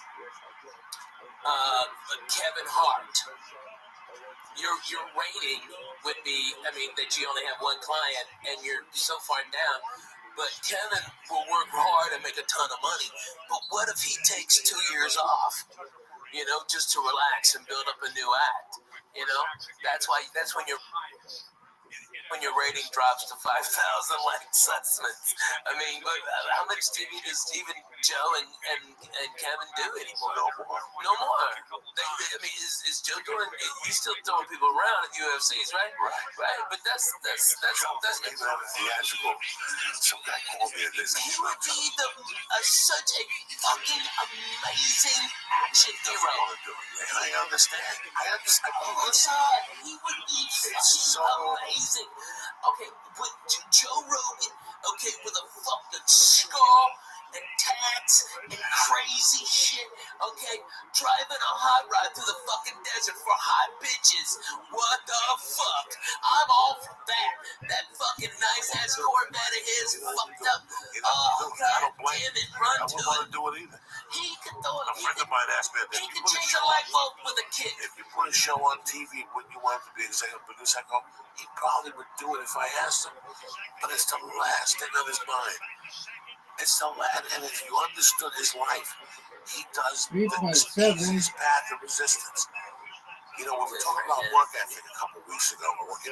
He got that job at the UFC as a volunteer. He called the guy and said, I'll fly myself out. I just want to do something with my time. You guys have an idea what the UFC pays him? What he's become on that channel? He's like the voice of that shit. Yeah. This didn't come to him because he trained. He went to the ITT Institute of fucking balls. He stepped up. And that's what this whole thing's about. It's stepping up. Balls. So if you have this job, right, guys, this is how he looks at it. And I look like the same way, right? You got this job. Right, fellas. You went to Vegas or whatever every once a month to call a fight. They pay a shitload of money. He gets residuals. Fuck that guy. Yeah. Remember, he was on 270. Fuck them kids. Hits. Why would you want to drive Warner Brothers and put up with that? Yeah. Why? You know how hard it is to be The Rock? It's fucking. You know how hard it is to be The Rock? Harry Turner. Because he doesn't know what the fuck he's doing. He's going to wake up one day and go, first of all, how many needles can I stick in my blood? How many needles can I stick in my neck before my kidney blows up? Because that's how the public needs to see you all the time. He went on some show a month ago and said he eats 20 pounds of fish a day. That's all great dandy. Okay, but you gotta stick needles in your body to be that fucking thing. Hey, man, you've gone to some sushi spots. We got him on that one. Yeah, we got him on that one.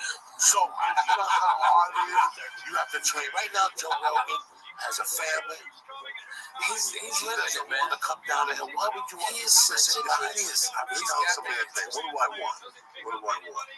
Do I want the Joey Diaz show? 20 million years. I'm 52. I did blow for 30 fucking years. I'm surprised I didn't fall in the mouth with so much bad pussy I ate, like the Kardashian black guy. Oh, yeah. Lamar Odom. Let me tell you. I would foam at the mouth. Those bitches are fucking kissing death, dude. For 20 years, I'm overweight. You gotta look at your fucking weight. You gotta look at your life and go, how long am I gonna fucking last? So do I really want to drive to Paramount every day and put up with this faux pas producer and director on their creative thoughts for a show for 5 more fucking years and my glory to stick away from my kids? The kids are fine. He's fine. The UFC pays him great money. He goes on the road. when he wants to. With the UFC, so it's all in house. So yeah, people make me laugh when I go to these clubs. They're like, "So what's it gonna take for Joe Rogan to come to my club?" I want to say, listen, Act of God. He comes in for one fucking night. He doesn't want. You know, I remember in '98 being at the Laugh Factory one night, and I tell the story constantly as whether people like him or dislike him, when he's not funny or funny. Dane Cook one night walked out of the Laugh Factory in '99, and he came over and said hello to me. And I looked at him and I go, "How was the last stop last week?" He goes, "That's a fucking great club, man." Yeah, that was 92. He goes, No, I mean 2000, 2001. He goes, 2000. But the only problem is, it was a lot of work. Yeah. Wednesday through Sunday, and I looked at him, and I didn't think about what he was saying, but I got it. Dude, and that guy had a ton of money, and we had $2 to our name, and we would have loved it, but no. He goes, I just want to play bigger places. That's it. Just one show. That's it, one show. He put that out there. He put a plan together. He changed comedy with that move. And I saw it happening. I remember saying who started it. Dane is the one who started it. You know, everybody before, from Mitch Hedberg, everybody, Wednesday through Sunday, maybe stay until Tuesday if the drugs are good.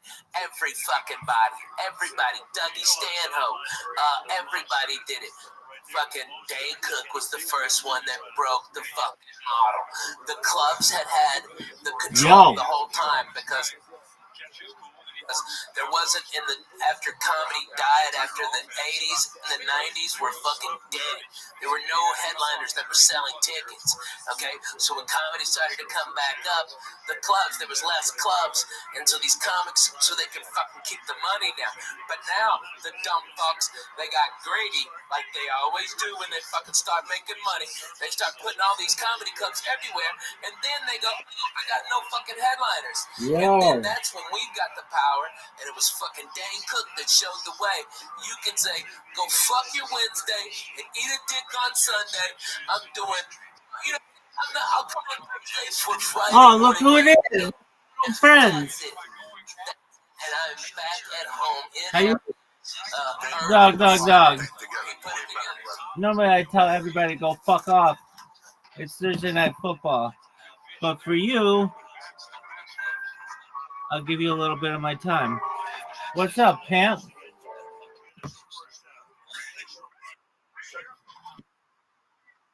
Dog, I'm slinging dick like it's going out of style, son. In the last 24 hours, I've gotten over 100 people to follow me on Twitter-ish. And I'm really sexy. Yo, why haven't you been on? No, it's actually been fucking organic as shit. So, here's what I've done. I was using a bot, and that was cool, but it's disingenuous, and I felt like, you know what? So the way it happened is I saw this guy from Australia who I like. His name's Reptile Hybrid. Shout out to Reptile Hybrid. And he's like really difficult to get along with. And I spoke to him like 3 years ago, and he asked me all these questions in quick succession, and he liked my answers. And so he let me up and we talked. This is like a week ago. And it gave me some motivation. Like, you know what? If I get into these Twitter spaces, there's a chance that other people are going to remember me because I've been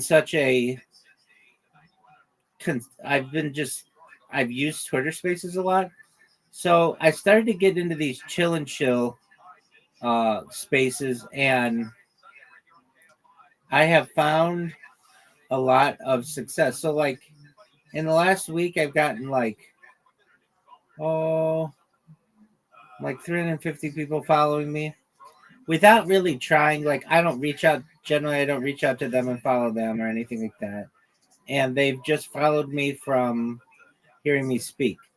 and then I had a bunch of people join the Discord as well. So I've been doing these chill and chills, and I met this really great community that's called the Big Steppers. They've got like 7,000 people in their Discord, and they are growing really quickly. They like gained 1,000 people in their Discord in like 2 weeks, and they'll probably get another 1,000 by the end of this week. And it's because they do these Twitter spaces better than any group of people I've ever seen. And I've seen everybody do Twitter spaces, but they do them better than anybody. And so what do they do that makes them really unique? Well, they bot them, which is like, okay, so they cheat, but nevertheless, if it works, it works. So they'll get like 700 people in their space, 200 of which are bots and 500 are real people. And then they allow you to shill yourself. So but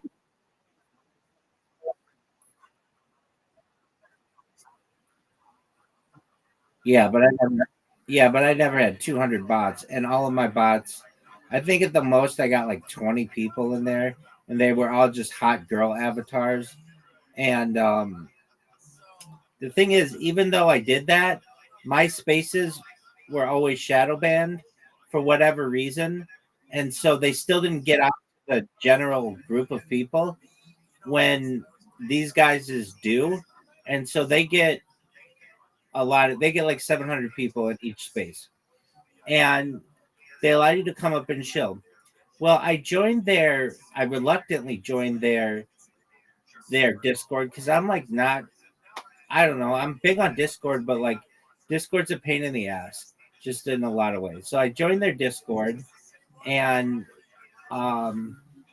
I start live streaming my life in there. And because that's what I did with the Harry Potter Obama Sonic 10 Inu people, and I've become like their spokesperson. And like basically the first day first day actually I started making friends and I started talking to people, but then since then I've just left my camera on, and like all of Twitter Spaces knows me now, except all of like crypto Twitter Spaces knows me, and because I've been really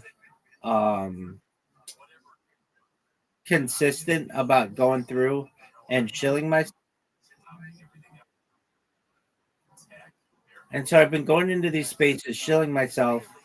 And the other thing is my elevator pitch is better than anybody else's elevator pitch, bar none. Because I've been doing it for 4 years. It's the one that you like. It's the one that everybody. Are we having a conversation with the dog? Are we having a conversation with the rabbi?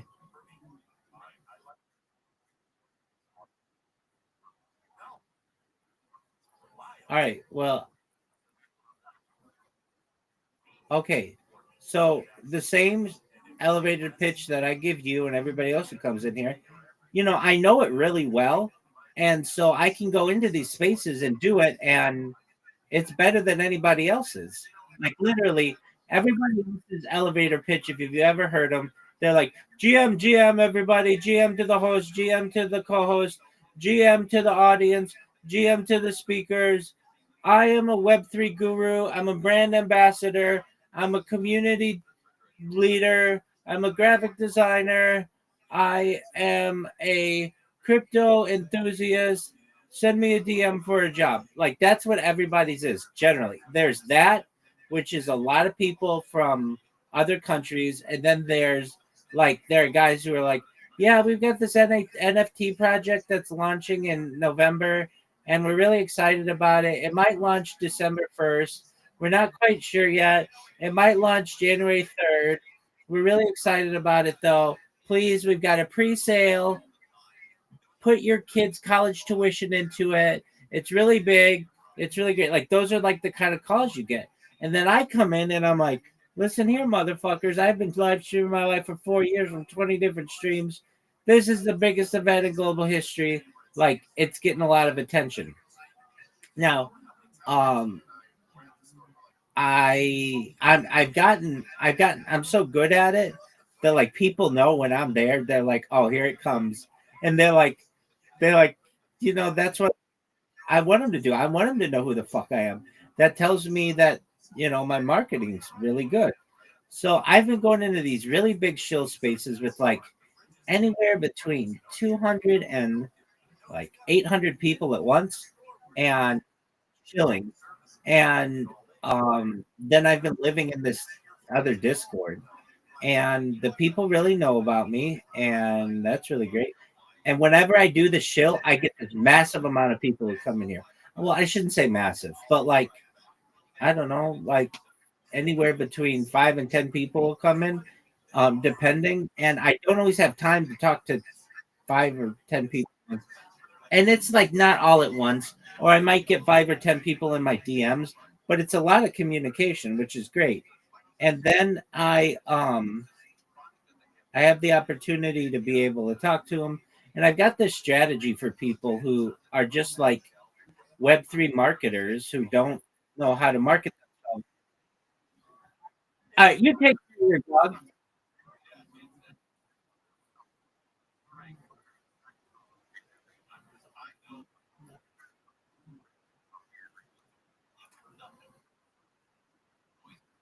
Okay,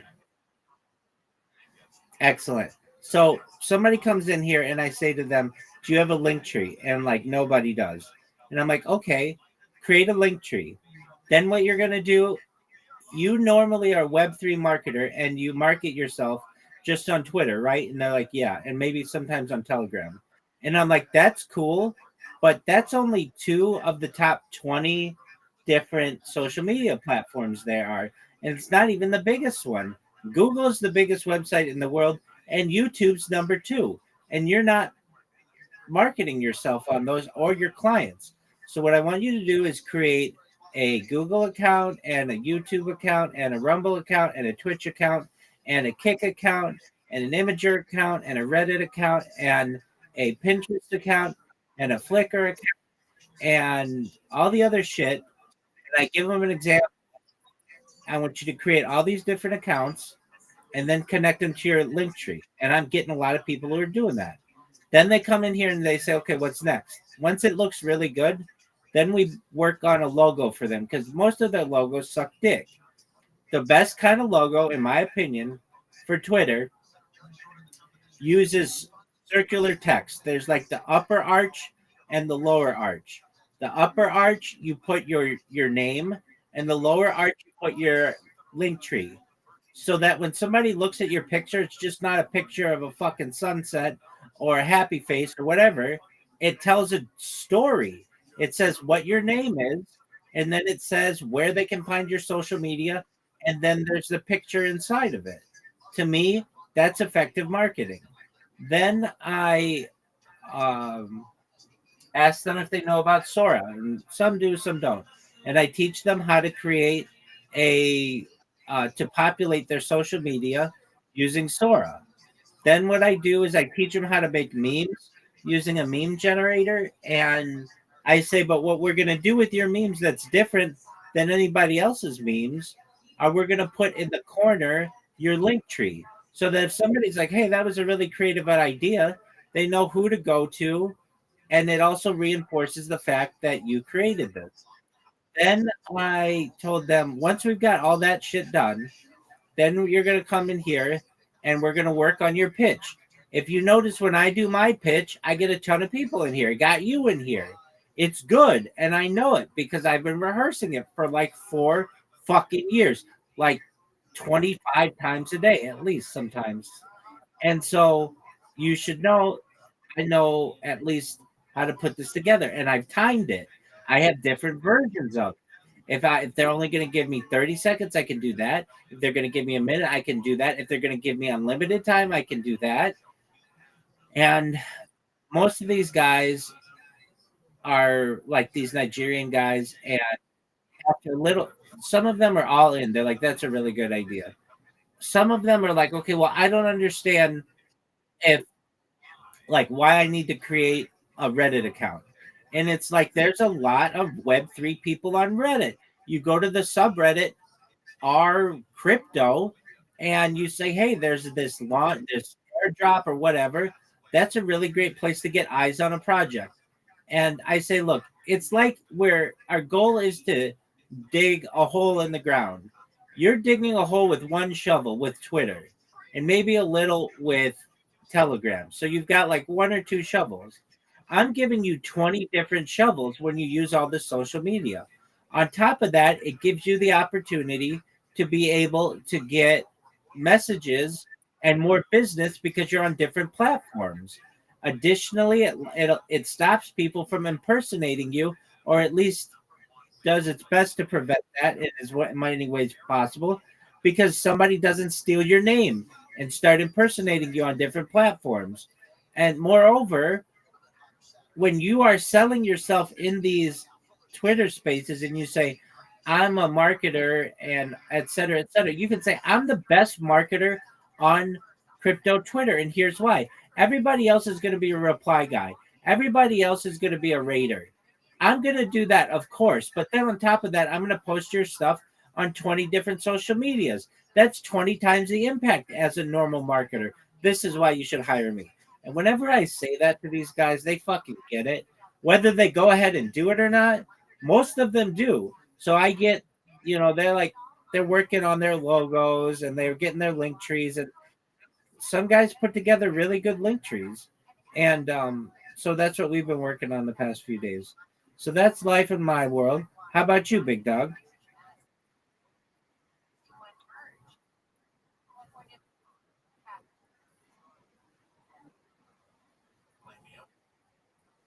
That's absolutely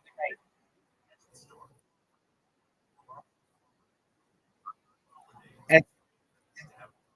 And I'm giving out alpha like it's going out of style. Is that not a good way to market yourself, Riser?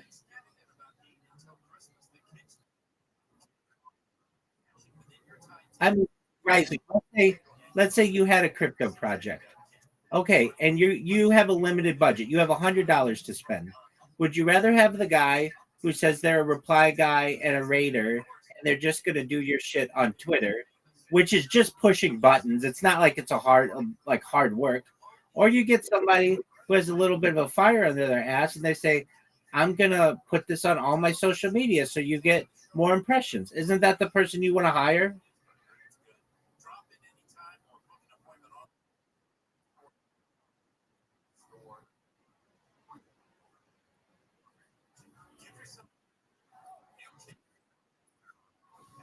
Wait, hold on. Um, I get what you're saying when you say both strategies can work. It's like one strategy is is 10% of the way. The other strategy is 100% of the way, but it contains everything that's in the 10%. What I'm telling them to do is still be the reply guy and still do the rating and still do the comments. That's all cool. But I want you to do that on all the social media. So it's not like any part of my strategy does not include what they would normally do. Does that make sense?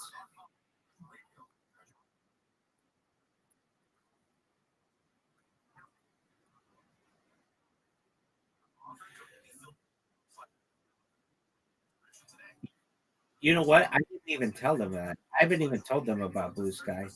But that's an excellent point. And the crypto world is growing there.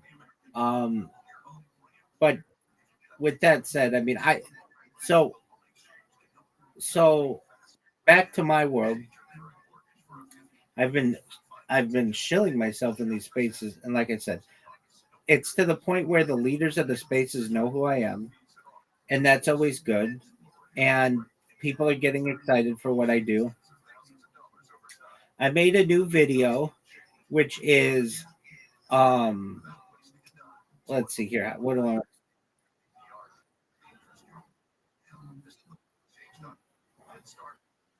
what'd you do?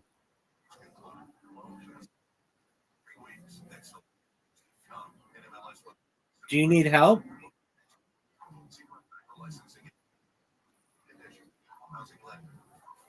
What did you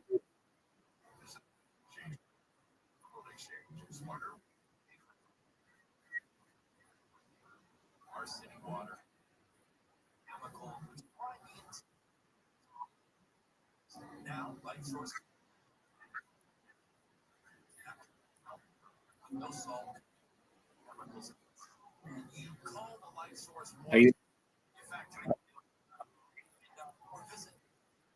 Did you hit your funny bone?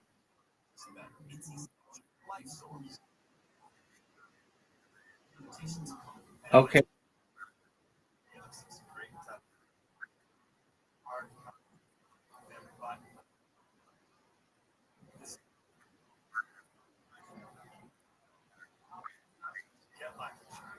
All right. Well, I've had a lot of I've had a lot of success here. We're at 2,380 people in the Discord, and it's to the point where I don't like. I mean, I shouldn't say I don't like people coming in. I like people coming in, and I like helping them. That's cool, but I also like my alone time so that I can do my shit. And it's getting to the point where like when I'm shilling myself, if I shill myself, I know for the next hour I'm gonna be talking with people, which is cool. Um, and I had this one guy today. He kind of pissed me off. He goes, I'm about to show myself in this space, and they make me wait till the end. And they're like, and we're gonna have Rabbi come up, though his project isn't really a crypto project. We want to hear what he has to say. And I come in there and I'm like, I'm here representing Harry Potter, Obama, and Ken Inu. I'm wearing their merchandise, and I've done so for years. I sleep on NFT pillows. My blankets are cryptocurrency. I am the center of crypto. I stream my life and just record crypto conversations of any person who has a crypto project. It is I who have one. I'm live on Pump Fund right now. And they're like, yeah, I know. Okay. Maybe you do have some influence on crypto, but they're like, it's not a traditional uh, pitch like people have. But I gave them a traditional pitch. I'm like, go buy Harry Potter Obama Sonic 10 Inu. It's worth about $100 million. And if you can afford it, go buy a Sproto. I sleep with these things. And, but it's like, don't you fucking, don't, don't say that this project is not a crypto project just because I don't push some lame ass coin that nobody's going to fucking buy. And they're like, after I say the thing about Harry Potter Obama, they're like, yeah, that's an OG coin. It's an OG meme coin, and it's got a really strong community. And so go check it out. Now, that's another thing. So, like I stream my life in the Harry Potter Obama Sonic 10 Inu Discord, but, or I had, but then I had to switch it because I didn't have enough devices. And frankly, Telegram sucks. It's like a shitty app. It crashes a lot, and in order to like get it on a different device, sometimes you have to pay $1 for them to send the SMS. Depending, like it's pretty shitty. I'm not gonna lie, and people don't realize it. So I just haven't been that like I've done my best to keep an account in there, but if it doesn't have my camera on, I don't really care.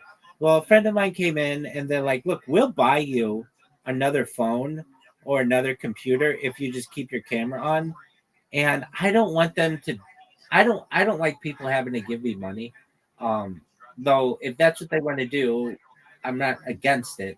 But I told them, look, I'm gonna do what I can to dedicate. If you really want me to stream in there, which I can, I'll do my best to do it with a different device, and we'll see how it goes. And if it doesn't work, then okay, you can, buy me a. Yeah, and so I've got a device in there now that's streaming from a camera. Here's the thing, and this is with a lot of different platforms. They're good if you're just using it for an hour, but if you use something for 24 hours, there's a pretty good chance that an app's going to crash once or twice. And when you're doing so for 24 hours times 365 days, that's a lot of fucking crashes. And no matter what the device is, if it's a brand new iPhone apps have crashing issues sometimes, depending. So, but they were really nice. They're like, we'll buy you. I had one person say they'll buy me a computer, and another person say they'll buy me a camera if needed. And I explained to them, look, if you guys really want me to stream in there, I will. I can dedicate a device to it. So I did. That device kept crashing after like, and it again, it's not. It's fine for 4 hours, but at the fifth hour it crashes. If you get a crash every 4 hours or so, that's 6 crashes a day. That's 6 times you got to go fix a thing. And it's not just like that's my only fucking device. It's like times 33 devices. It becomes maddening. I mean, literally at points, all I'm doing is just trying to fix crashed apps, and I don't like that. That's just a waste of my time. But for the time being, I'm testing out other devices to see how they work. And again, I don't want them to have to buy anything. I don't like having to feel like I'm a well. And I also explained I'm not asking for a device, so I want to make that clear. They're like, no, we know you're not asking for anything. We want to give you one. I'm like, okay, well, I don't want you guys to have to pay for it. So why don't we do this? I'll try my other devices. If they work, great. If they don't work, then we'll buy one on Amazon, and we'll buy like a used computer that doesn't crash. And that's the only thing I'll do is run the Telegram app from it. So there's that. Do you remember?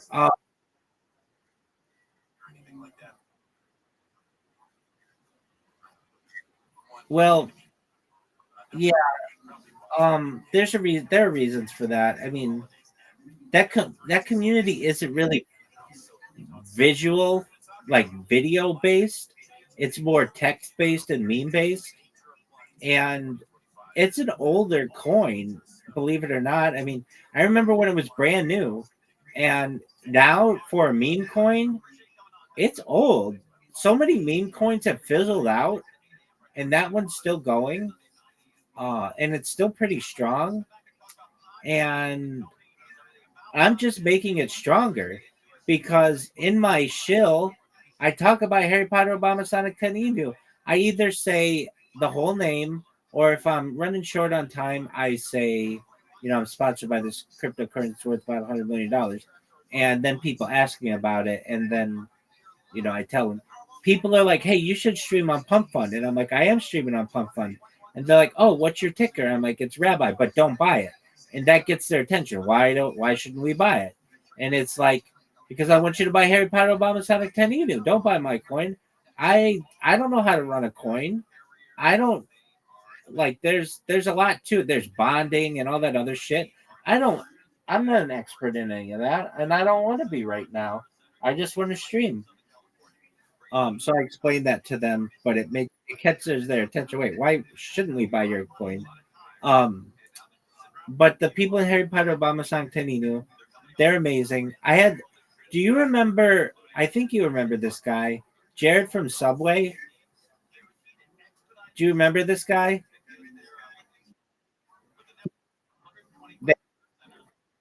Yeah, exactly. And he scammed that Joe guy out of like $10,000.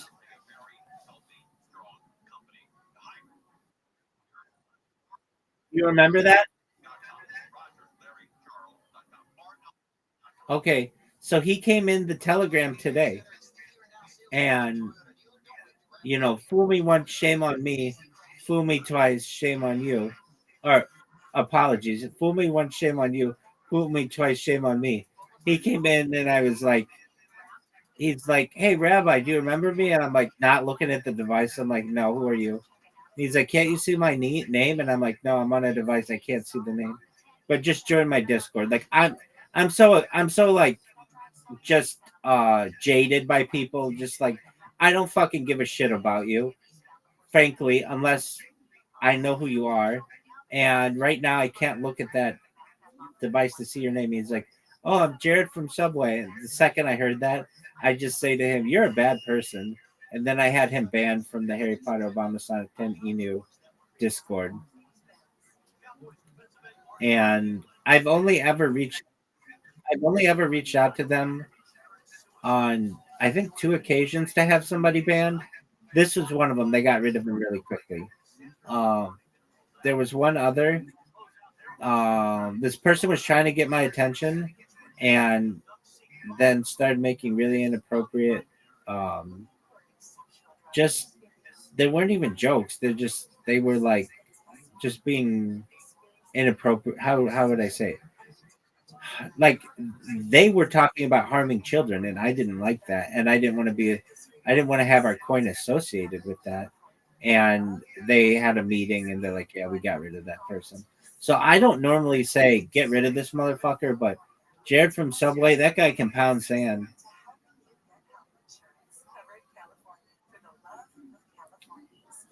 So that's what I've got going.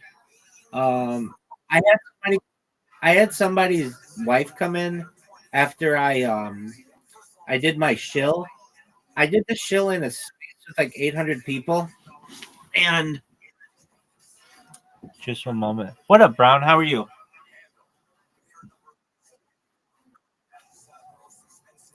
Brown, how you living, pimp? All right, well maybe he can't hear me. These guys in Nigeria have the absolute shittiest everything. Phones, Wi-Fi, cellular service. It is so bad. I try to have these conversations. Oh, it's so bad. It's so bad and it's so fucking annoying. And if people ever watch this in the future, they're gonna say Rabbi has a heart of fucking gold to put up with this bullshit. And I fucking know I do because I'm trying to help them, and it's like these conversations. Like, I'll talk to them, and they'll be like, one moment, it's like a fucking rooster in the background. It sounds like they're having the call in the middle of a fucking intersection. It's like, dude, go quiet where we can have this conversation. And then I'll be talking to them, and they'll be like, "Oh, can you say that again? Can you say that again? Can you say that again?"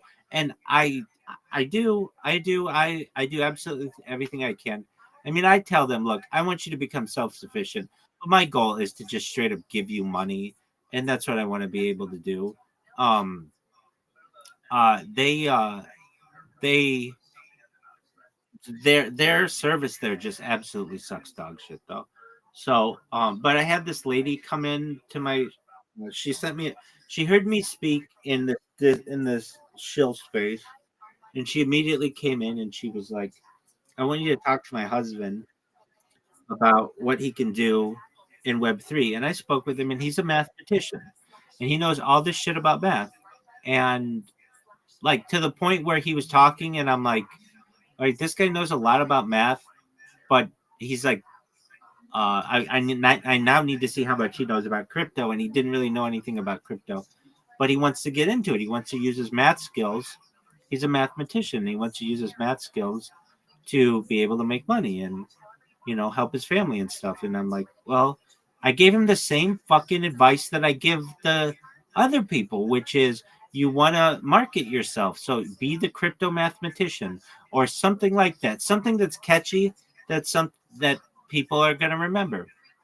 And then get all your social media so that nobody else can steal that from you. And then what you want to do is we'll teach you how to make some Sora videos so that when people go to your social media, it's not empty. There's some content there and they get a little bit of an idea of who you are. And I think like with him, Doug, I know you say that, but when I do it, it's very good. So you should know you have to do it sometimes a few different times. I'm not the only person who has said that.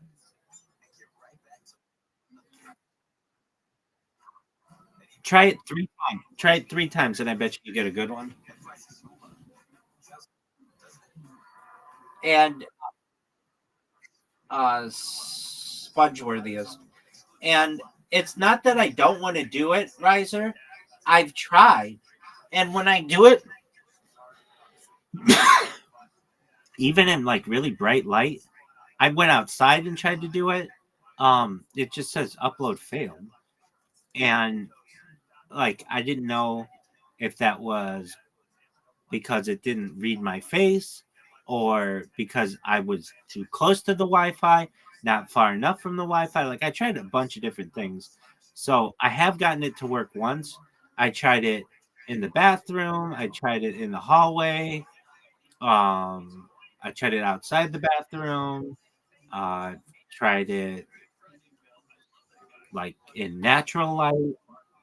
on the patio, but the Wi-Fi cuts out there, so it's like it's not.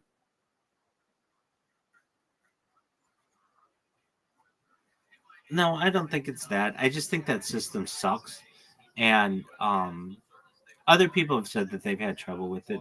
I mean, I did get it to upload, and when I've done it, it produces a freakishly accurate image of myself, and I've done it. Sometimes when I do it, it produces something that doesn't look at all like me. But I think that sometimes has to do with the prompts. Like maybe it's not reading the prompt correctly. But when it knows, I mean, maybe you're not putting the prompt in correctly, but you say like, have Rabbi Rothschild at Spongeworthiest do such and such, and it fucking works really well.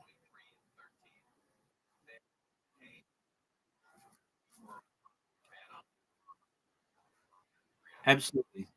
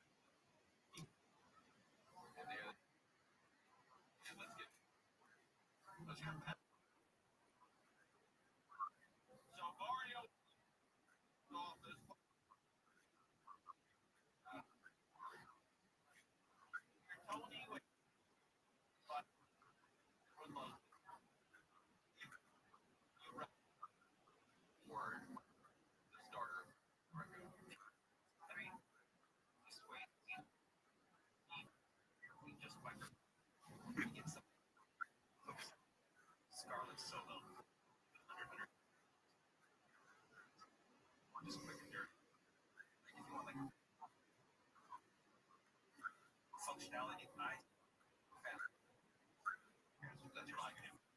Roadcaster Pro. Roadcaster. What do I have? Microphones. All the touchpad stuff.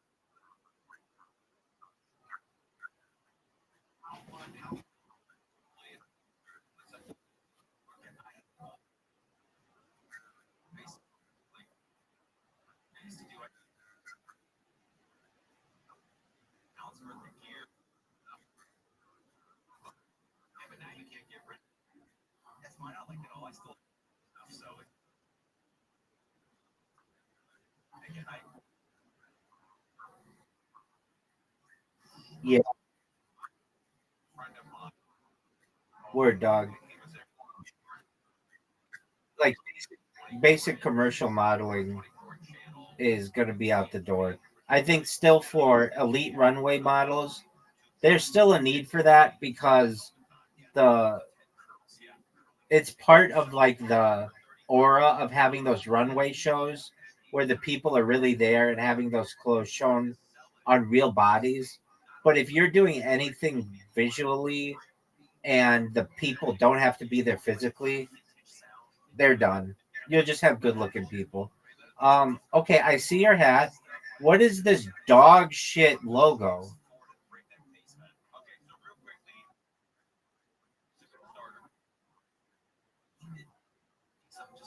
It's a cat. It looks like a fucking smashed bug.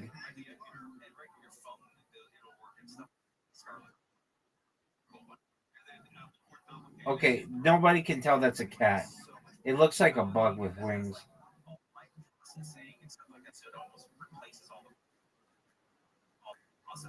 Okay, I'll give you that.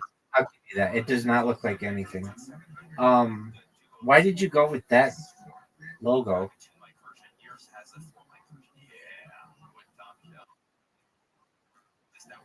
You don't think it looks like a squash bug?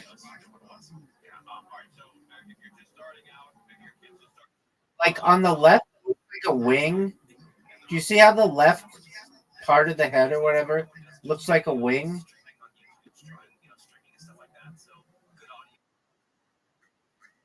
Yeah, that's what I mean. Yeah, it looks like a butterfly. It does not look like a cat.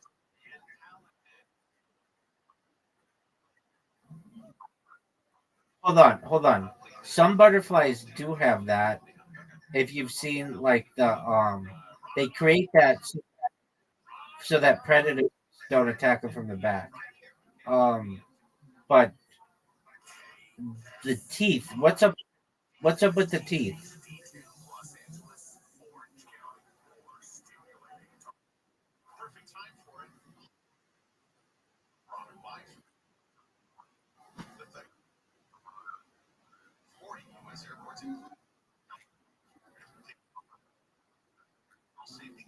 Okay, I like the video. I mean, it really shows that, like, hey, it looks real, and like, if you would have shown me this 5 years ago, I would have no idea that this isn't a real person. And like basically, like it looks completely real. The logo, I like the white hat. I know that's not what you're going for. The logo,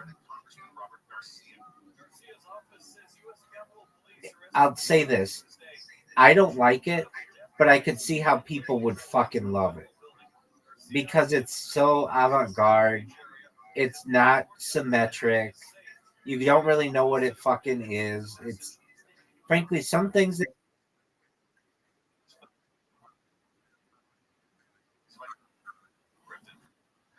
I don't know.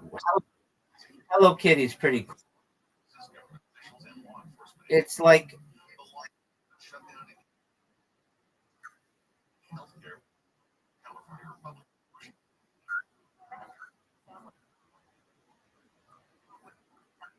Hello Kitty is the number one cartoon character in the world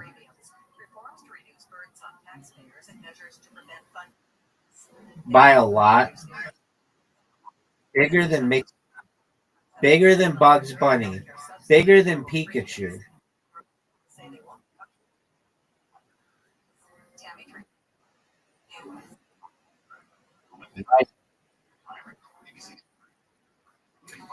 I think I'm going to be the voice of Hello Kitty in the future.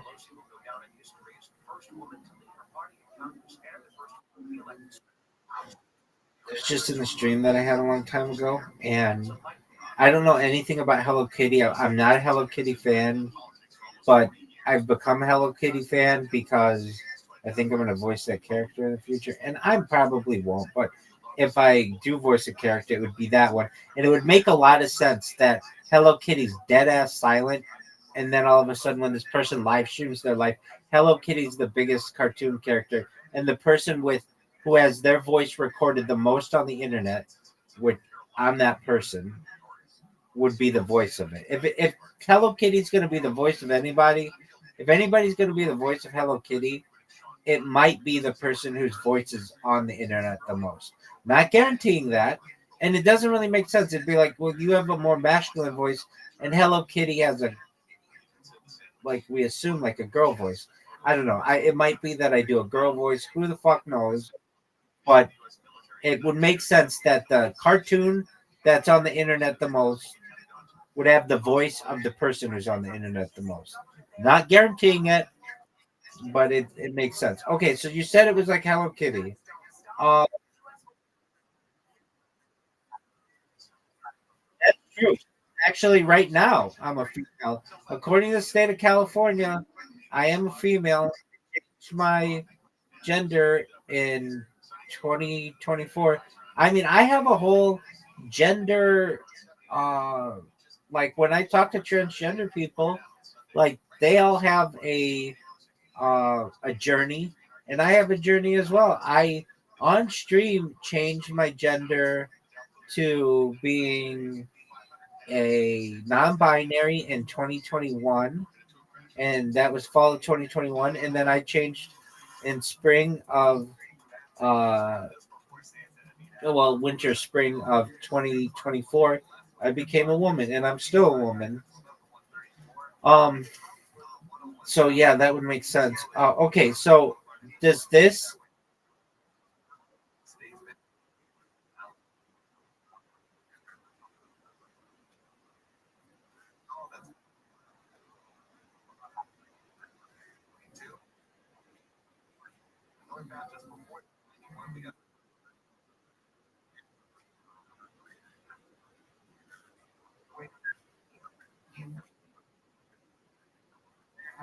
Did it hear me saying it in the background?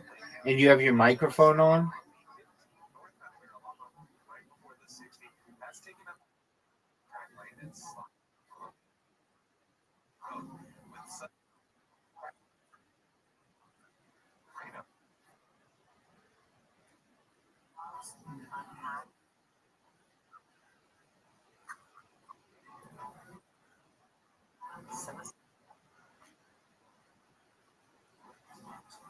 Oh, I see it. It's in white. It's really hard to read. It's like white on white. Okay. It just says Riser. Are you sure you haven't used Riser anywhere else? Anywhere? You must have. That's no. But you did on ChatGPT, I bet. And your ChatGPT account is linked to Sora.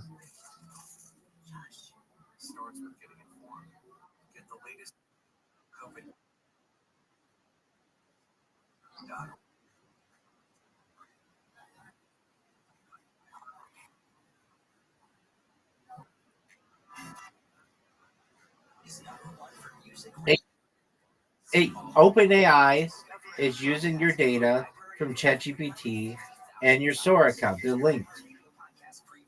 I agree with you though. That's weird that it would put that in there. It's also weird that how hard it is to see that. I do see it. Okay. What is the name of this character?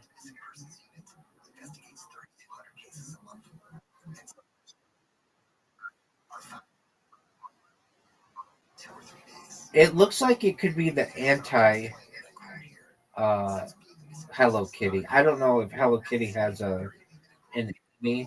She seems to always just like Japanese girls backpacks and stuff.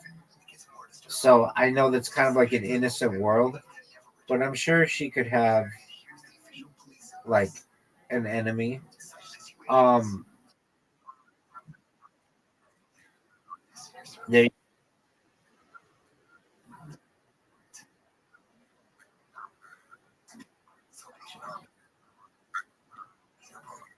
that's tight.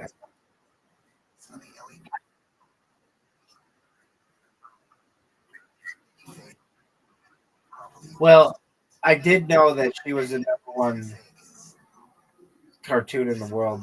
But I will say that I have a lot of learning to do. What did you think about William Montgomery on this week's Kill Tony?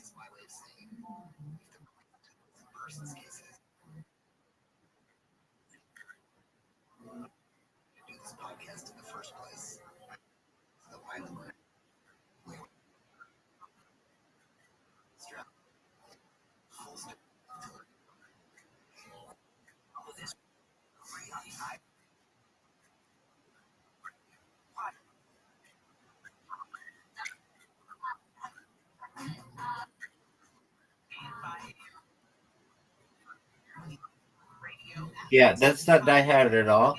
You should know he was sick, quote unquote, and something's wrong with him recently. Okay, a few things. He's on Ozempic or something because he's looking a lot thinner. He looks good. He looks muscular. He just surpassed, I forget, it was 1,000,000 miles. I think he's at 1,100,000 miles in rowing on his rowing machine. But and I think he's still with Erica. She just didn't want to be on the podcast anymore. And Casey Rocket, I think, went to rehab, so that's why he's not on the podcast anymore. But he might come back.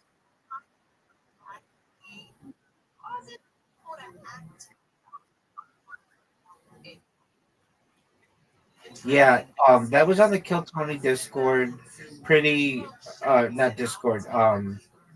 Kill Tony subreddit, but I bet you that's in. Um,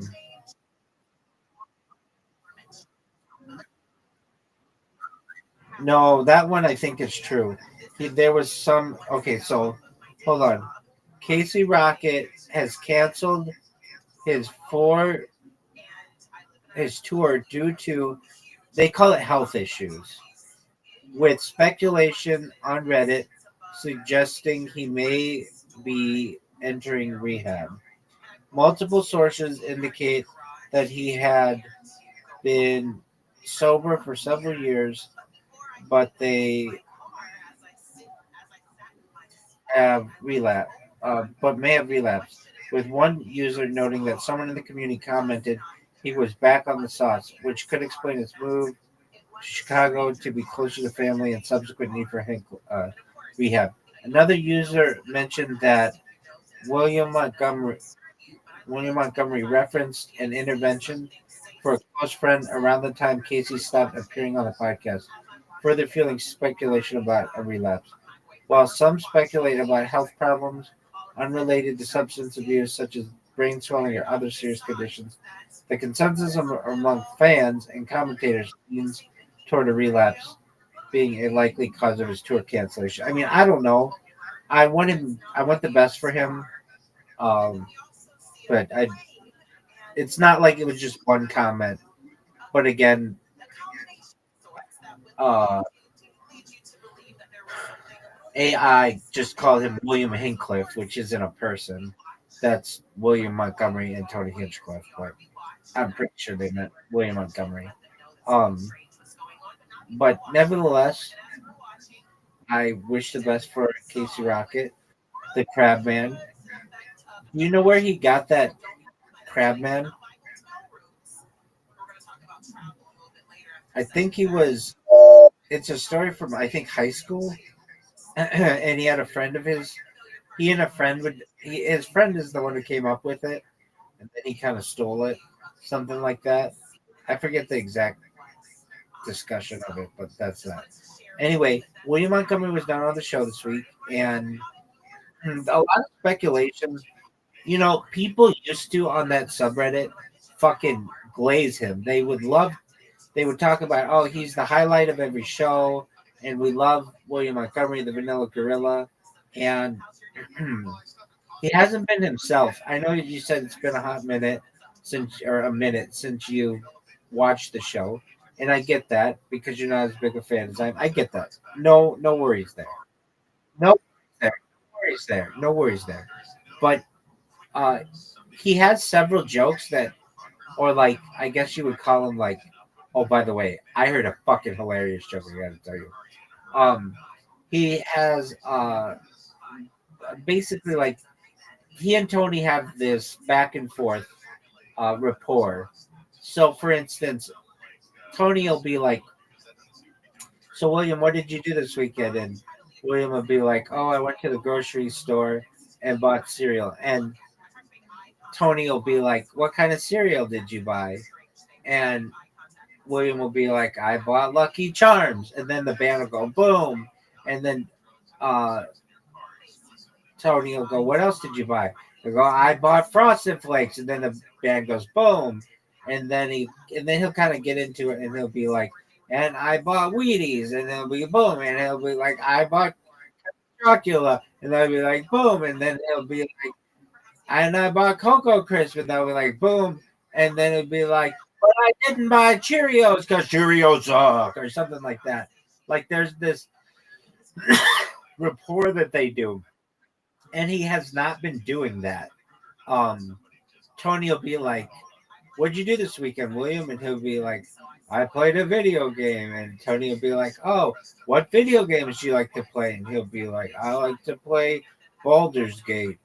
And Tony will be like, "Do you like to play any other games?" And he'll just be like, "Yeah, I do. I just can't think of any right now.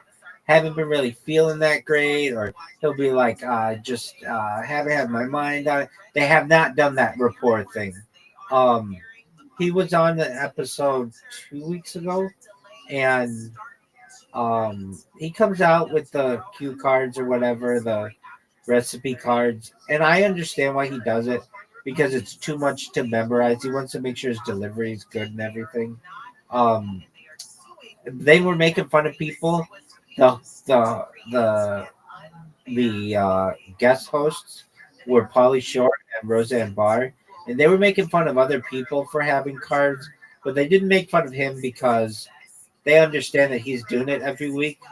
He had a story that he dropped off weed to Roseanne Barr and just dropped it off in her mailbox.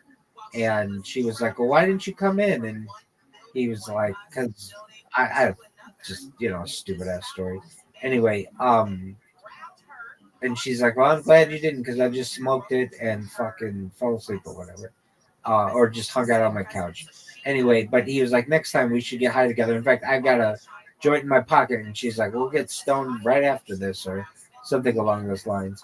Okay, so that was the last William Montgomery uh, performance, but people are turning on him. They're like, maybe he shouldn't be the closer anymore. He's obviously he holds the record for the most amount of shows, but they're just the Kill Tony audience is very hot and cold with people, and he's like one of the only consistent things that the show about the show that's been really like he's part of.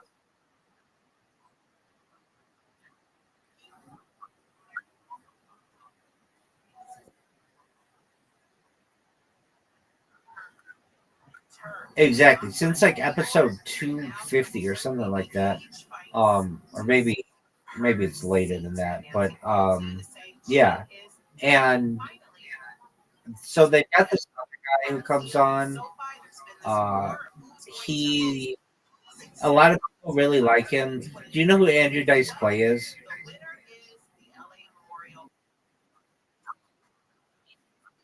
Exactly. Exactly.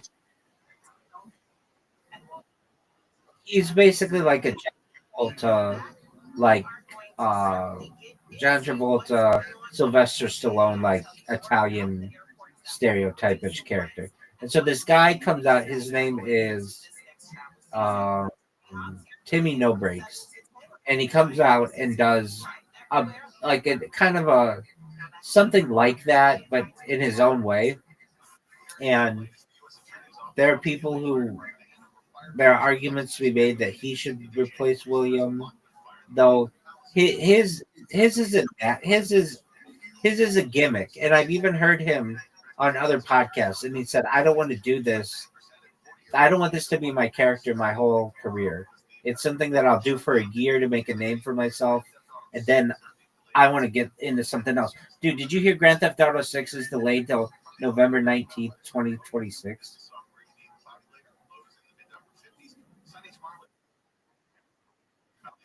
May 26th, 2026. I even had a countdown in my. I've been doing countdowns for a long time.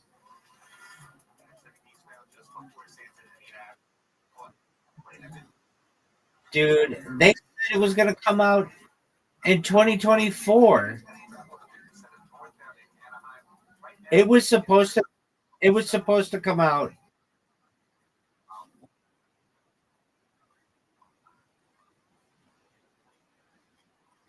Yeah, they have. Yeah, the Grand Theft Auto. Well, the 1 and 2 had them.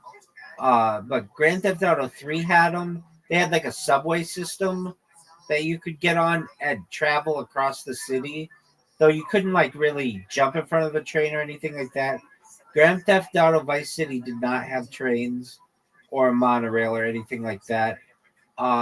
Grand Theft Auto 4, I believe, did. Grand Theft Auto San Andreas, I think, definitely did.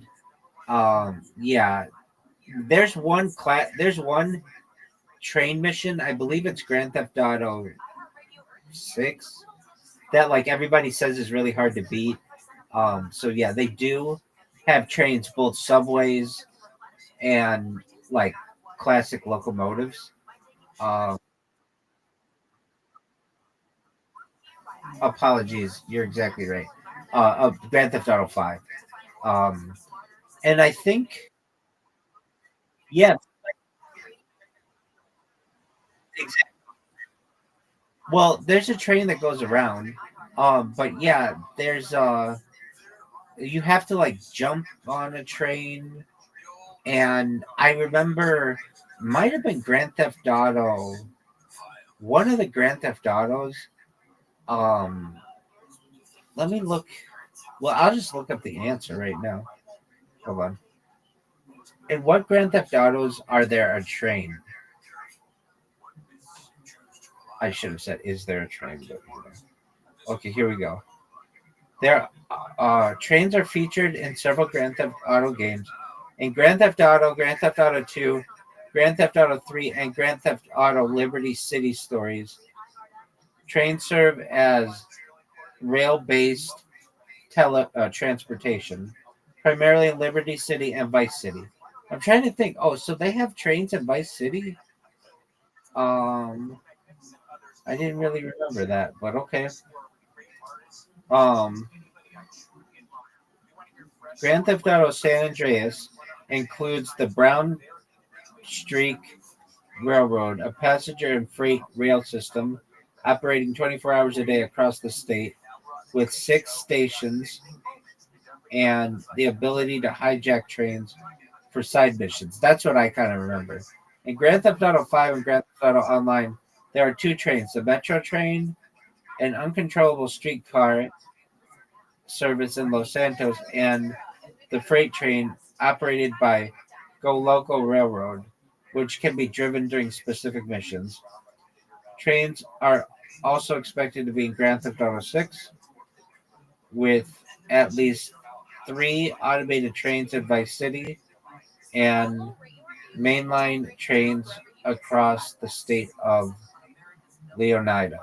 I don't really remember trains in Grand Theft Auto Vice City, but maybe. I do remember at one time, it might have been Grand Theft Auto Vice City. So Grand Theft Auto Vice City and Grand Theft Auto 3, you could not really fly any planes.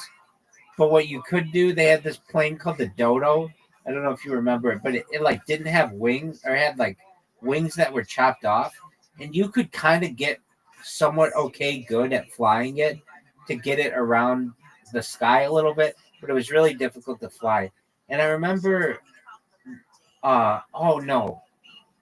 So I remember being with my friends and we would play Grand Theft Auto, I think Vice City, and we would try to land a helicopter on a train or something like that. That's what I recall.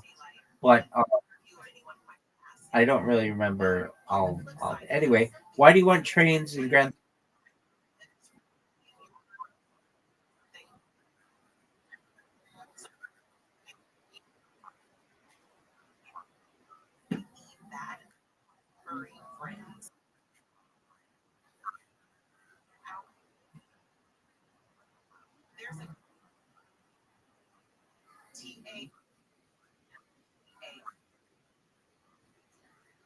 Two, the metro train in the city of Los Santos, and then the freight train, which I think goes around.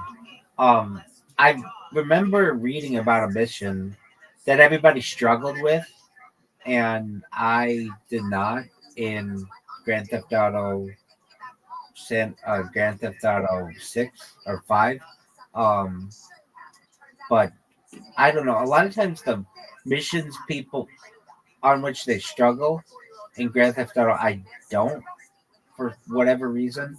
Um, I have found that Grand Theft Auto has um, one mission in particular where I think you have to. Oh yeah, no, now I remember. You have to drive a the Sanchez, the like dirt bike, like alongside the train or something like that. And I think you have to hop it, and people really had issues with that mission. And now that I recall, it's been like 10 years since I played the game, but I might have failed it the first 2 times or whatever. I have a terrible, terrible habit. I don't know if you're the same. I don't watch the cut scenes, even though I should. I get so excited to play the level. I'm just like, fuck it. I'll do it without the cutscenes.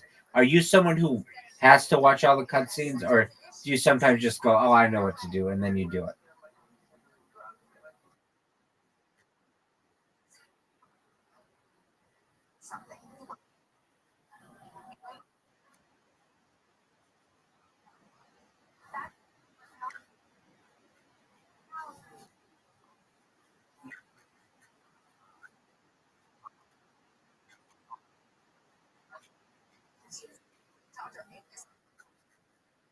That's hilarious.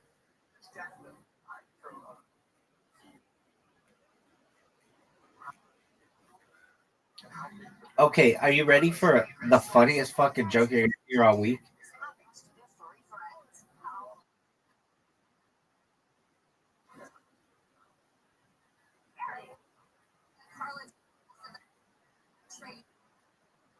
Yeah, Vice.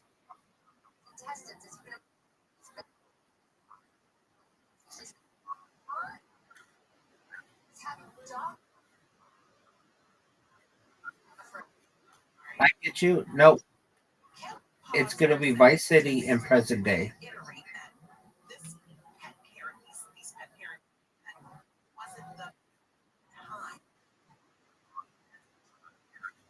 They the big question is gonna be, is it gonna be an island or is it gonna be a peninsula? And if it's a peninsula like Florida, what do you do when you get to the land? Like, do you just die, or does it just like blow up your vehicle, or do you get a bunch of warnings before like missiles hit you? Do you get what I'm saying? Like, why that would happen?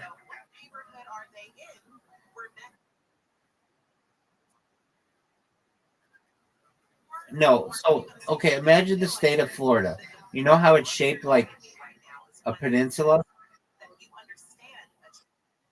Okay, what happens when you're driving north on the land and you hit the end of the map and it's still land? Do you just want to hit an invisible wall?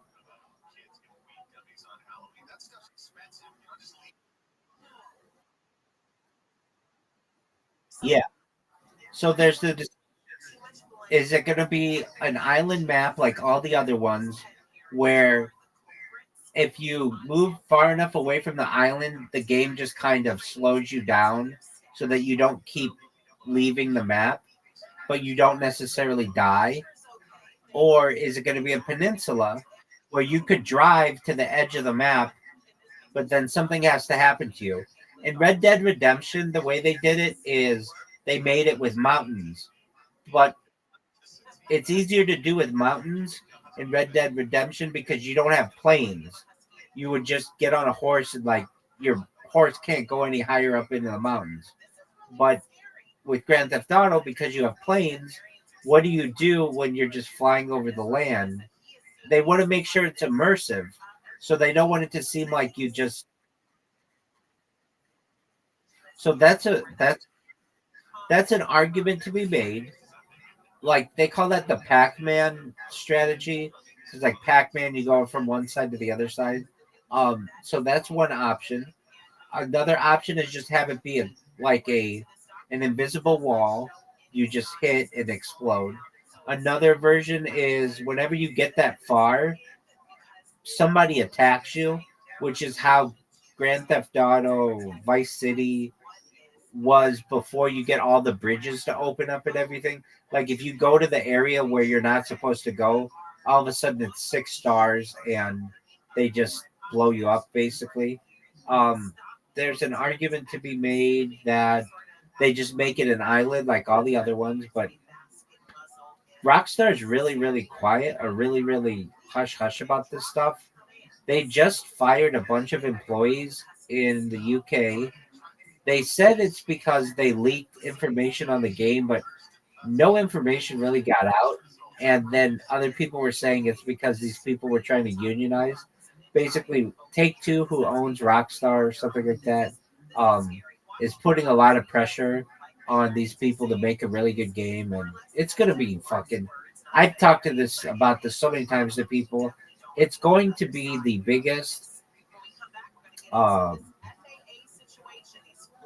gaming event in global history. I remember people putting bets on whether it would launch on May 26th, 2026, and I thought for sure it was going to. But I'm glad I didn't put. That's exactly right.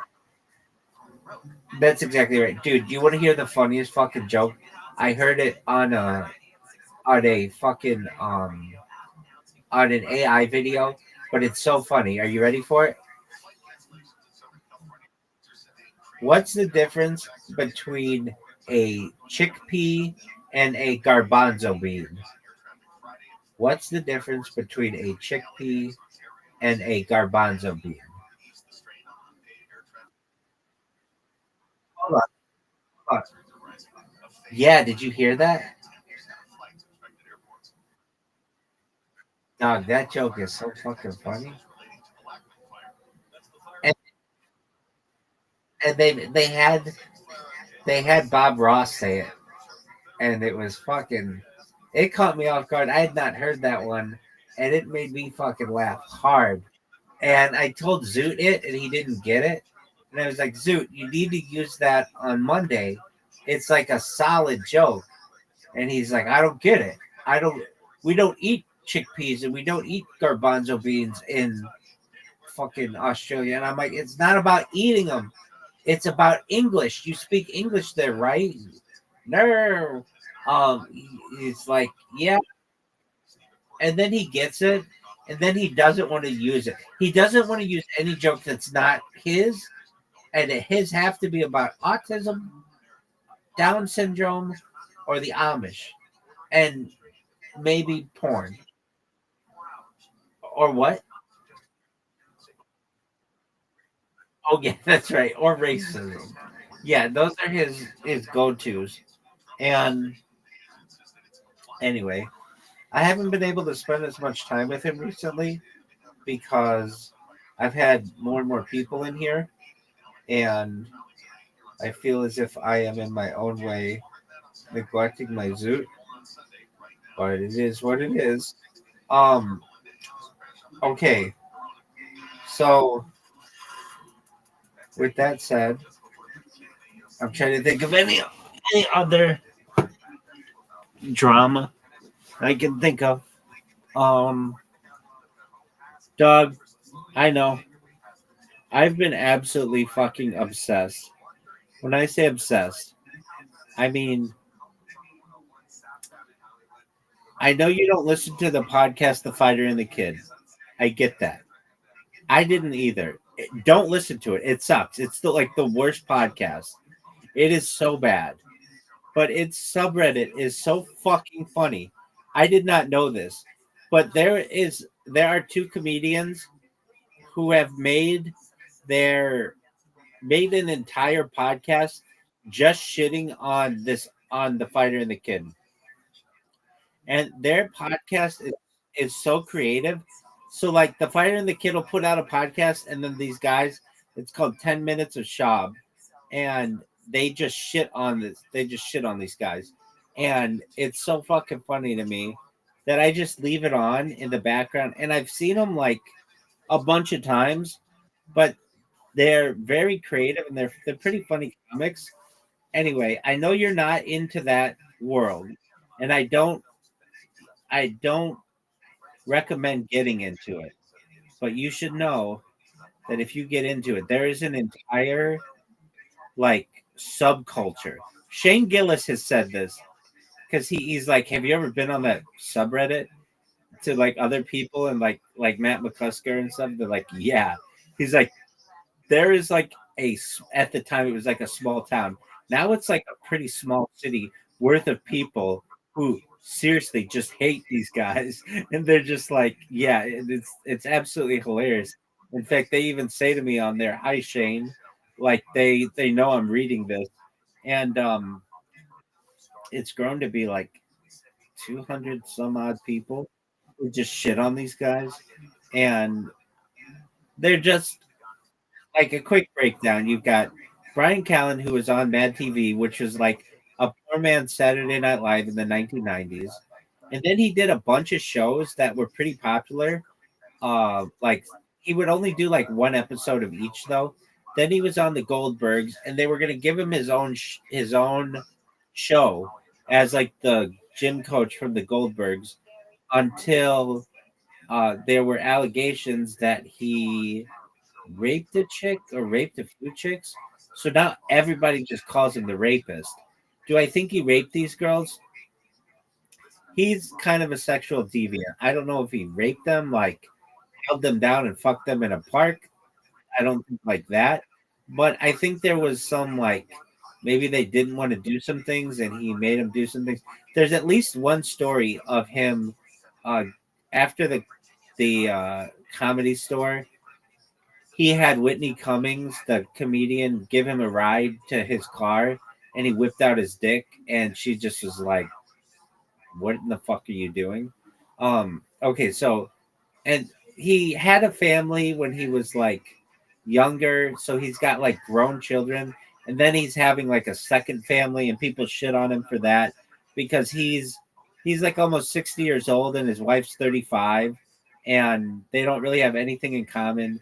It's pretty obvious she just married him for his money, and he doesn't even have that much money that he once had, perhaps because of all the legal battles he's been in.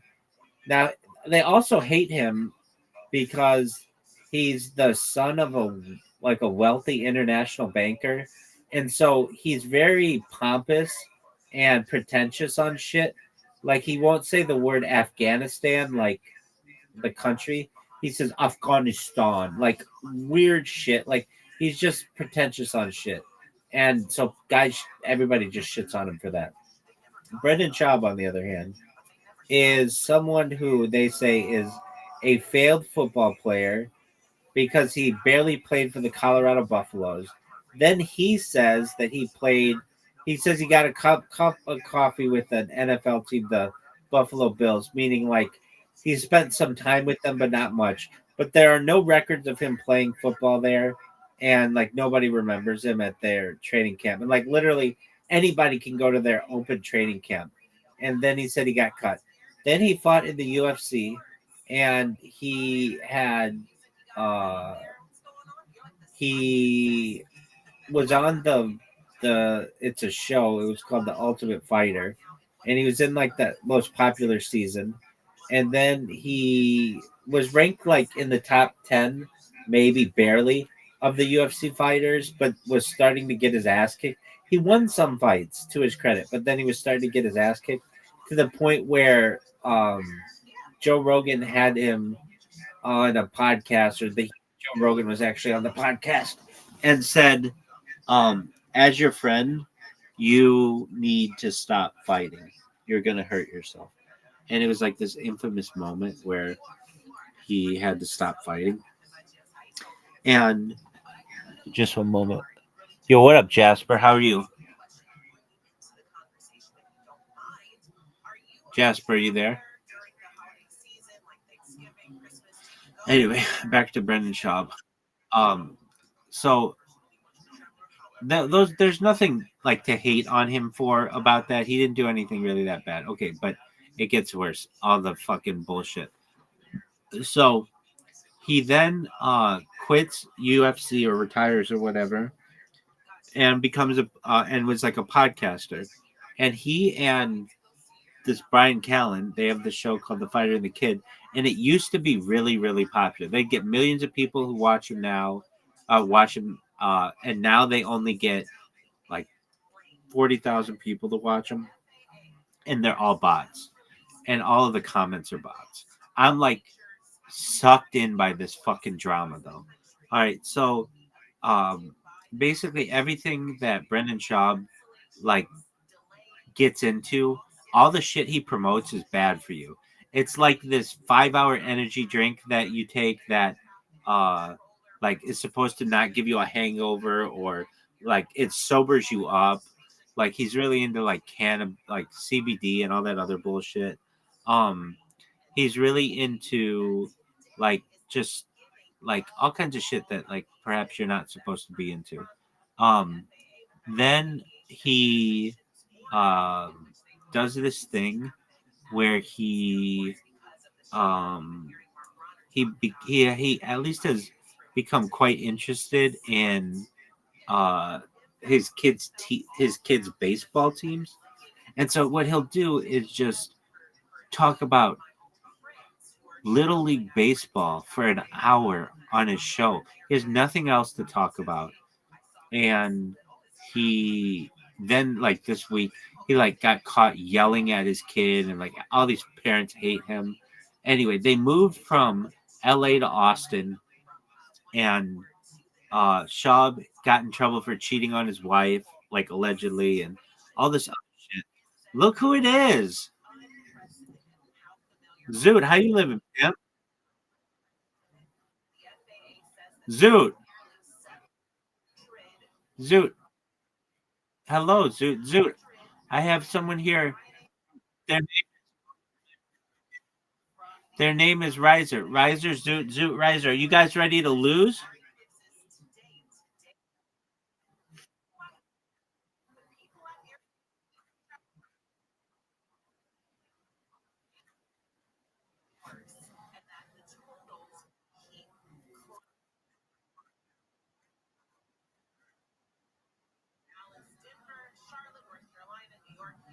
I'm gonna see between the two of you who can accept this invitation faster. So you guys have the invitation now. Who gets the invitation faster? I think Zoot's gonna win because Riser's got a fucking plug in his iPad and all this other bullshit. Zoot did win. Riser, what the fuck, man? Riser.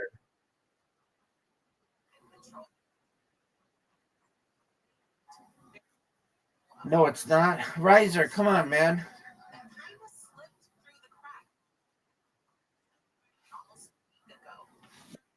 What the fuck, Riser?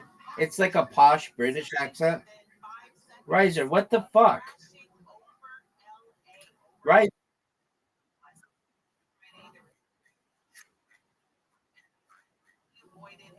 All right. Do you want to know what I want to tell you to that statement?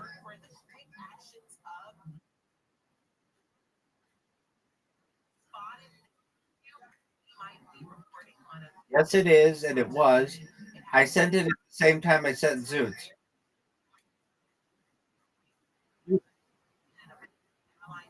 All right. It's Zoot's turn.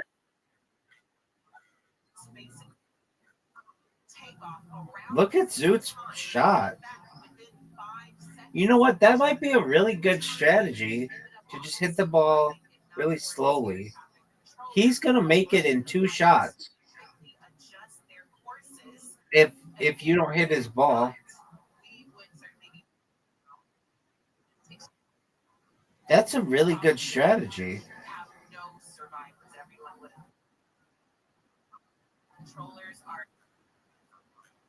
Let's get into the airports that affected again. Talked about all around the country, high volume and the list of airports obtained by. Yeah, but it's still. I still think I have a more difficult shot.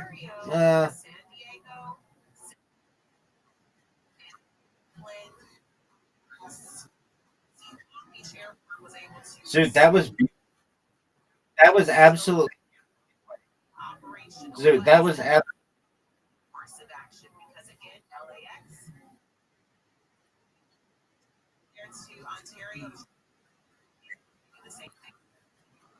On the list. Don't tell people about Burbank. Didn't say it. San Diego is on the list. San Francisco Airport is on the list, and Oakland is on the list. These airports. Can you believe how nice the shot I had and how badly I fucked that up? About 220 cancellations. Yeah, you definitely should get it in 3. You both hit pretty good shots. And thousands of flights per day as this thing continues to ramp up across the country.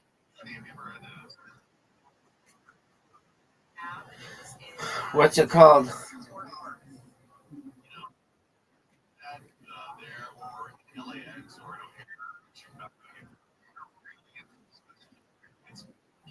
I think I would rather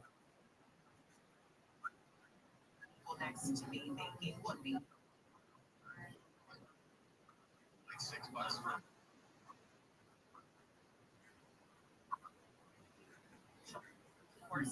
At any point in the show, does Riser go? Some airlines are offering compensation. Airlines are offering refunds. He says, check with your airline. They'll let you know what what your course of action is. But one woman specifically here says buy tickets with another. Because I made it. I have a backup fund apparently, or at least I think we all need to start one of those.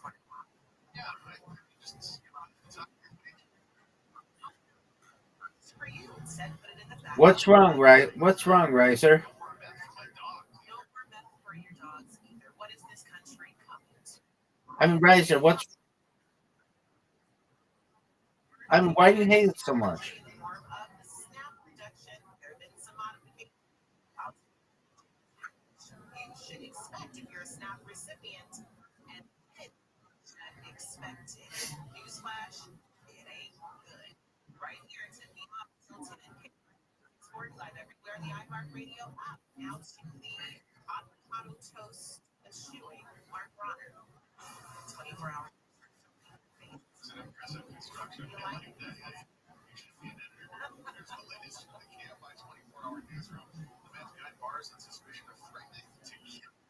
Robert Garcia, federal judge.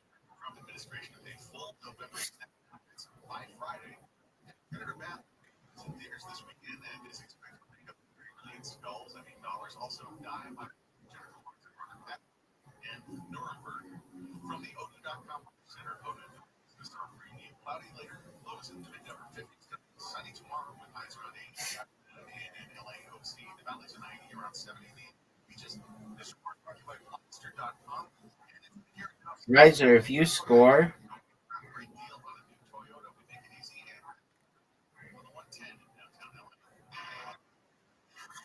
then Zoot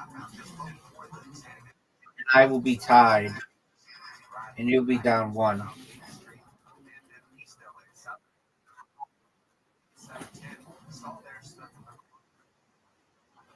No. What a good shot, Riser.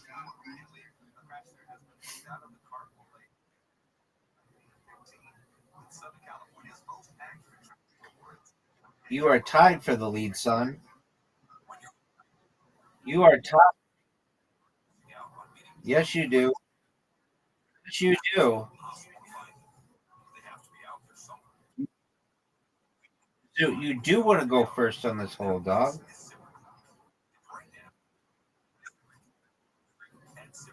Zoot, you do want to go first. Because if you have a good shot, it's going to push me forward. Like this. Watch this, Zoot. Even just a little bit of a push is going to make a difference. Just to get around that corner. Once you get around that corner, you're basically home free.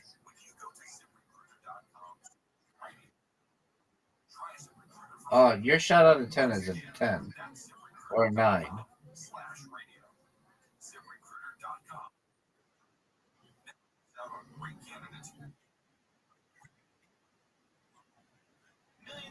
That's a terrible.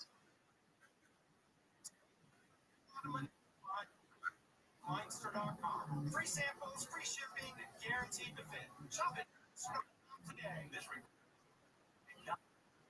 It's a fact that every California ballot is verified, secure. Accuracy comes first, but results take time. It's not just Zoot who does that. I notice people making fun of Australians all the time because of that.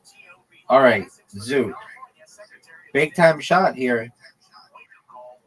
And Zoot has an amazing shot. Good shot, big dog. What up, baby? What'd you say? Can alcohol $200? Oh. Do you need money? You have money.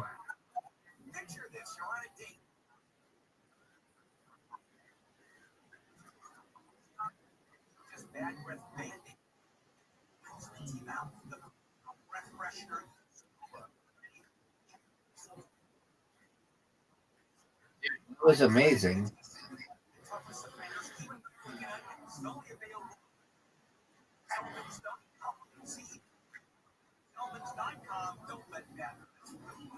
You're listening to Leaf Filter Radio. Himself, Chris.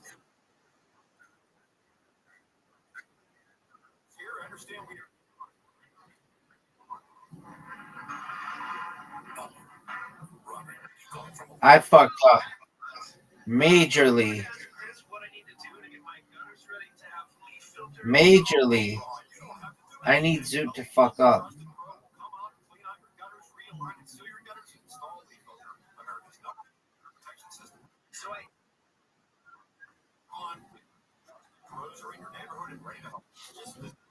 Hey, Miss Aquarius, how are you?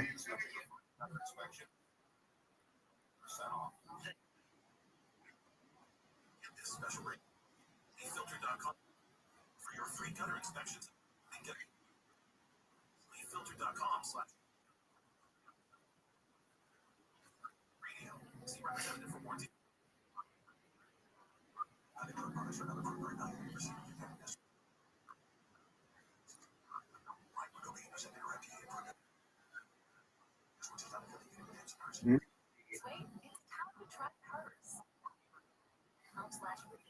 can access affordable doctor-trusted weight loss treatments tailored to you. These include Oh, Riser, you just pricing for oral medication kits starts at just $69. you no way he makes this shot. Thank you, Riser. All right, gentlemen. It's time to play bowling with Miss Aquarius. Yes, ma'am. Yes, maybe you are. All right. We are playing with 4 people, and I'm sending Zoot an invitation, Miss Aquarius an invitation, and Riser an invitation. Boys, we are playing 2 games, and Miss Aquarius is tough.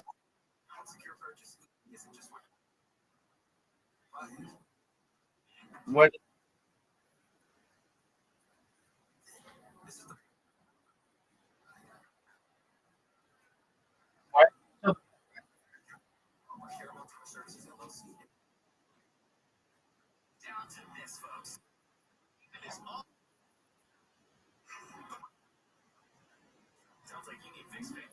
Oh, Miss Aquarius, that was good. This is a shot, but you can get it.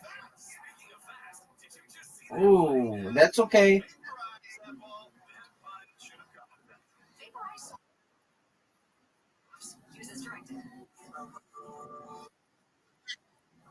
Zoot, did you hear that Grand Theft Auto is going to be delayed till November 19th, 2026?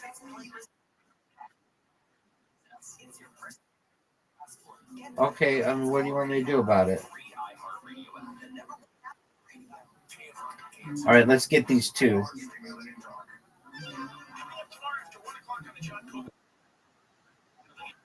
They said to make sure it's polished, but what's the real reason?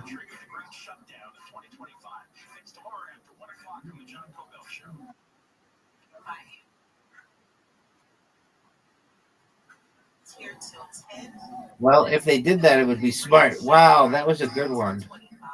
Riser, that was good.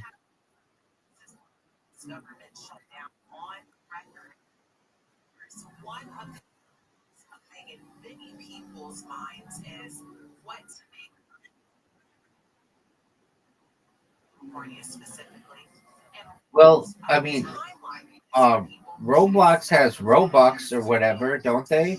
And that's like a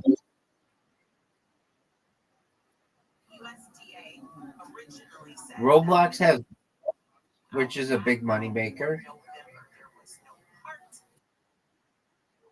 Oh, I don't know. Okay.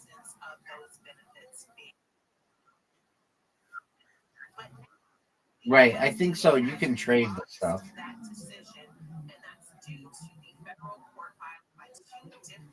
Well, that wasn't good. Riser, you're gonna be in the lead. That was not ideal.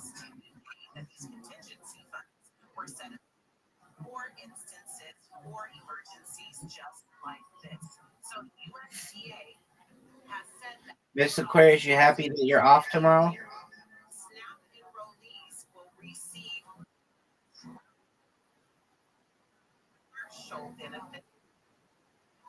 number and that new word file. It calls maximum. Mr. Chris, that was an amazing strike. Zoot, that was. You got to go to what?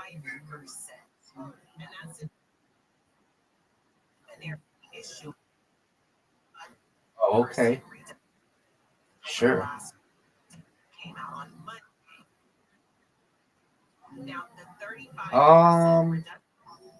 Like very slim, Zoot.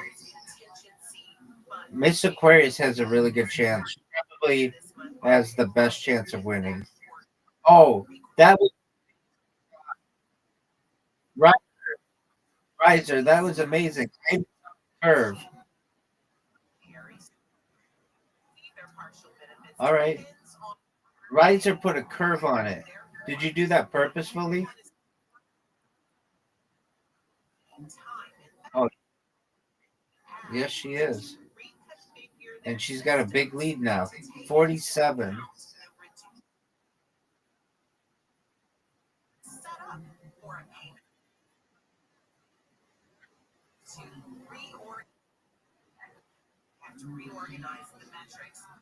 Good job, Zoo.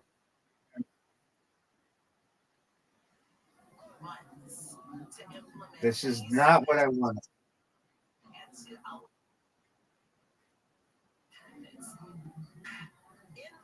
Give it to me.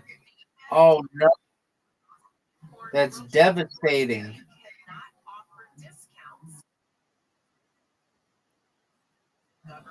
You put on.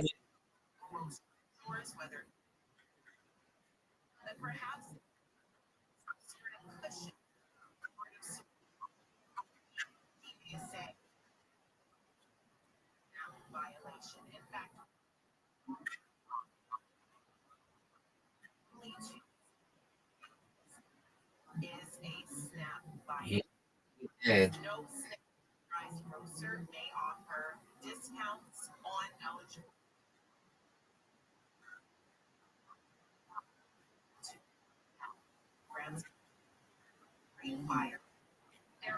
Do you mean bumpers?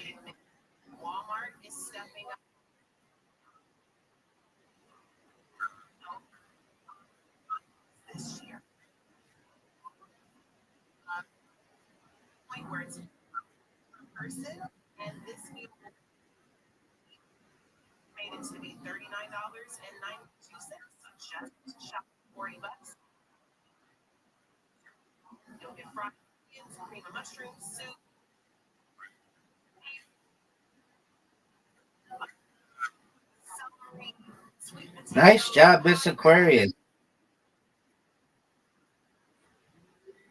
Win. All right.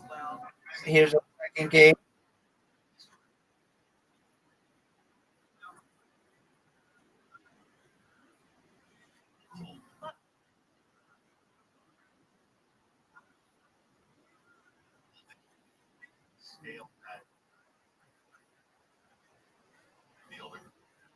Dude.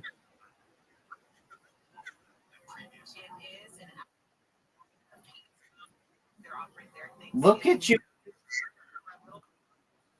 Riser. Look at you with this curve, son.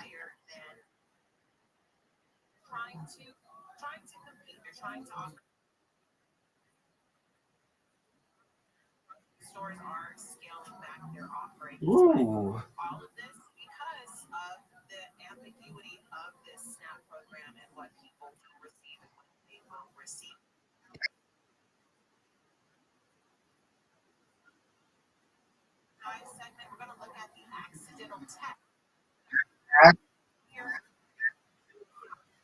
I'm at Zoo. Looking good.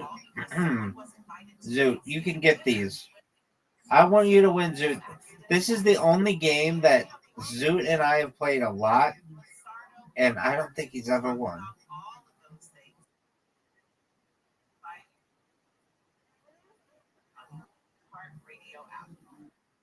I don't know if Riser's ever won.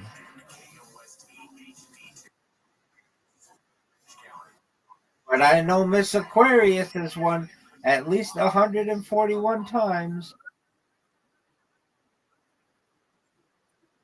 We'll see. Ooh, that was good that it got that one. This should be gettable. And she did. Good job. Give it to me. Come on. Now, I'm not good at these ones.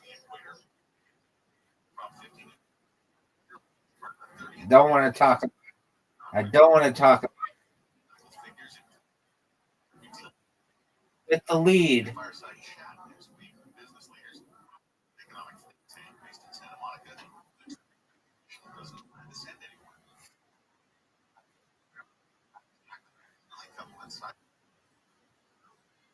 At a police station on Wednesday morning.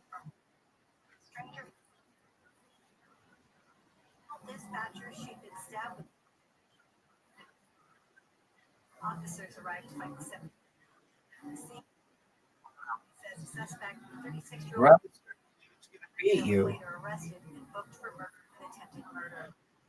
Riser has a big lead on you.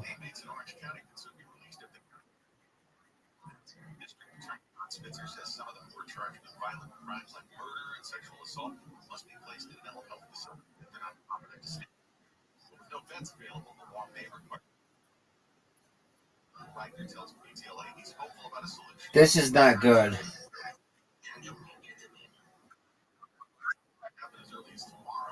Yeah, but it's really hard to get.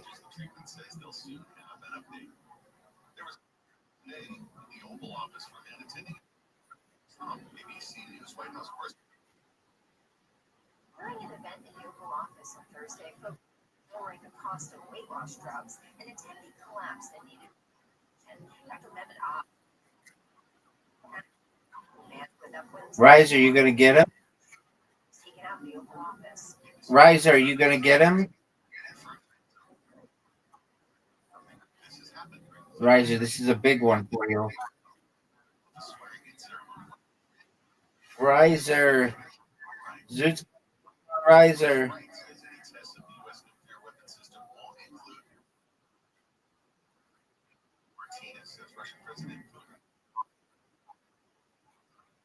It's actually probably better to do it on the first.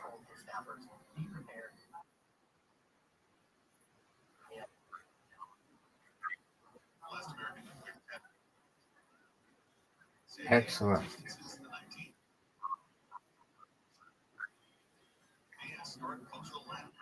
Zoot is gonna maybe beat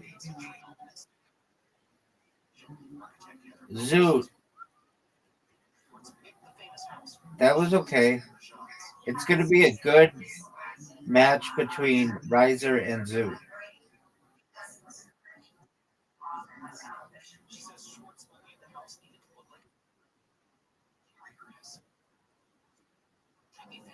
Oh, that's good. That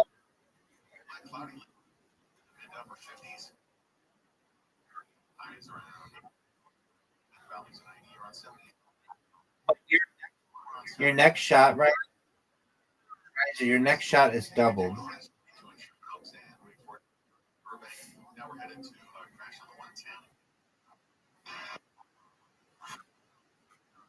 It's not over.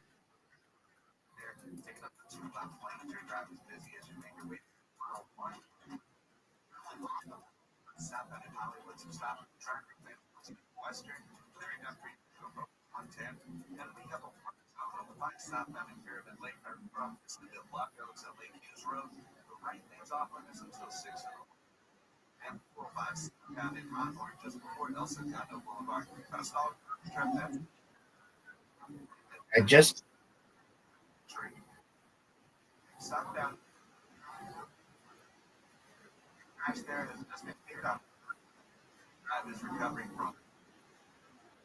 I'll take it. I'll take it. I win. Excellent. Undefeated Miss Aquarius in bowling, undefeated in friendship.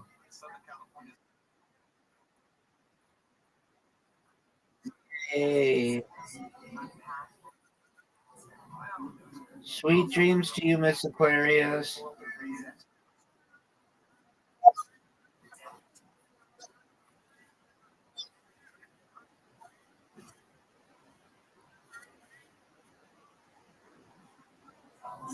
The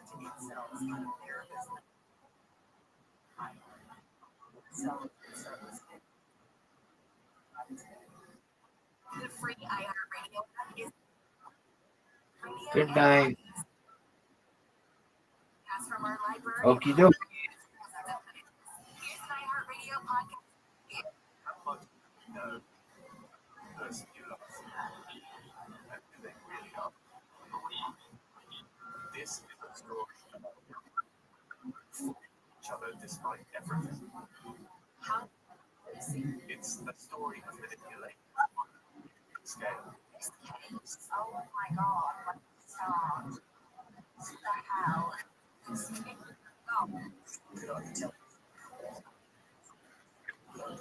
You got it. Just a moment. I'm telling this guy how to make his logo. Uncovering a 10-year scam. I'm Alexi Mostrous. And this is Sweet Bobby.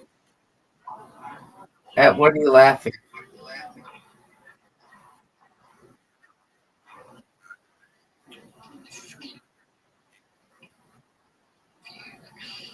Listen and follow this podcast free on the iHeartRadio app. #1 for music, radio, and podcasts, all in one app. What is dedication? The thing that drives me every day as a dad is very although it ain't short. Every day he's hungry for something, whether it's attention, affection, knowledge, and there's this huge responsibility to ensure that when he's no longer under my wing, the person I want him to sit back and say, Are you ready to lose? that's dedication.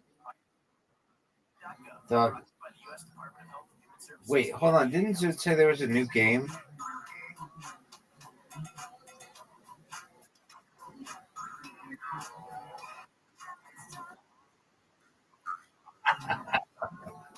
You're very funny.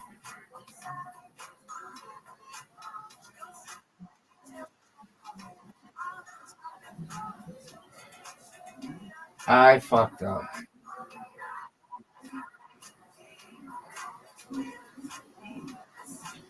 So he just leaves without saying bye.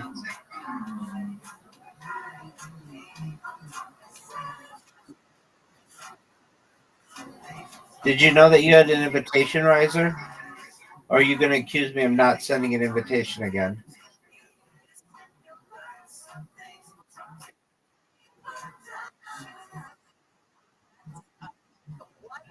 What a new bumper from Eric Luzardo, a friend of all, Eric Luzardo. He is an ingenious musician, and he provided that. You got so fortunate.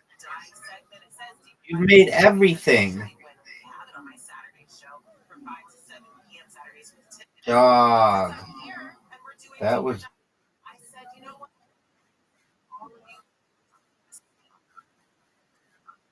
On our Saturday show. So huge shout out to Eric Luzardo and his masterful mind of musicianship, being able to put that. Eric, you're listening. Big time. Thank you so very much, and you'll hear that on Saturdays. Let's get in to our deeper segment. Accidental text. Many of us have. I want the challenge of the comeback. It's exciting to me. It raises my testosterone. Oh, that was good. That was very good. You've gotten some. You've gotten more than just one swish. No cap. I'm still talking youngins. No cap. Hot second. I think we need one. In 2016, a young man named Jamal Hinton got a text from an unknown number. Again, not unusual. It happens. The text read, Thanksgiving dinner is at my house on November 24th at 3 p.m. But Jamal didn't know who that number was assigned to, so he asked who he was speaking to. Who are you? The mystery messenger replied, Mom, basically insinuating that the messenger thought that they were texting their grandchild. Now, Jamal was a teenager at the time, and he said, send a picture. In response, he got a picture of someone who was certainly not his grandmother. Let me paint the picture for you. Jamal Hinton is a young black male. The picture he got was of a white woman. Now, he texted a photo of himself back. You're not my grandma, but can I still get a plate, though? Now, this is where many people probably would not have responded. You may have gone so far the number. All right, Carol, and then I'm going to sleep. I can't even keep my eyes open. If you want to consider that to be an excuse, please do. 3 in the morning.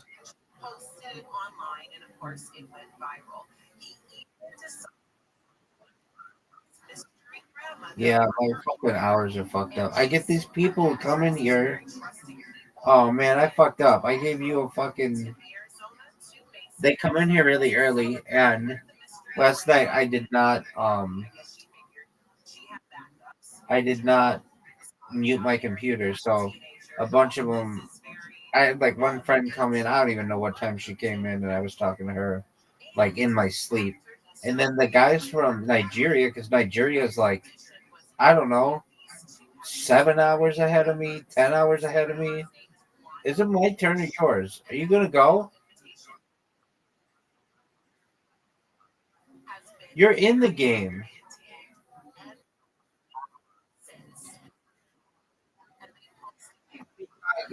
Doug, you have a 2-puck lead on me.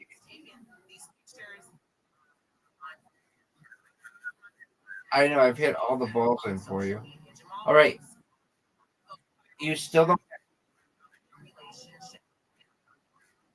I can't send you an invite because you're already in the game.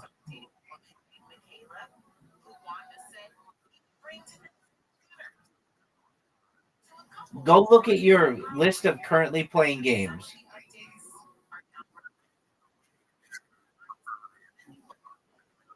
Does it not show up or it doesn't let you join?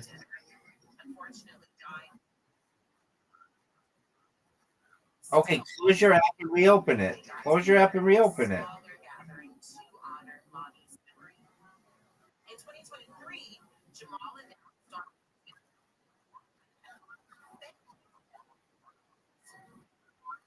a water company, and beyond just Thanksgiving, they started hanging out. They posted pictures, enjoying each other's company over other holidays. So this transition from just Thanksgiving. All right, well, I don't know what you want me to do. I can't.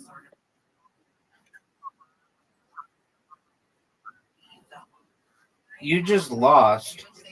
So, if anything, I mean, what do you want me to do about it? I saw the right. Oh,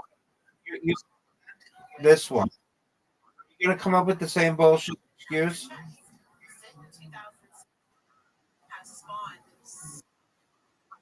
Both of them. And it doesn't end there. They're expecting to have Thanksgiving dinner, and where they do, there's Thank you for putting my ball in, son.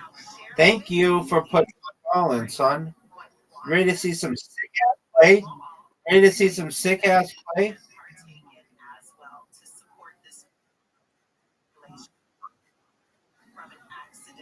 Well, guess what, son? You got yourself in that position. Here until 10, KFI AM 640, live everywhere on the iHeartRadio app.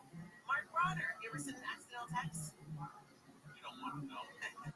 Let's just move on. The latest to begin. I got 2 in, baby.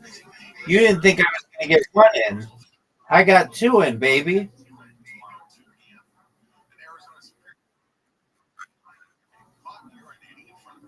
Last month was not searching for briefs. It's somehow National Nacho Day. You're fucked.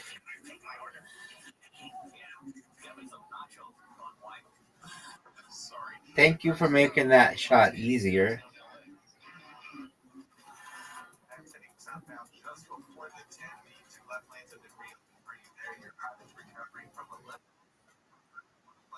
Riser, that was a dog shit shot. Stop. Dog, I can't believe I fucked that up so badly.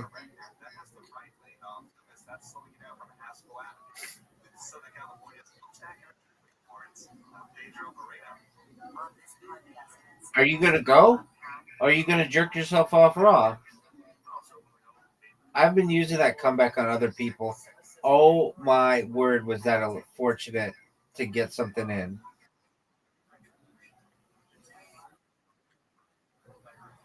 Doug, you haven't even hit one of your own in yet, basically.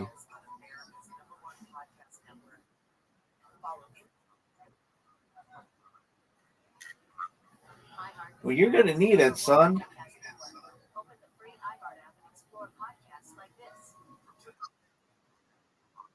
Your strategy sucks, baby.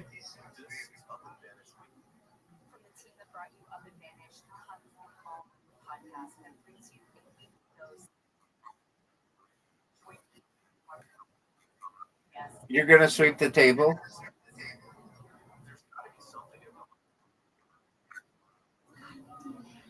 Dog. Do you know about Canada's largest unsolved murder?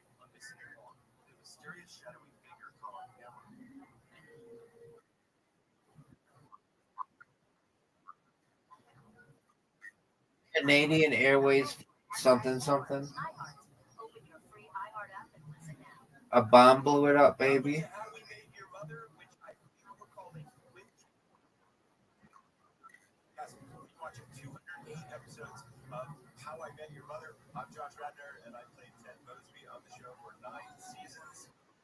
Fucking serious?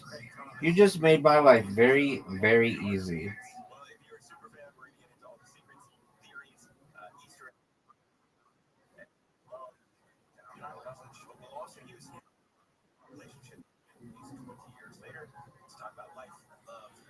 Baby.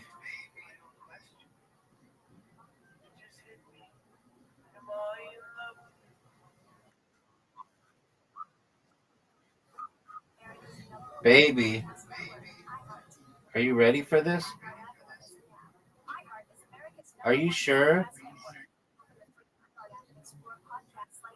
What is that bullshit, dog? Gotta shut you off. I beat you 2 games in a row.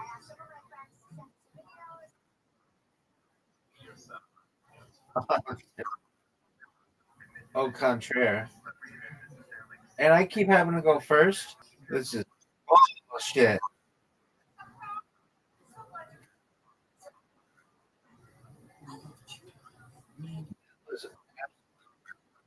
Dog shit, dog. Look how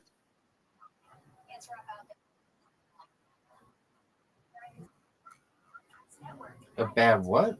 Serve? I mean, what do you want me to do about it? Now watch this. I'm going to use your ball to hit my ball in. Fuck, that was a risk. And it backfired.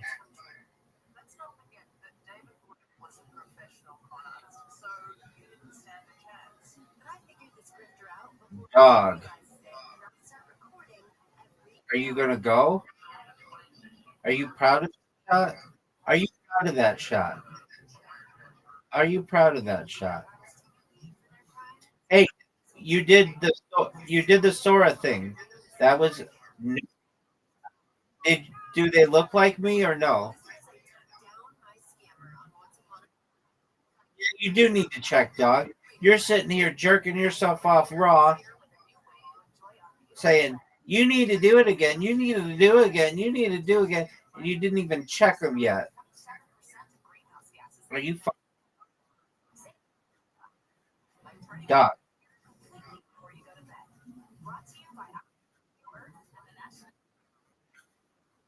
To find more tips for smarter, sustainable living, or to take action in your own community, go to iHeartRadio.com/earn. I'm giving you a heads up. You better go because the time's running out.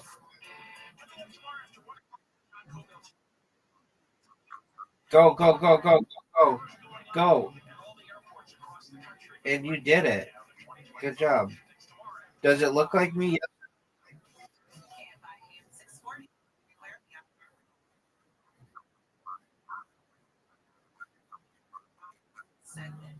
Okay. No, you had to do 3 of them.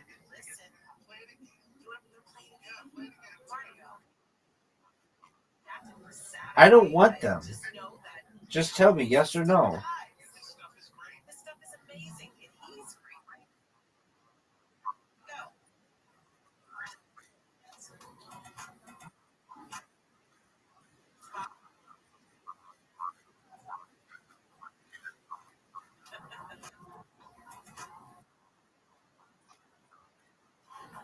Because they choose the best ones. You have to understand. That's not the first attempt on them.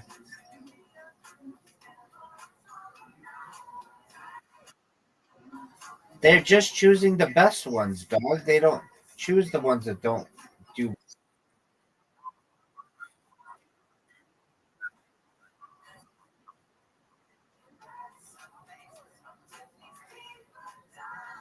Don't fucking make this.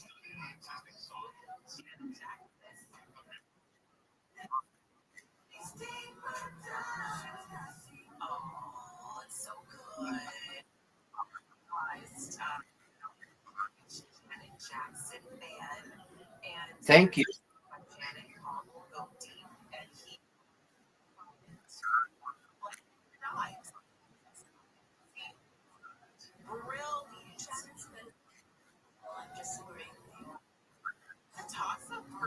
Are you fucking serious? Bullshit. Yeah, try getting that red one, son. Try getting that red one, son. No way. Terrible shot. One of the worst I've ever seen. And it's a difficult shot still. Are you fucking serious?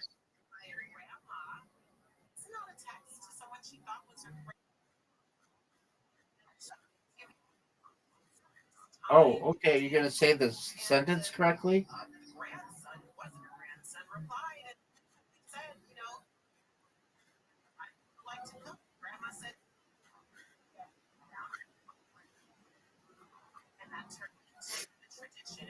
Is it Maya?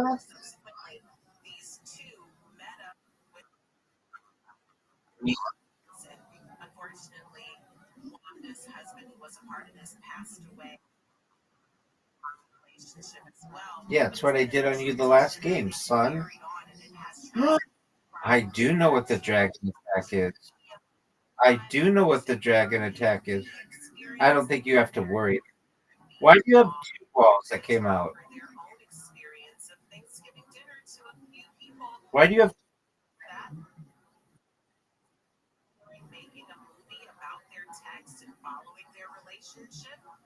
This is a tough one.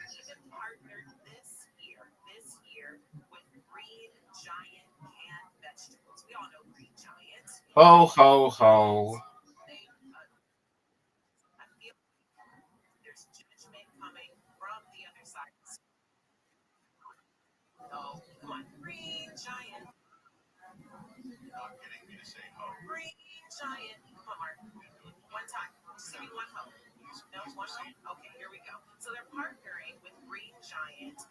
Oh, what a shot. What a newfie. Dog. I don't know what to do here. Oh, what a newfie shot. This would be one of the best shots of my career.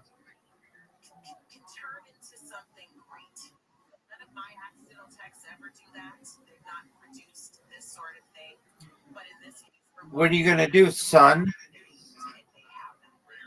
Oh, that was good. That was good.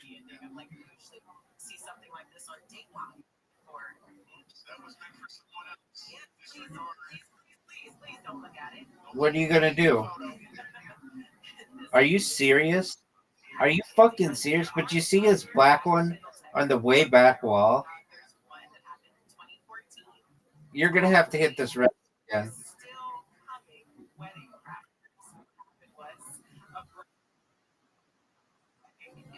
Invitation to a stranger, and when they were having a barbecue, and the recipient replied, "You have the wrong number, but me and my boys will be there."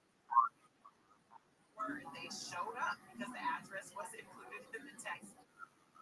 The cautionary tale: don't put an address in a text unless you are certain who you are texting, because you might be inviting. No way you're getting this red one in. What the fuck was that? What was that?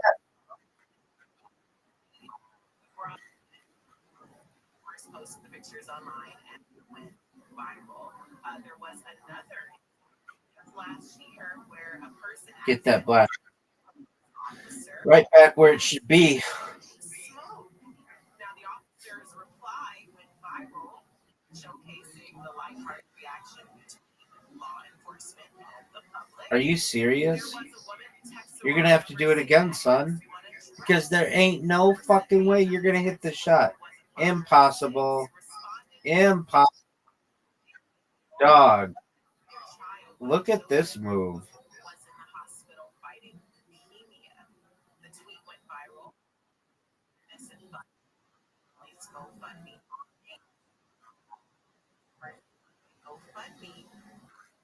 And allowed for the family text increased funding for their sick child. And then in 2000, Stop. Roger Hawkins, who sent pictures and a selfie, don't do that, to another person named Justin Campbell. He did not know the interaction moment that led to a lasting friendship between the two men. So, yes, there are occasions when these things go well, but in most cases, it won't go well for you. Don't do it. All right, I've won two. You've won two.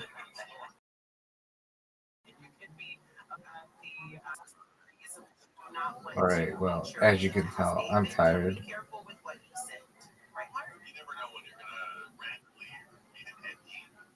I feel like there are a lot more Ed Geins walking around than I'm comfortable with. You never know. He presented as Do you know who Ed Gein is? But that leads me to believe that there are other. He's the guy who made clothing and furniture out of people's bodies. Proceeding with caution, our scammers on a scam segment. That's have a batch of scams. But he's not technically a serial killer because he only killed, I think, 2 people, and that's not a serial killer, apparently. And he got the body parts from like a local cemetery.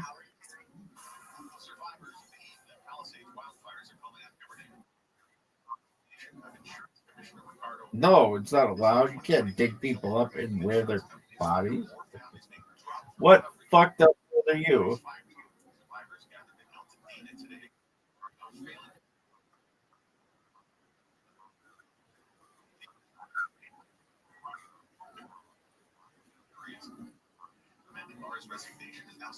Okay. Don't make that shit.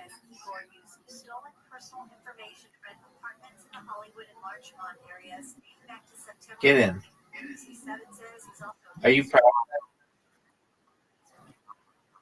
that? No, I think he went to jail. I don't know that much about him, but everybody's obsessed with him because there's a Netflix documentary on him. And I think the police came into his house and said it smelled like dead people. And they were just shocked. He had like lampshades made of people. And he wanted to be a woman. He actually, it had something to do with his mom or something. And he wanted to be a woman. And so he like had a bodysuit made of women's skin. It's pretty disgusting. You know what else is disgusting?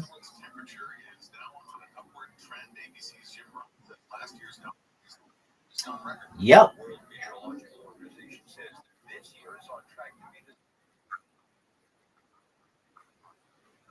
typically causes a temporary dip in Hit my ball, baby. That was very interesting that you only got one in. I would take it, but it's not what you wanted to do. You wanted two. Oh, what? That was the most fortunate shot in the history of fortune.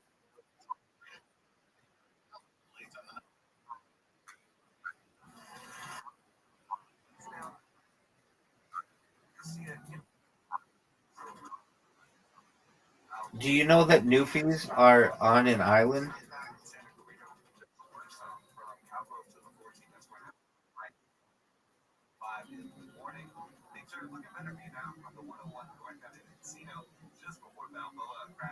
Look how Newfie this would be. I don't want to talk. It's known as Vancouverin. Vancouverin is reverse Newfie.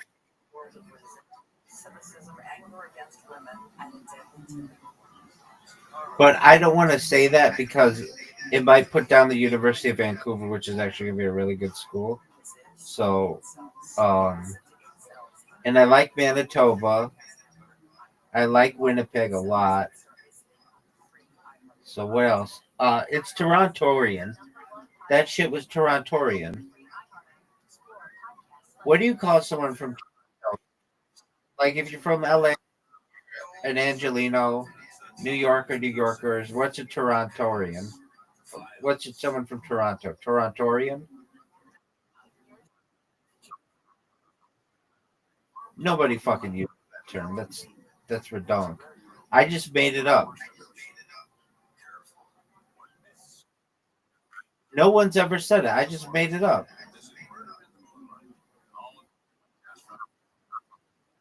No, it's not. I just invented it. I just invented it. There's Torontorian, Vancouverin. Is it Vancouverin? Oh, Vancouverite. Well, I think it should be Vancouverin.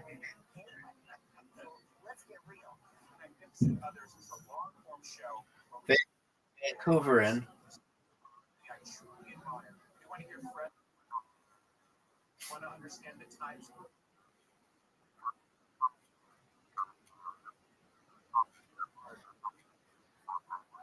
Yeah. That was a dumb move.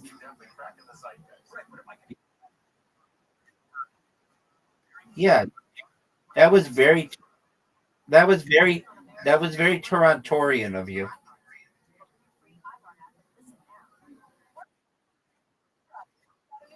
No, it's Torontorian.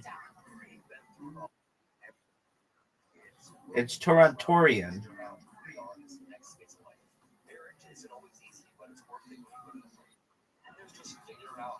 Yeah, you guess. Are you fucking serious? Baby.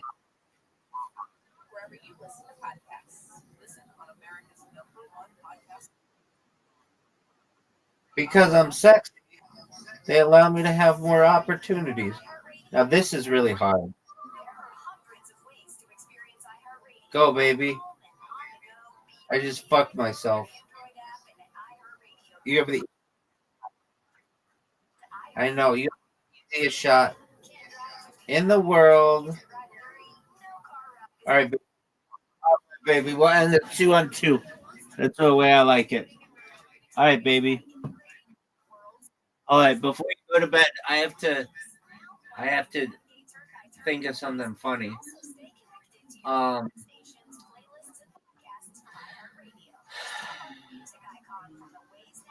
did you know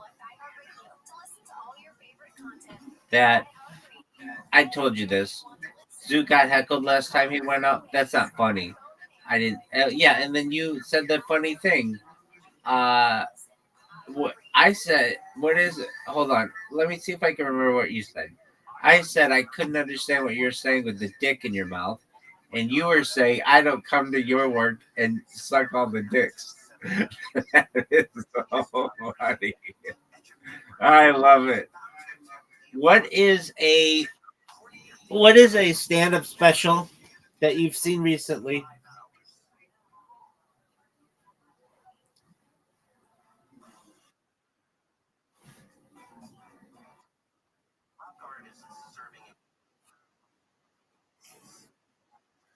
under segregation, only to get caught up in a No one knows what that is. Do you think William?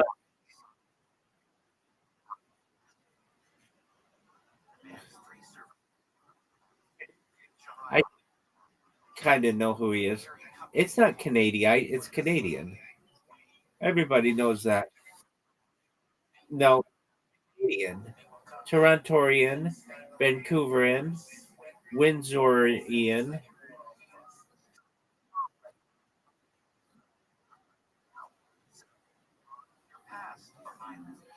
No, it's Canadian, like American.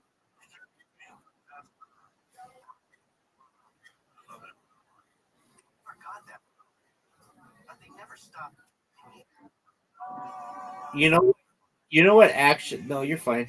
You know what action we should be called? Should we be called? I guess the whole name is United States of America, but there's an argument I think to be made to be called. You know what I've been seeing? This is a weird one. U.S.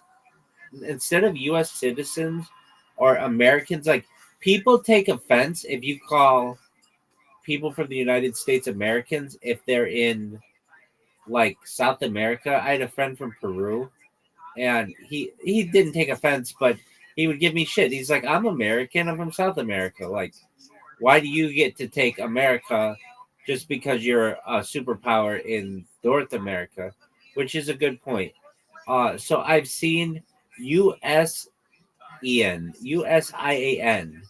So instead of saying American, it's USian. And I've never heard anybody say that, but I've seen it written. Additionally, there's an argument perhaps to be made to call us United Staters, I guess.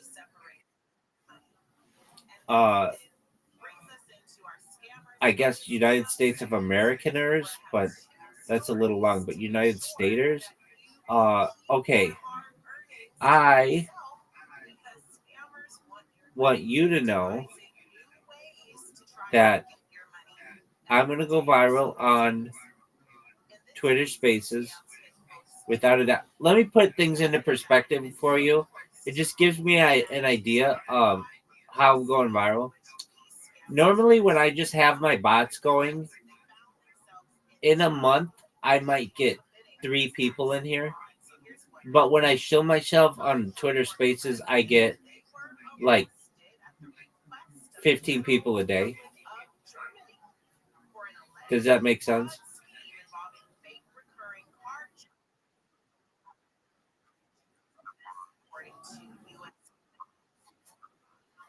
Dog, I tried.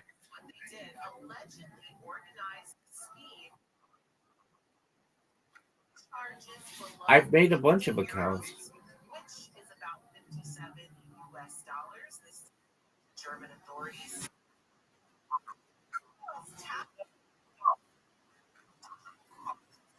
So it does look like me. Okay. I'm going to look at it right now. And if it doesn't look like me, I'll do my best to re-upload. Okay. That looks just like me, man. It looks just like me. Go fuck yourself, dog. Dude, fuck you, man. That looks just like Doug. That looks exactly like me.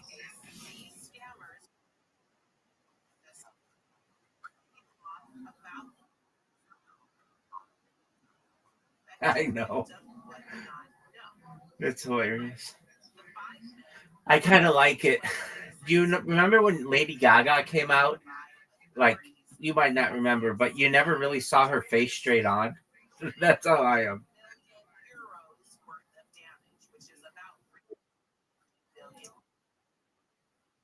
Weird dog. Now I had the fucking lights on, the big light on, the white light on yesterday, and I was trying to fix my projector, and it just it looks like a normal room when I do that. When I have the pink light on, I I feel like I'm in a spaceship. And I had to replace the light bulb. That's what it was. I like awoke and or like I looked at the light. I looked at the light, and it was like everything looked a little darker in here than normal, and then the light started like strobing out, and I had to replace it. Sorry. In the future, people.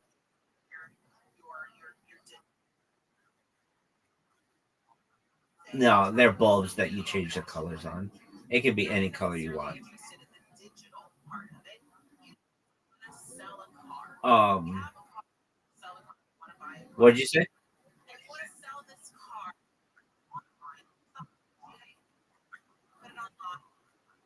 No, it's not a Christmas light. It's a light bulb that changes color. Here, I can make it any color I want. I like when it's blue. When it's blue, it looks like a um, not that blue.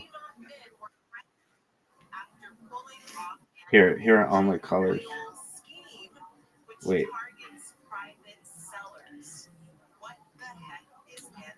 That there's one.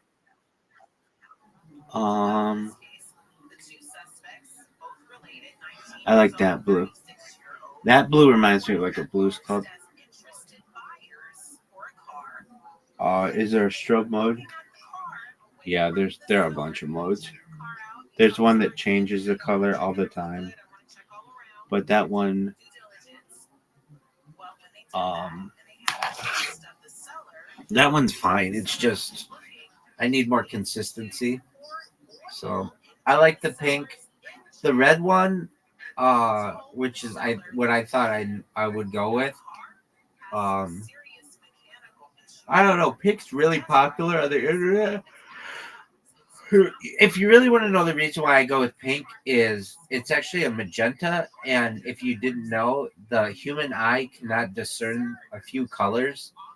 One of them is magenta, another one is teal, and that's why I use them because it's technically like the right kind of magenta. It's called magic magenta. The human eye cannot perceive it, and so we just have our brain makes up that this color exists for us, but in reality, our eyes can't see it. There's a version of teal like this. There's a version of blue like this, but I think it's cool, so I go with this magenta that technically there is a version. I don't know if it's this version. It looks like this version, but our eye cannot perceive. Isn't that cool that our eye basically can't perceive? There are like hidden colors our eyes didn't know, or like our eyes don't know.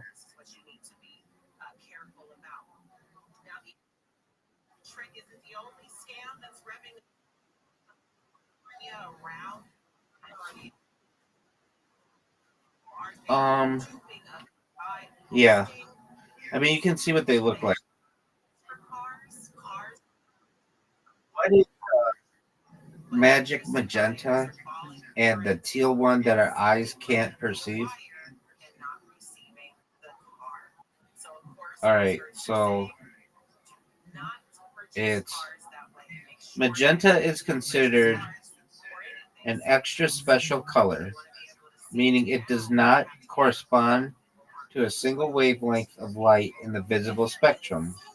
Instead, it is perceived by the human brain when both red and blue light stimulate the corresponding cone cells of the eye, while the green cone cells are relatively inactive. The combination creates the sensation of magenta, which is not found in a rainbow or produced by a single wavelength of light. That's what I think is so cool, is that it's not in the rainbow. The perception arises because the brain interprets the absence of green stimulation alongside red and blue as a distinct color, effectively making up magenta. The teal you referred to is not explicitly discussed in the provided context, but is likely a reference to other extra special colors that result from combinations of wavelengths, which is what I mean. Yeah.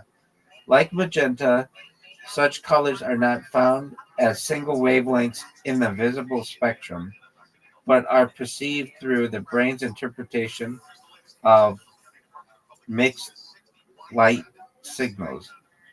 The human visual system refers to three types of cone cells sensitive to red, green, and blue light, and the brain combines their signals to create the full range of perceived colors. However, colors like magenta and certain shades of teal are not directly represented by a single wavelength, but are instead constructed by the brain from multiple inputs. This means that while these colors are very real in human perception, they do not exist as distinct physical wavelengths in the electromagnetic spectrum. Have you ever seen the TikTok logo? You know, how it's like distorted. There's like a little bit of pink in it and a little bit of blue, and they're like offset so that that icon.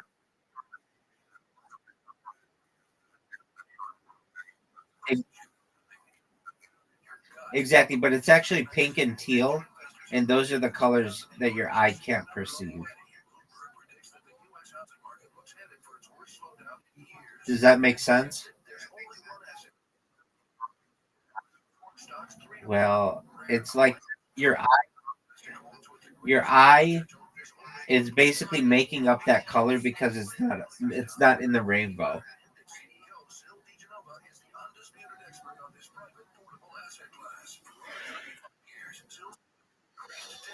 Or at least the magenta is not.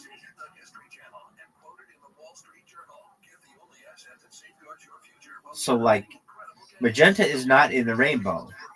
So why do I use it? Because of that story. I think it's really fucking interesting that magenta is not in the rainbow. So I can make my light any color I want. So I make it a color that's not in the rainbow, just to be different. Like all the other colors I can make the light. I think generally they're mostly in the rainbow, but there are some that I can make this light that are not. And this is one of them, and I choose for that. But another reason is there used to be this show on television in the 1960s, like right when color television came out, called I Dream of Jeannie. And have you ever heard of this show? Okay, so it was about a a genie who was played by this lady named Barbara Eden, super hot blonde, and she like worked for I don't think they were married, but she just like worked for a guy, and anything that he wanted, she could like have done, like the housework, and all she would have to do is take her arms like this and like move her head forward. And it was similar to another show called um, Bewitched. Did you ever see Bewitched with Elizabeth Montgomery? She could wiggle her nose and like make the housework done and shit. Did you ever see that?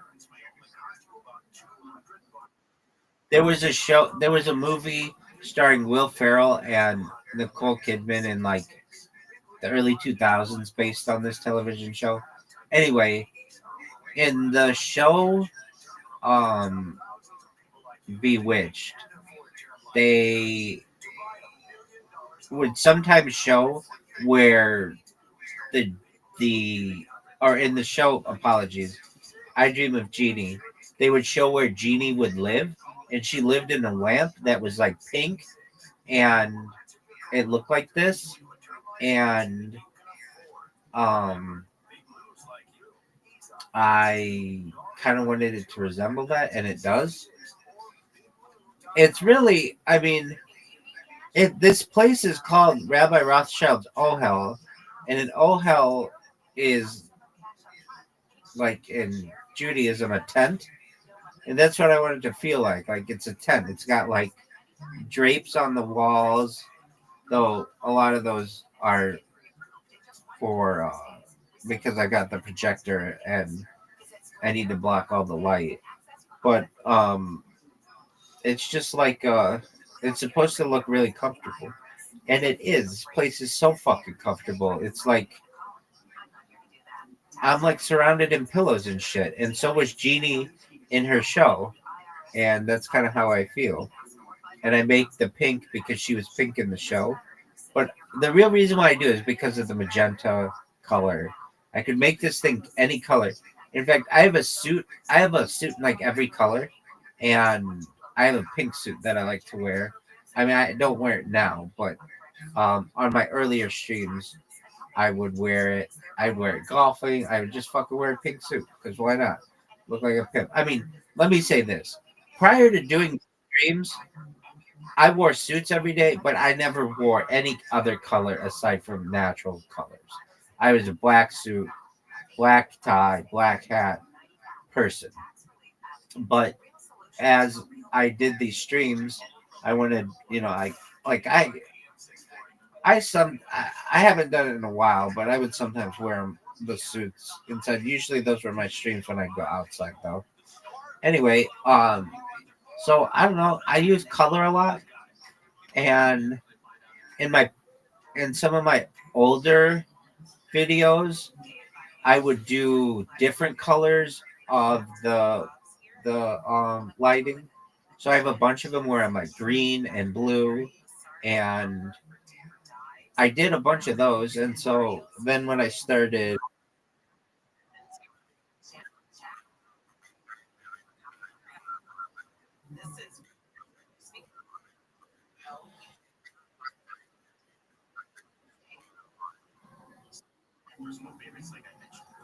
yeah, I mean it was just a different lighting, and it's upstairs, but um,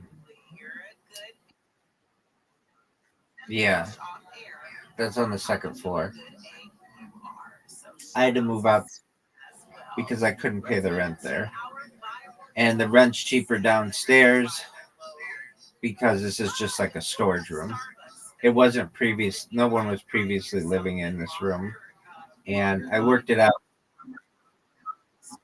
Yeah, I mean, there's a door, um, and this one's a little bigger, but it's just not like a traditional bedroom. Meaning, like my upstairs bedroom was smaller, but was uh like not made into a storage area. It was like a normal room. This one had a bunch of furniture in it, and the people who own the house, they're like uh, Iranian, and they had other people living in the garage. They made the garage a bedroom. They've made the whole house into different bedrooms. So they no, it's not. So they made the garage a bedroom. They made the living room into several bedrooms. They just basically split the whole house into bedrooms, and then this is a storage room that they made into a bedroom, and the rent is cheaper. So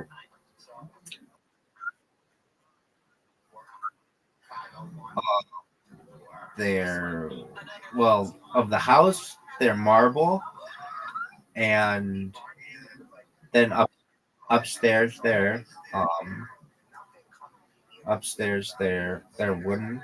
They're like carpets though. We have carpets on the floor. Uh, well, it's not like I mean, it's like marble, but it's not like it's pretty standard marble. Um, but they had a couple of so there's a sunroom. They have like three people living in the sunroom. Um, there's another storage room. There's another storage room just like this one that they have that I was in for like a month. Um, and So, like, of this house, I almost, let's see here. I lived upstairs. I lived in another storage room. I've lived in this storage room. Um, so I've lived in like 3 different rooms, but I almost moved into the master suite at one time, but they wanted way too much money for that, and it wasn't. I don't know. I didn't feel it was in my best interest. It was like they wanted $2,000 a month for it. My room upstairs $1,000 a month. This is $500 a month, but I also worked it out that um, if I uh, was here, there had to be like he could the people in the house if they need to they could still store stuff in here if they need to, and so they do. They have like I don't know some like pillows and shit. But I it was like I could pay twice as much in my previous room or half as much, and I could live here. Yeah, it is, and um, the well, but the thing is, and I know this too. If we ever get a house inspection, I'm the first to go. Meaning, I'm not in like a zoned room, so that's always on my mind that there could be a knock at the door and they're like, hey, they're doing a house inspection. If you're like, well, when do they do house inspections? It can happen. It's not a common thing. But if you get like a complaint or something like that, um, but it was either a storage room or the garage. And if I was going to stay in this house, and the garage was also going to be $500. Um, but yeah, exactly. They do have some air conditioning in there, but that's what I said too. So I just decided that if I'm gonna have to move from the upstairs downstairs because it it was just getting hard for me to make $1,000 payment every month, then why not do it where there's air conditioning as opposed to not? And there was another room. So one of the reasons why at least the rent is cheaper than a standard place in Irvine is because we have so many people in the house, and thus like normally in a house it's not that there aren't that many people, but ours at any time, I think it's a good question. It changes.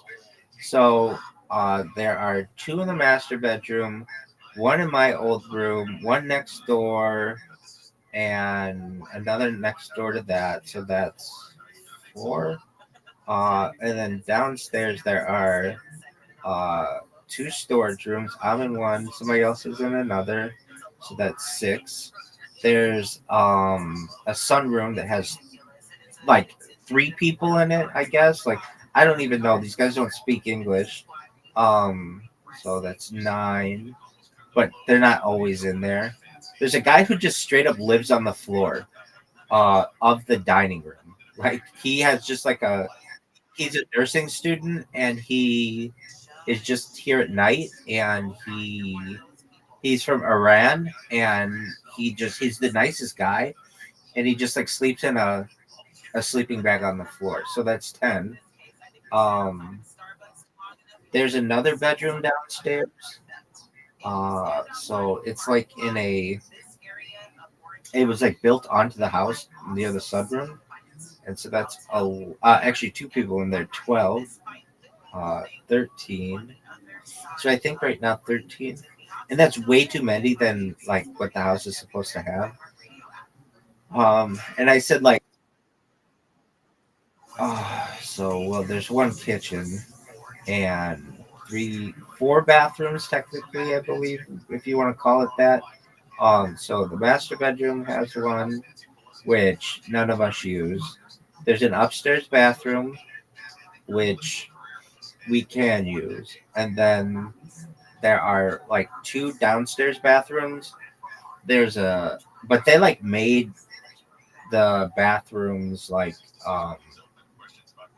a like one of them is like a half bath, and then across the hallway there's a shower. It was like a closet that they made into a shower.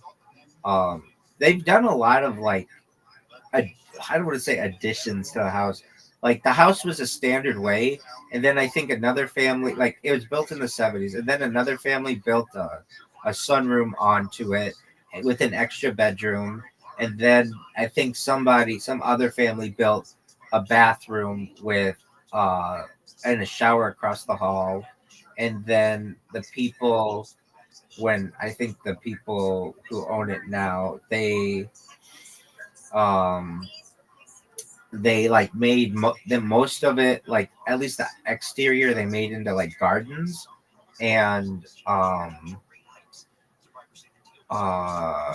oh, you know what, there's another person in another bedroom, so I think that's whatever I said, 14. um yeah, and they actually at one time were going to rent that bedroom out for 2 people. I actually was helping them do that. So overall there are like 14 people at any given time, but here's the thing: many of them are gone during the day, and there are people in the garage, and there are um, some students who live here.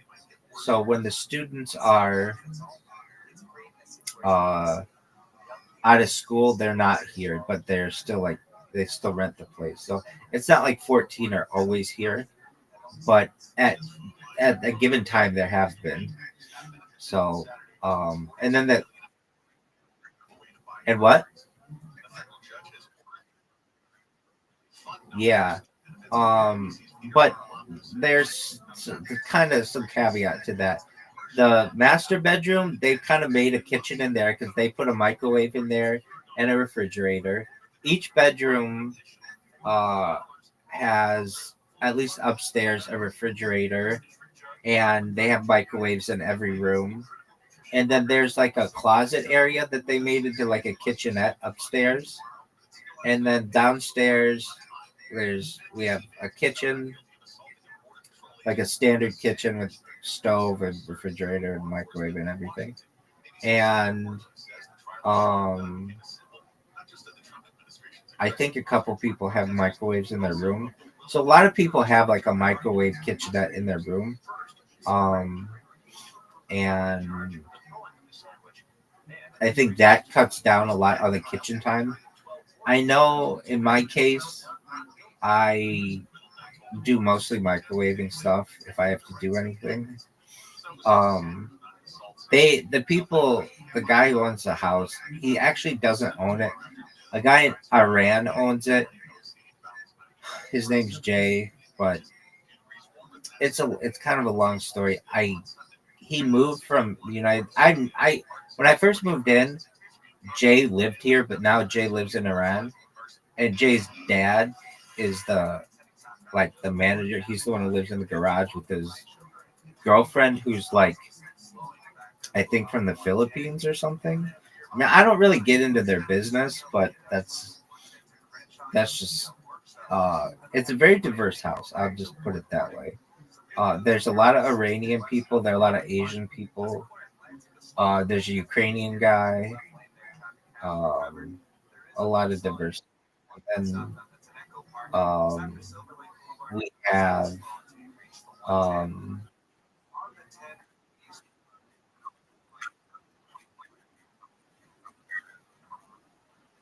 yeah. So there's street parking. Since the garage is taken up, there are 2 cars in the park in the driveway, and then we all have like well like basically street parking. And then one of the guys, he he's like a taxi driver, and he also rents out um a like a medical taxi. How do I want to describe it? It's got like a lift in it for people with wheelchairs, and he he rents that during the day to some other company. I took him to the airport one time, and he was like telling me like what he does with this other vehicle during the day, and but it's a long street, so there's enough room, and then all of our neighbors basically have garages and stuff. Um, but we are the outlier house. Like basically, you can tell that there are a lot of people living in this house, and but our neighbors are cool. Neighbors across the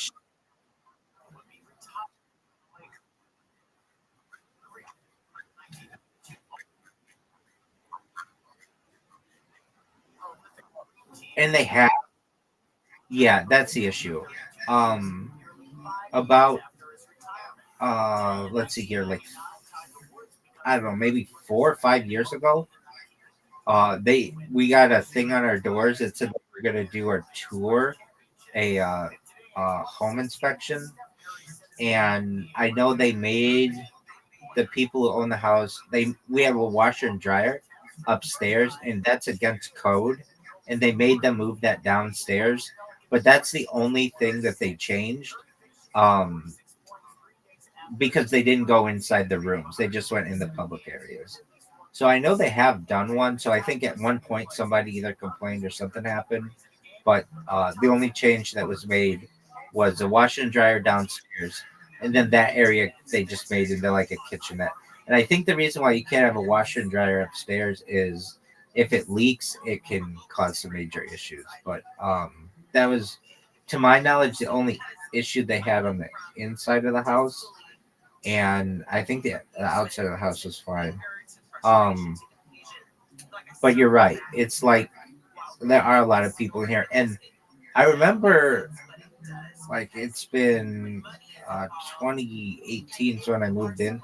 Around 2019 or something, Irvine passed some ordinance that said you weren't allowed to do like Airbnbs, and you weren't allowed to like sublease sub rent your house. And I remember like showing that to the people who own the house, and they were just like, "Well, it is what it is. We'll kind of cross that bridge when we come to it." And they've been able to get away with it thus far. So, um, yeah, exactly. They passed some kind of ordinance, but like not everybody follows because, well, they just say that you can't sub rent or sublease. The what they're doing, well, they like Irvine's a pre-built, pre um pre-planned city. It's one of the largest pre-planned cities in the United States, and they really do their best to make everybody have like homeowners associations and things like that. That's who I'm surprised didn't hasn't caused more issues. But the um it's a college city, but it's unlike like most college cities would allow this kind of stuff, or at least previously have a bunch of people live in your house. But Irvine itself is like an Asian majority city, and there's been a crackdown on basically what our house is doing, which is basically renting out to a whole bunch of people, and but they haven't really been able to enforce it that well. So you have like single family homes next to homes that are pretty like whatever you want to consider ours, mixed family house. Um, Ours doesn't really cause that many issues, like I explained. Like that's the most amount of stuff. However, the ones that do cause issues are the brothels. So what happens is someone buys a house and then they rent it out to a bunch of women, and the women just all day and night have guys come over, and so outside the house it's like this constant stream of dudes coming into this house and then leaving 30 minutes later. Those are the houses that are causing more of the issues, so that's why they've had somewhat of a crackdown.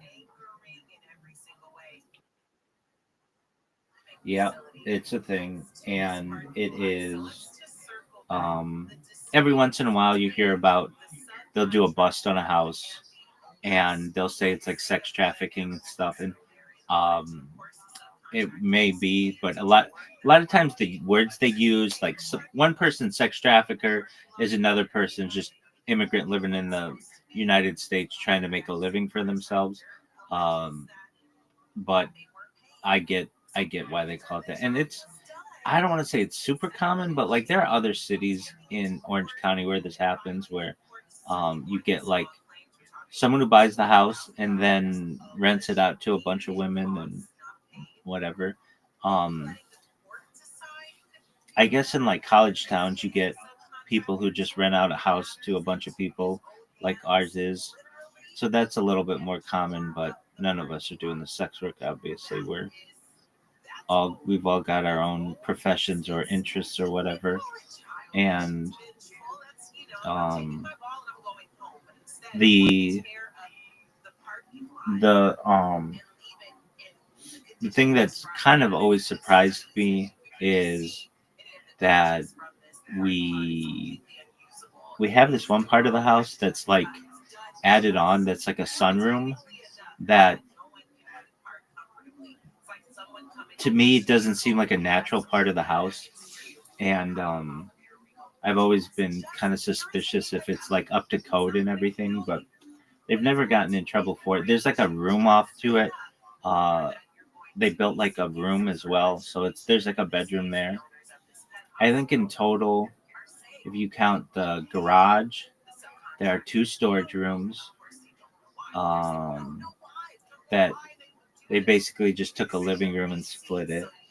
And then, so that there, I have one, somebody else has one. Um, and then, so there's, okay, the garage, the two storage rooms, and then two bedrooms downstairs. That's four bedrooms downstairs, and there are three bedrooms upstairs, so that's seven bedrooms. But technically, I think the house is considered. I think originally when it was built, it was considered a four-bedroom, two bath, four-bedroom, three-bath house, and I think we now have, if you count the garage, seven bedrooms, something like that. And like I said, some people just sleep on the couches, but that's not all that common. And um, I don't know if they're related or whatever. We've had times where the people don't even speak English or speak very little English, but we still get along. Um, the biggest issue I've had are moths, believe it or not, with them. Once somebody went to Iran and got some nuts or something that had some kind of moth in it, and the the moths in the garage like laid eggs, and we had moths in the house for a while, and that was really annoying. Um,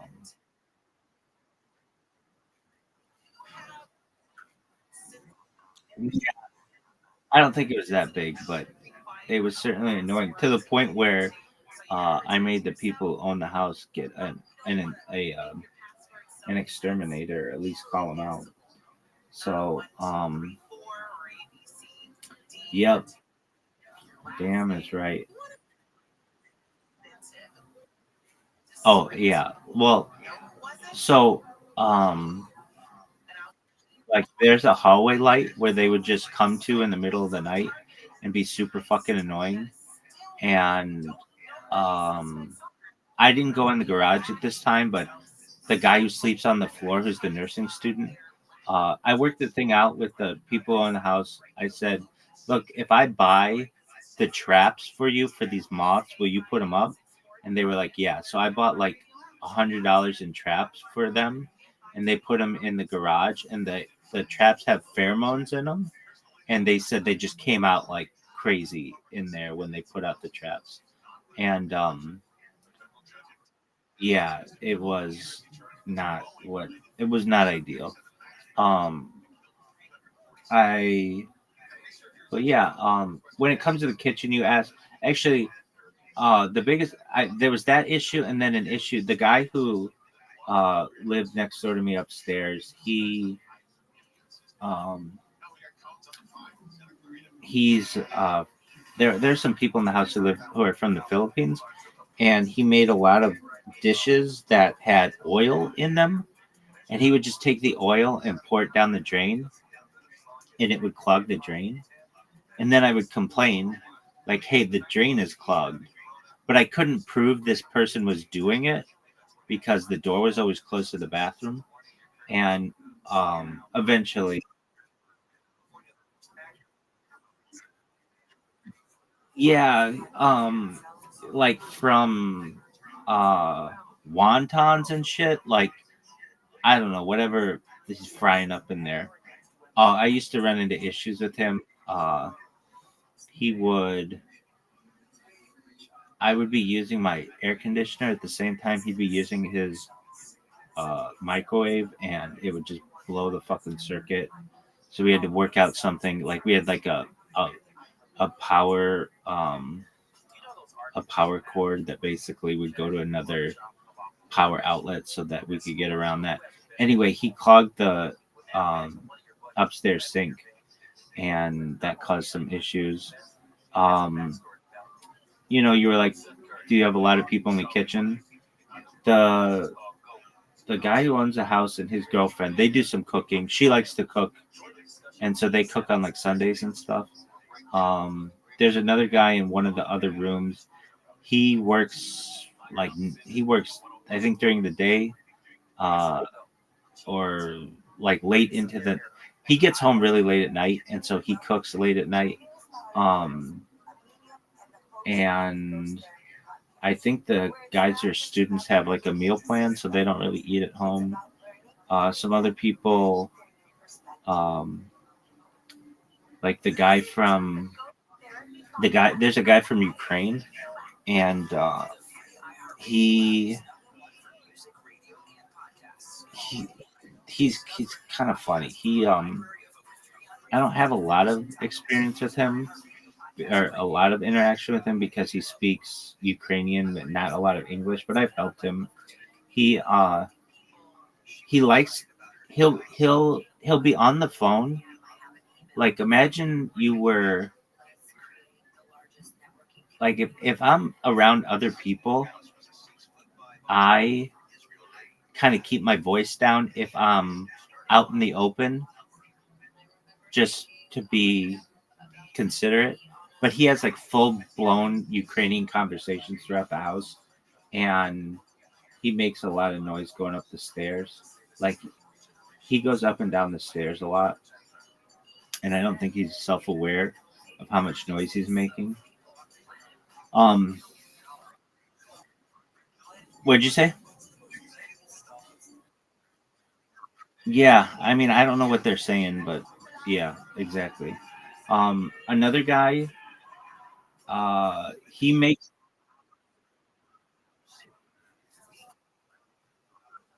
and I've done that quite a few different times. Another guy makes his meals at like 5 in the morning. He'll make breakfast, and then I don't ever see him eat dinner. Um, I shouldn't say that. Occasionally, I see him eat dinner, but like, not not regularly, and not with like the people in the house. So we all kind of are on it. Oh, and then the people in the master bedroom, I've never seen them eat in the kitchen or in the dining room. They just eat in their bedroom. And like the guy who had the wontons, I never saw him once eat in the kitchen. In fact, I don't think I ever saw him in the kitchen, or I I don't think I've ever seen him in the. I think I've seen him down. Not up, not upstairs, but downstairs. Upstairs, it's like there's like a refrigerator, microwave, um, little sink deal, and they've basically, I think, done an excellent job. Get the people who they allow to live here. We all generally do our best to get along, and we like they don't pick anybody who's. I don't know if it's to say they don't pick anybody or it's been really that contentious, but there are no women who aren't in a relationship, and they're all um, like in the bigger rooms. All of the everybody else are just boys, and I think boys are a little. I mean, we're different, but like we're not in relation. It's not like we get into relationships or things like that you can have if you have like a bunch of different genders in a or people of multiple genders in a house. You would know. We have a friend here. What up, puppy? How are you? Puppy, what's good? What's new? I hope you're well. Excellent. I remember I heard you last night. How have you been? Hey, when are you going to tell me what happened in the ego world?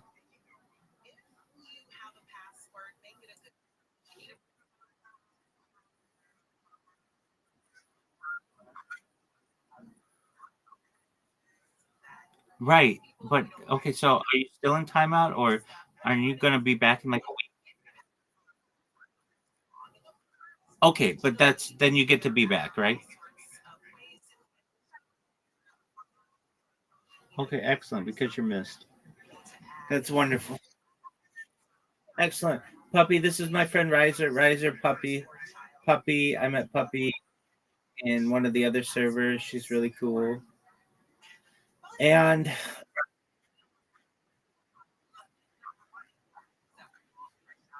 excellent.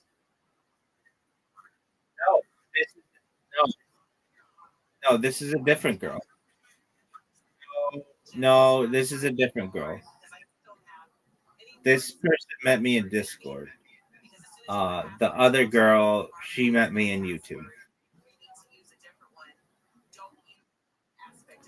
Yeah. Yes, she also watches YouTube. You really watch you really watch me on YouTube, puppy?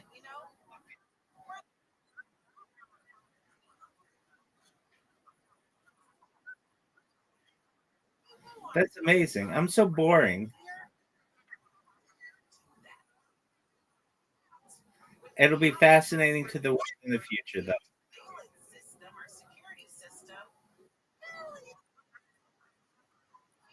You're amazing. Excellent. Woof. Take care. Bye, puppy. Dreams. Puppy is a. She's my first furry friend. I've gotten to learn a little bit more about that world and that. I don't know if you call it a culture, lifestyle.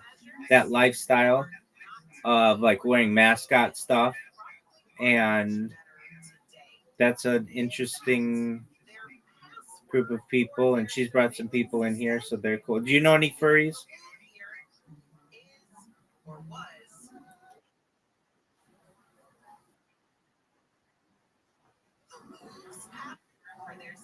Yeah.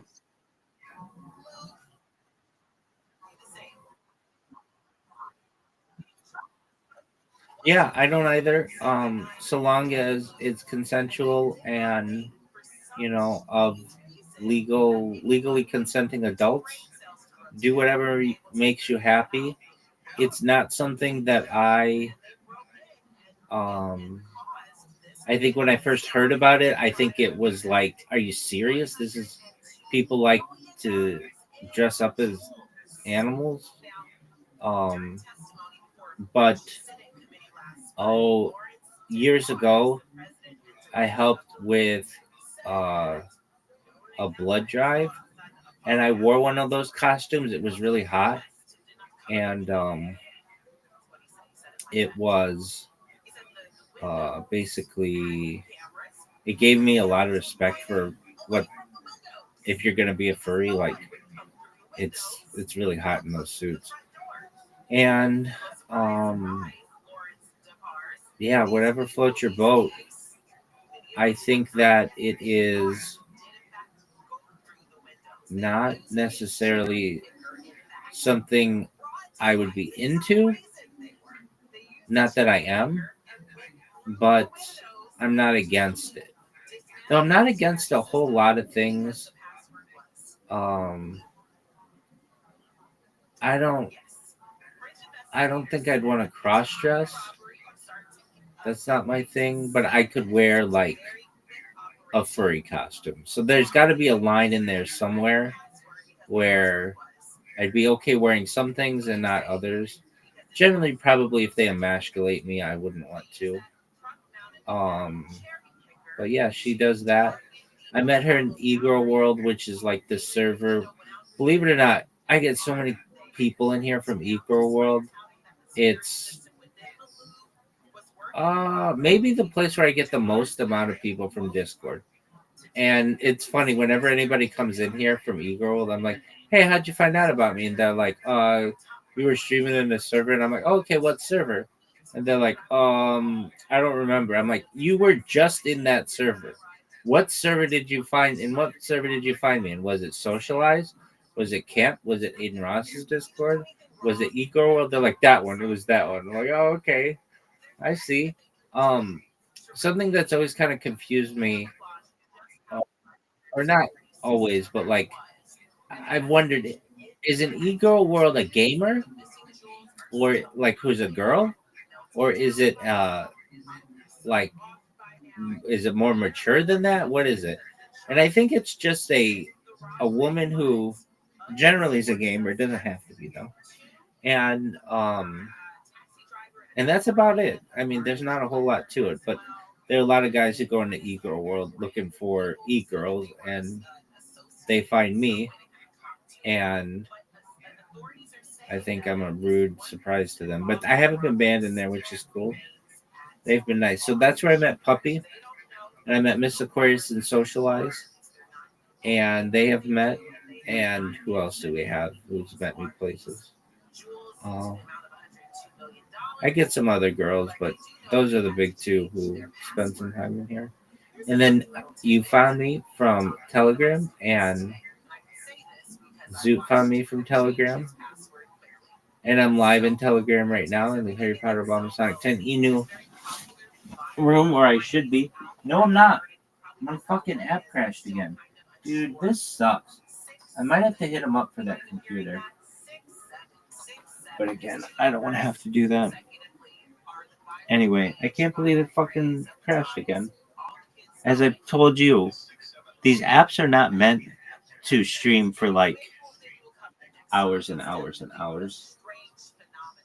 But I think they should be tested to do that, but they just aren't. So, Riser, what's on your agenda for the weekend?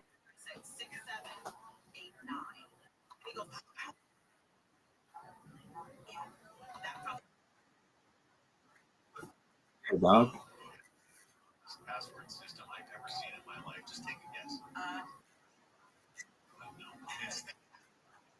Copyright office. I went to register with them, and it was hard to come up with an acceptable password.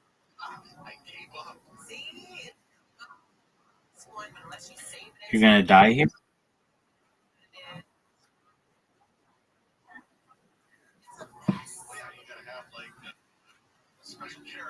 You think it's gonna come out November 13th, 2026? You think it'll get delayed again?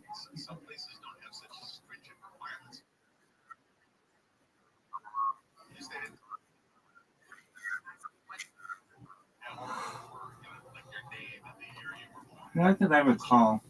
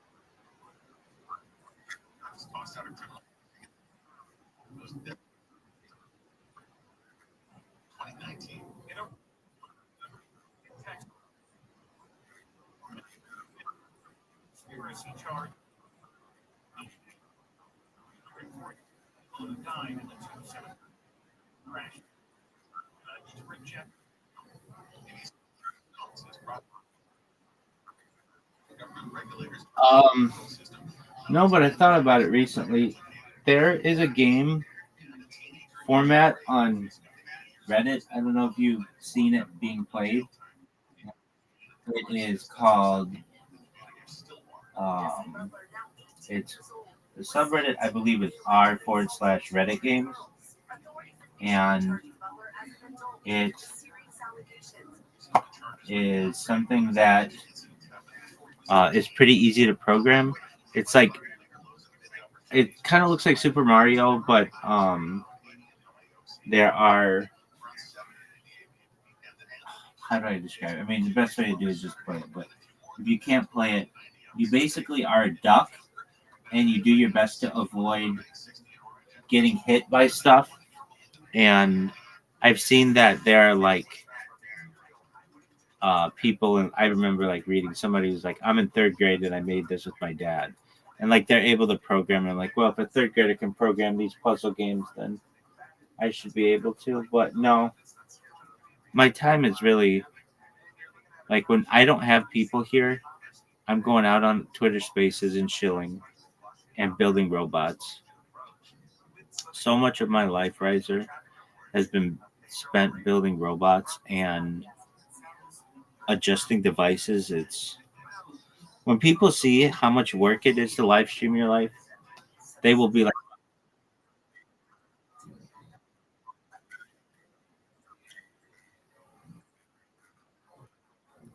perhaps. I think they would. Definitely on live streaming. I get a lot of people that come to me for multi streaming. In fact, in the past 72 hours, had like at least three people I've helped with my multi streaming. They like basically they come in and they're like, I want to stream on whatever platform, and I'm like, okay, well, why are you just doing that? And they're like, well, because I don't know how to do it on anything else, and so I get them signed up to Rumble Studio, and then populate their social media on that with that stuff, and then after about takes them usually like an hour, they're live streaming on multiple different platforms. Poor Brandon, who's in here, he wanted to do what I do. He's like, I want to, because he's like streaming his life, but like just doesn't do it for an audience so much. And he didn't know that you couldn't stream the NFL, and they banned his YouTube account. But he's able to stream on Twitch and Twitter and all that, or Twitch and Rumble and Kick and all that other stuff, and that's all he needs. I had another guy come in from Australia like 2 days ago, and again yesterday, and he did not know how to multi-stream. I helped him with that, and then I helped him with his Discord in depth. And then another guy came in here yesterday, and I started helping him with his platform. So with sign up to those platforms. So I know I could help people. I mean, look, I can help the world in a lot more ways than just teaching them how to live stream. But it's like something that people are coming to me about. I had somebody in a Twitter space today ask me about some alpha I could give them on how to do it, and it's everything that I do is free. So you just have to be um, a little tech savvy, and you can get it done. Did you know Zoot at one time considered live streaming? But he said, yeah, he did. But he said that I guess he lives with some people who would not want him to live stream or something like that. So he said that put the kibosh on it. But um, I, I was talking about my roommates. I had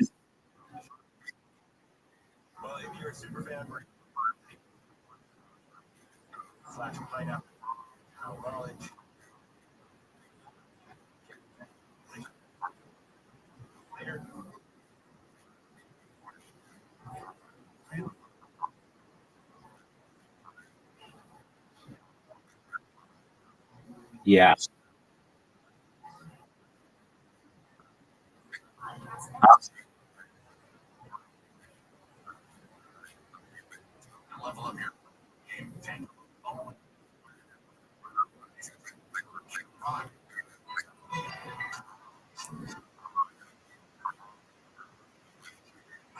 I agree. I think that it's like a free speech issue. You should be able to use anybody's whatever in any way you want. You shouldn't legislate that.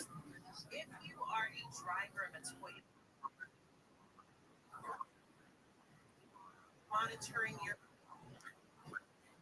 letter in the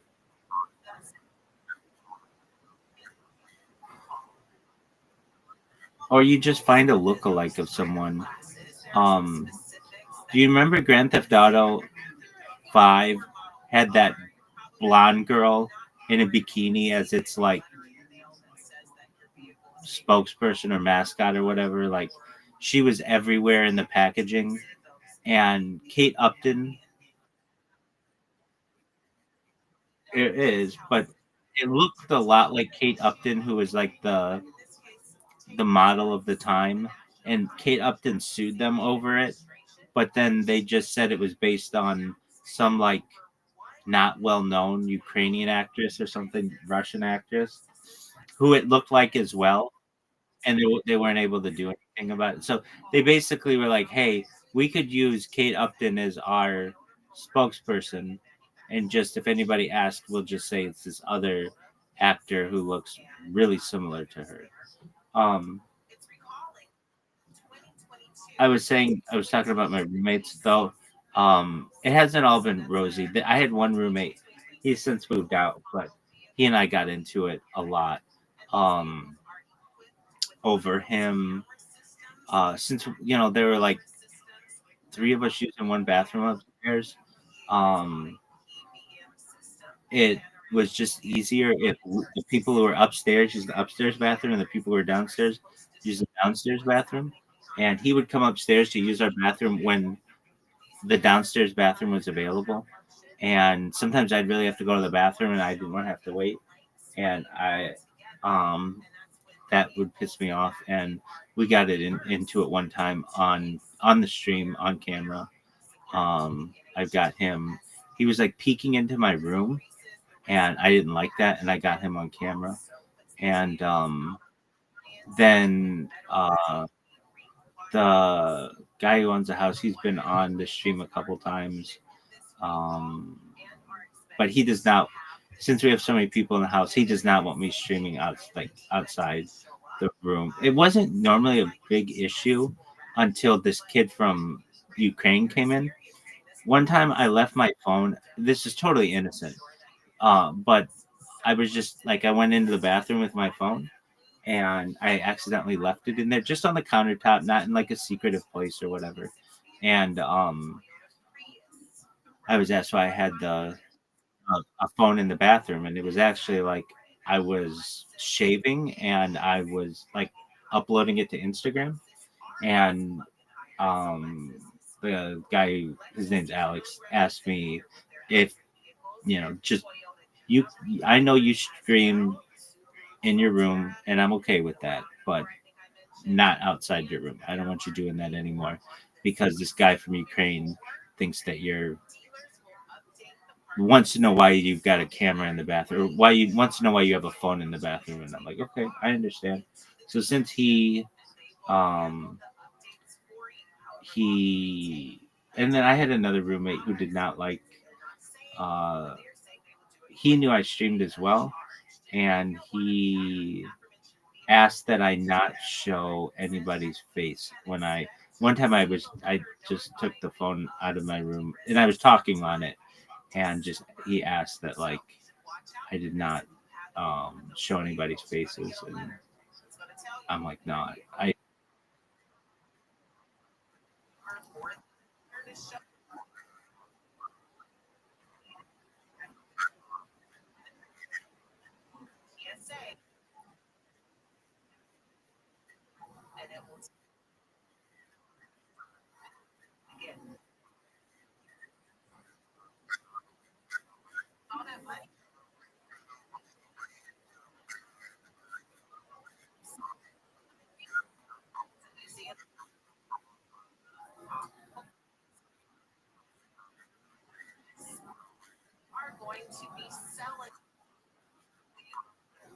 exactly.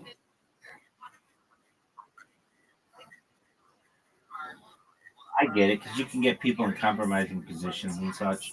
Um, there was someone I saw with a costume on Instagram that was really good.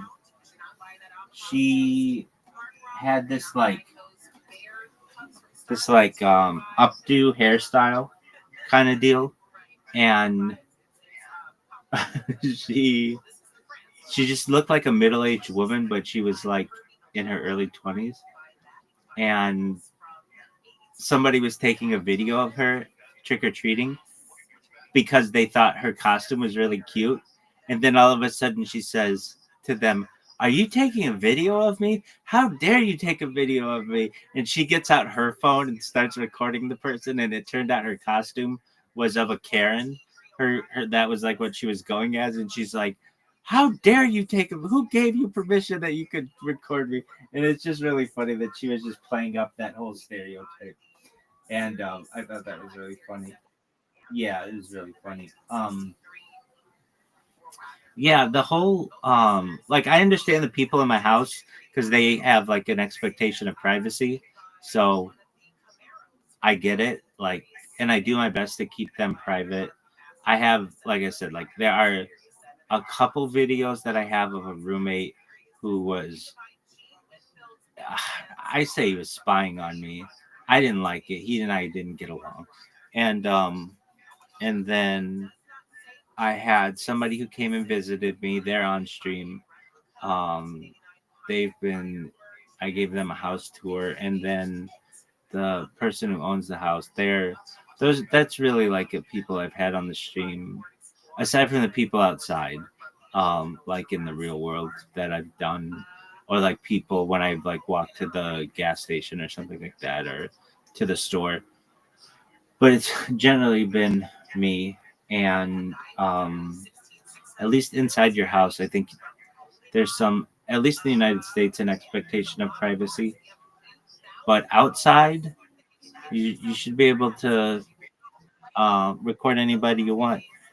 What has become a big thing, and I go on both sides of the fence on this one. Like when you see these people who are getting deported and they want to record ICE agents. I kind of feel like it should be illegal to be masked and arresting someone. I feel like that gives you too much anonymity. Who's to say you couldn't just kidnap people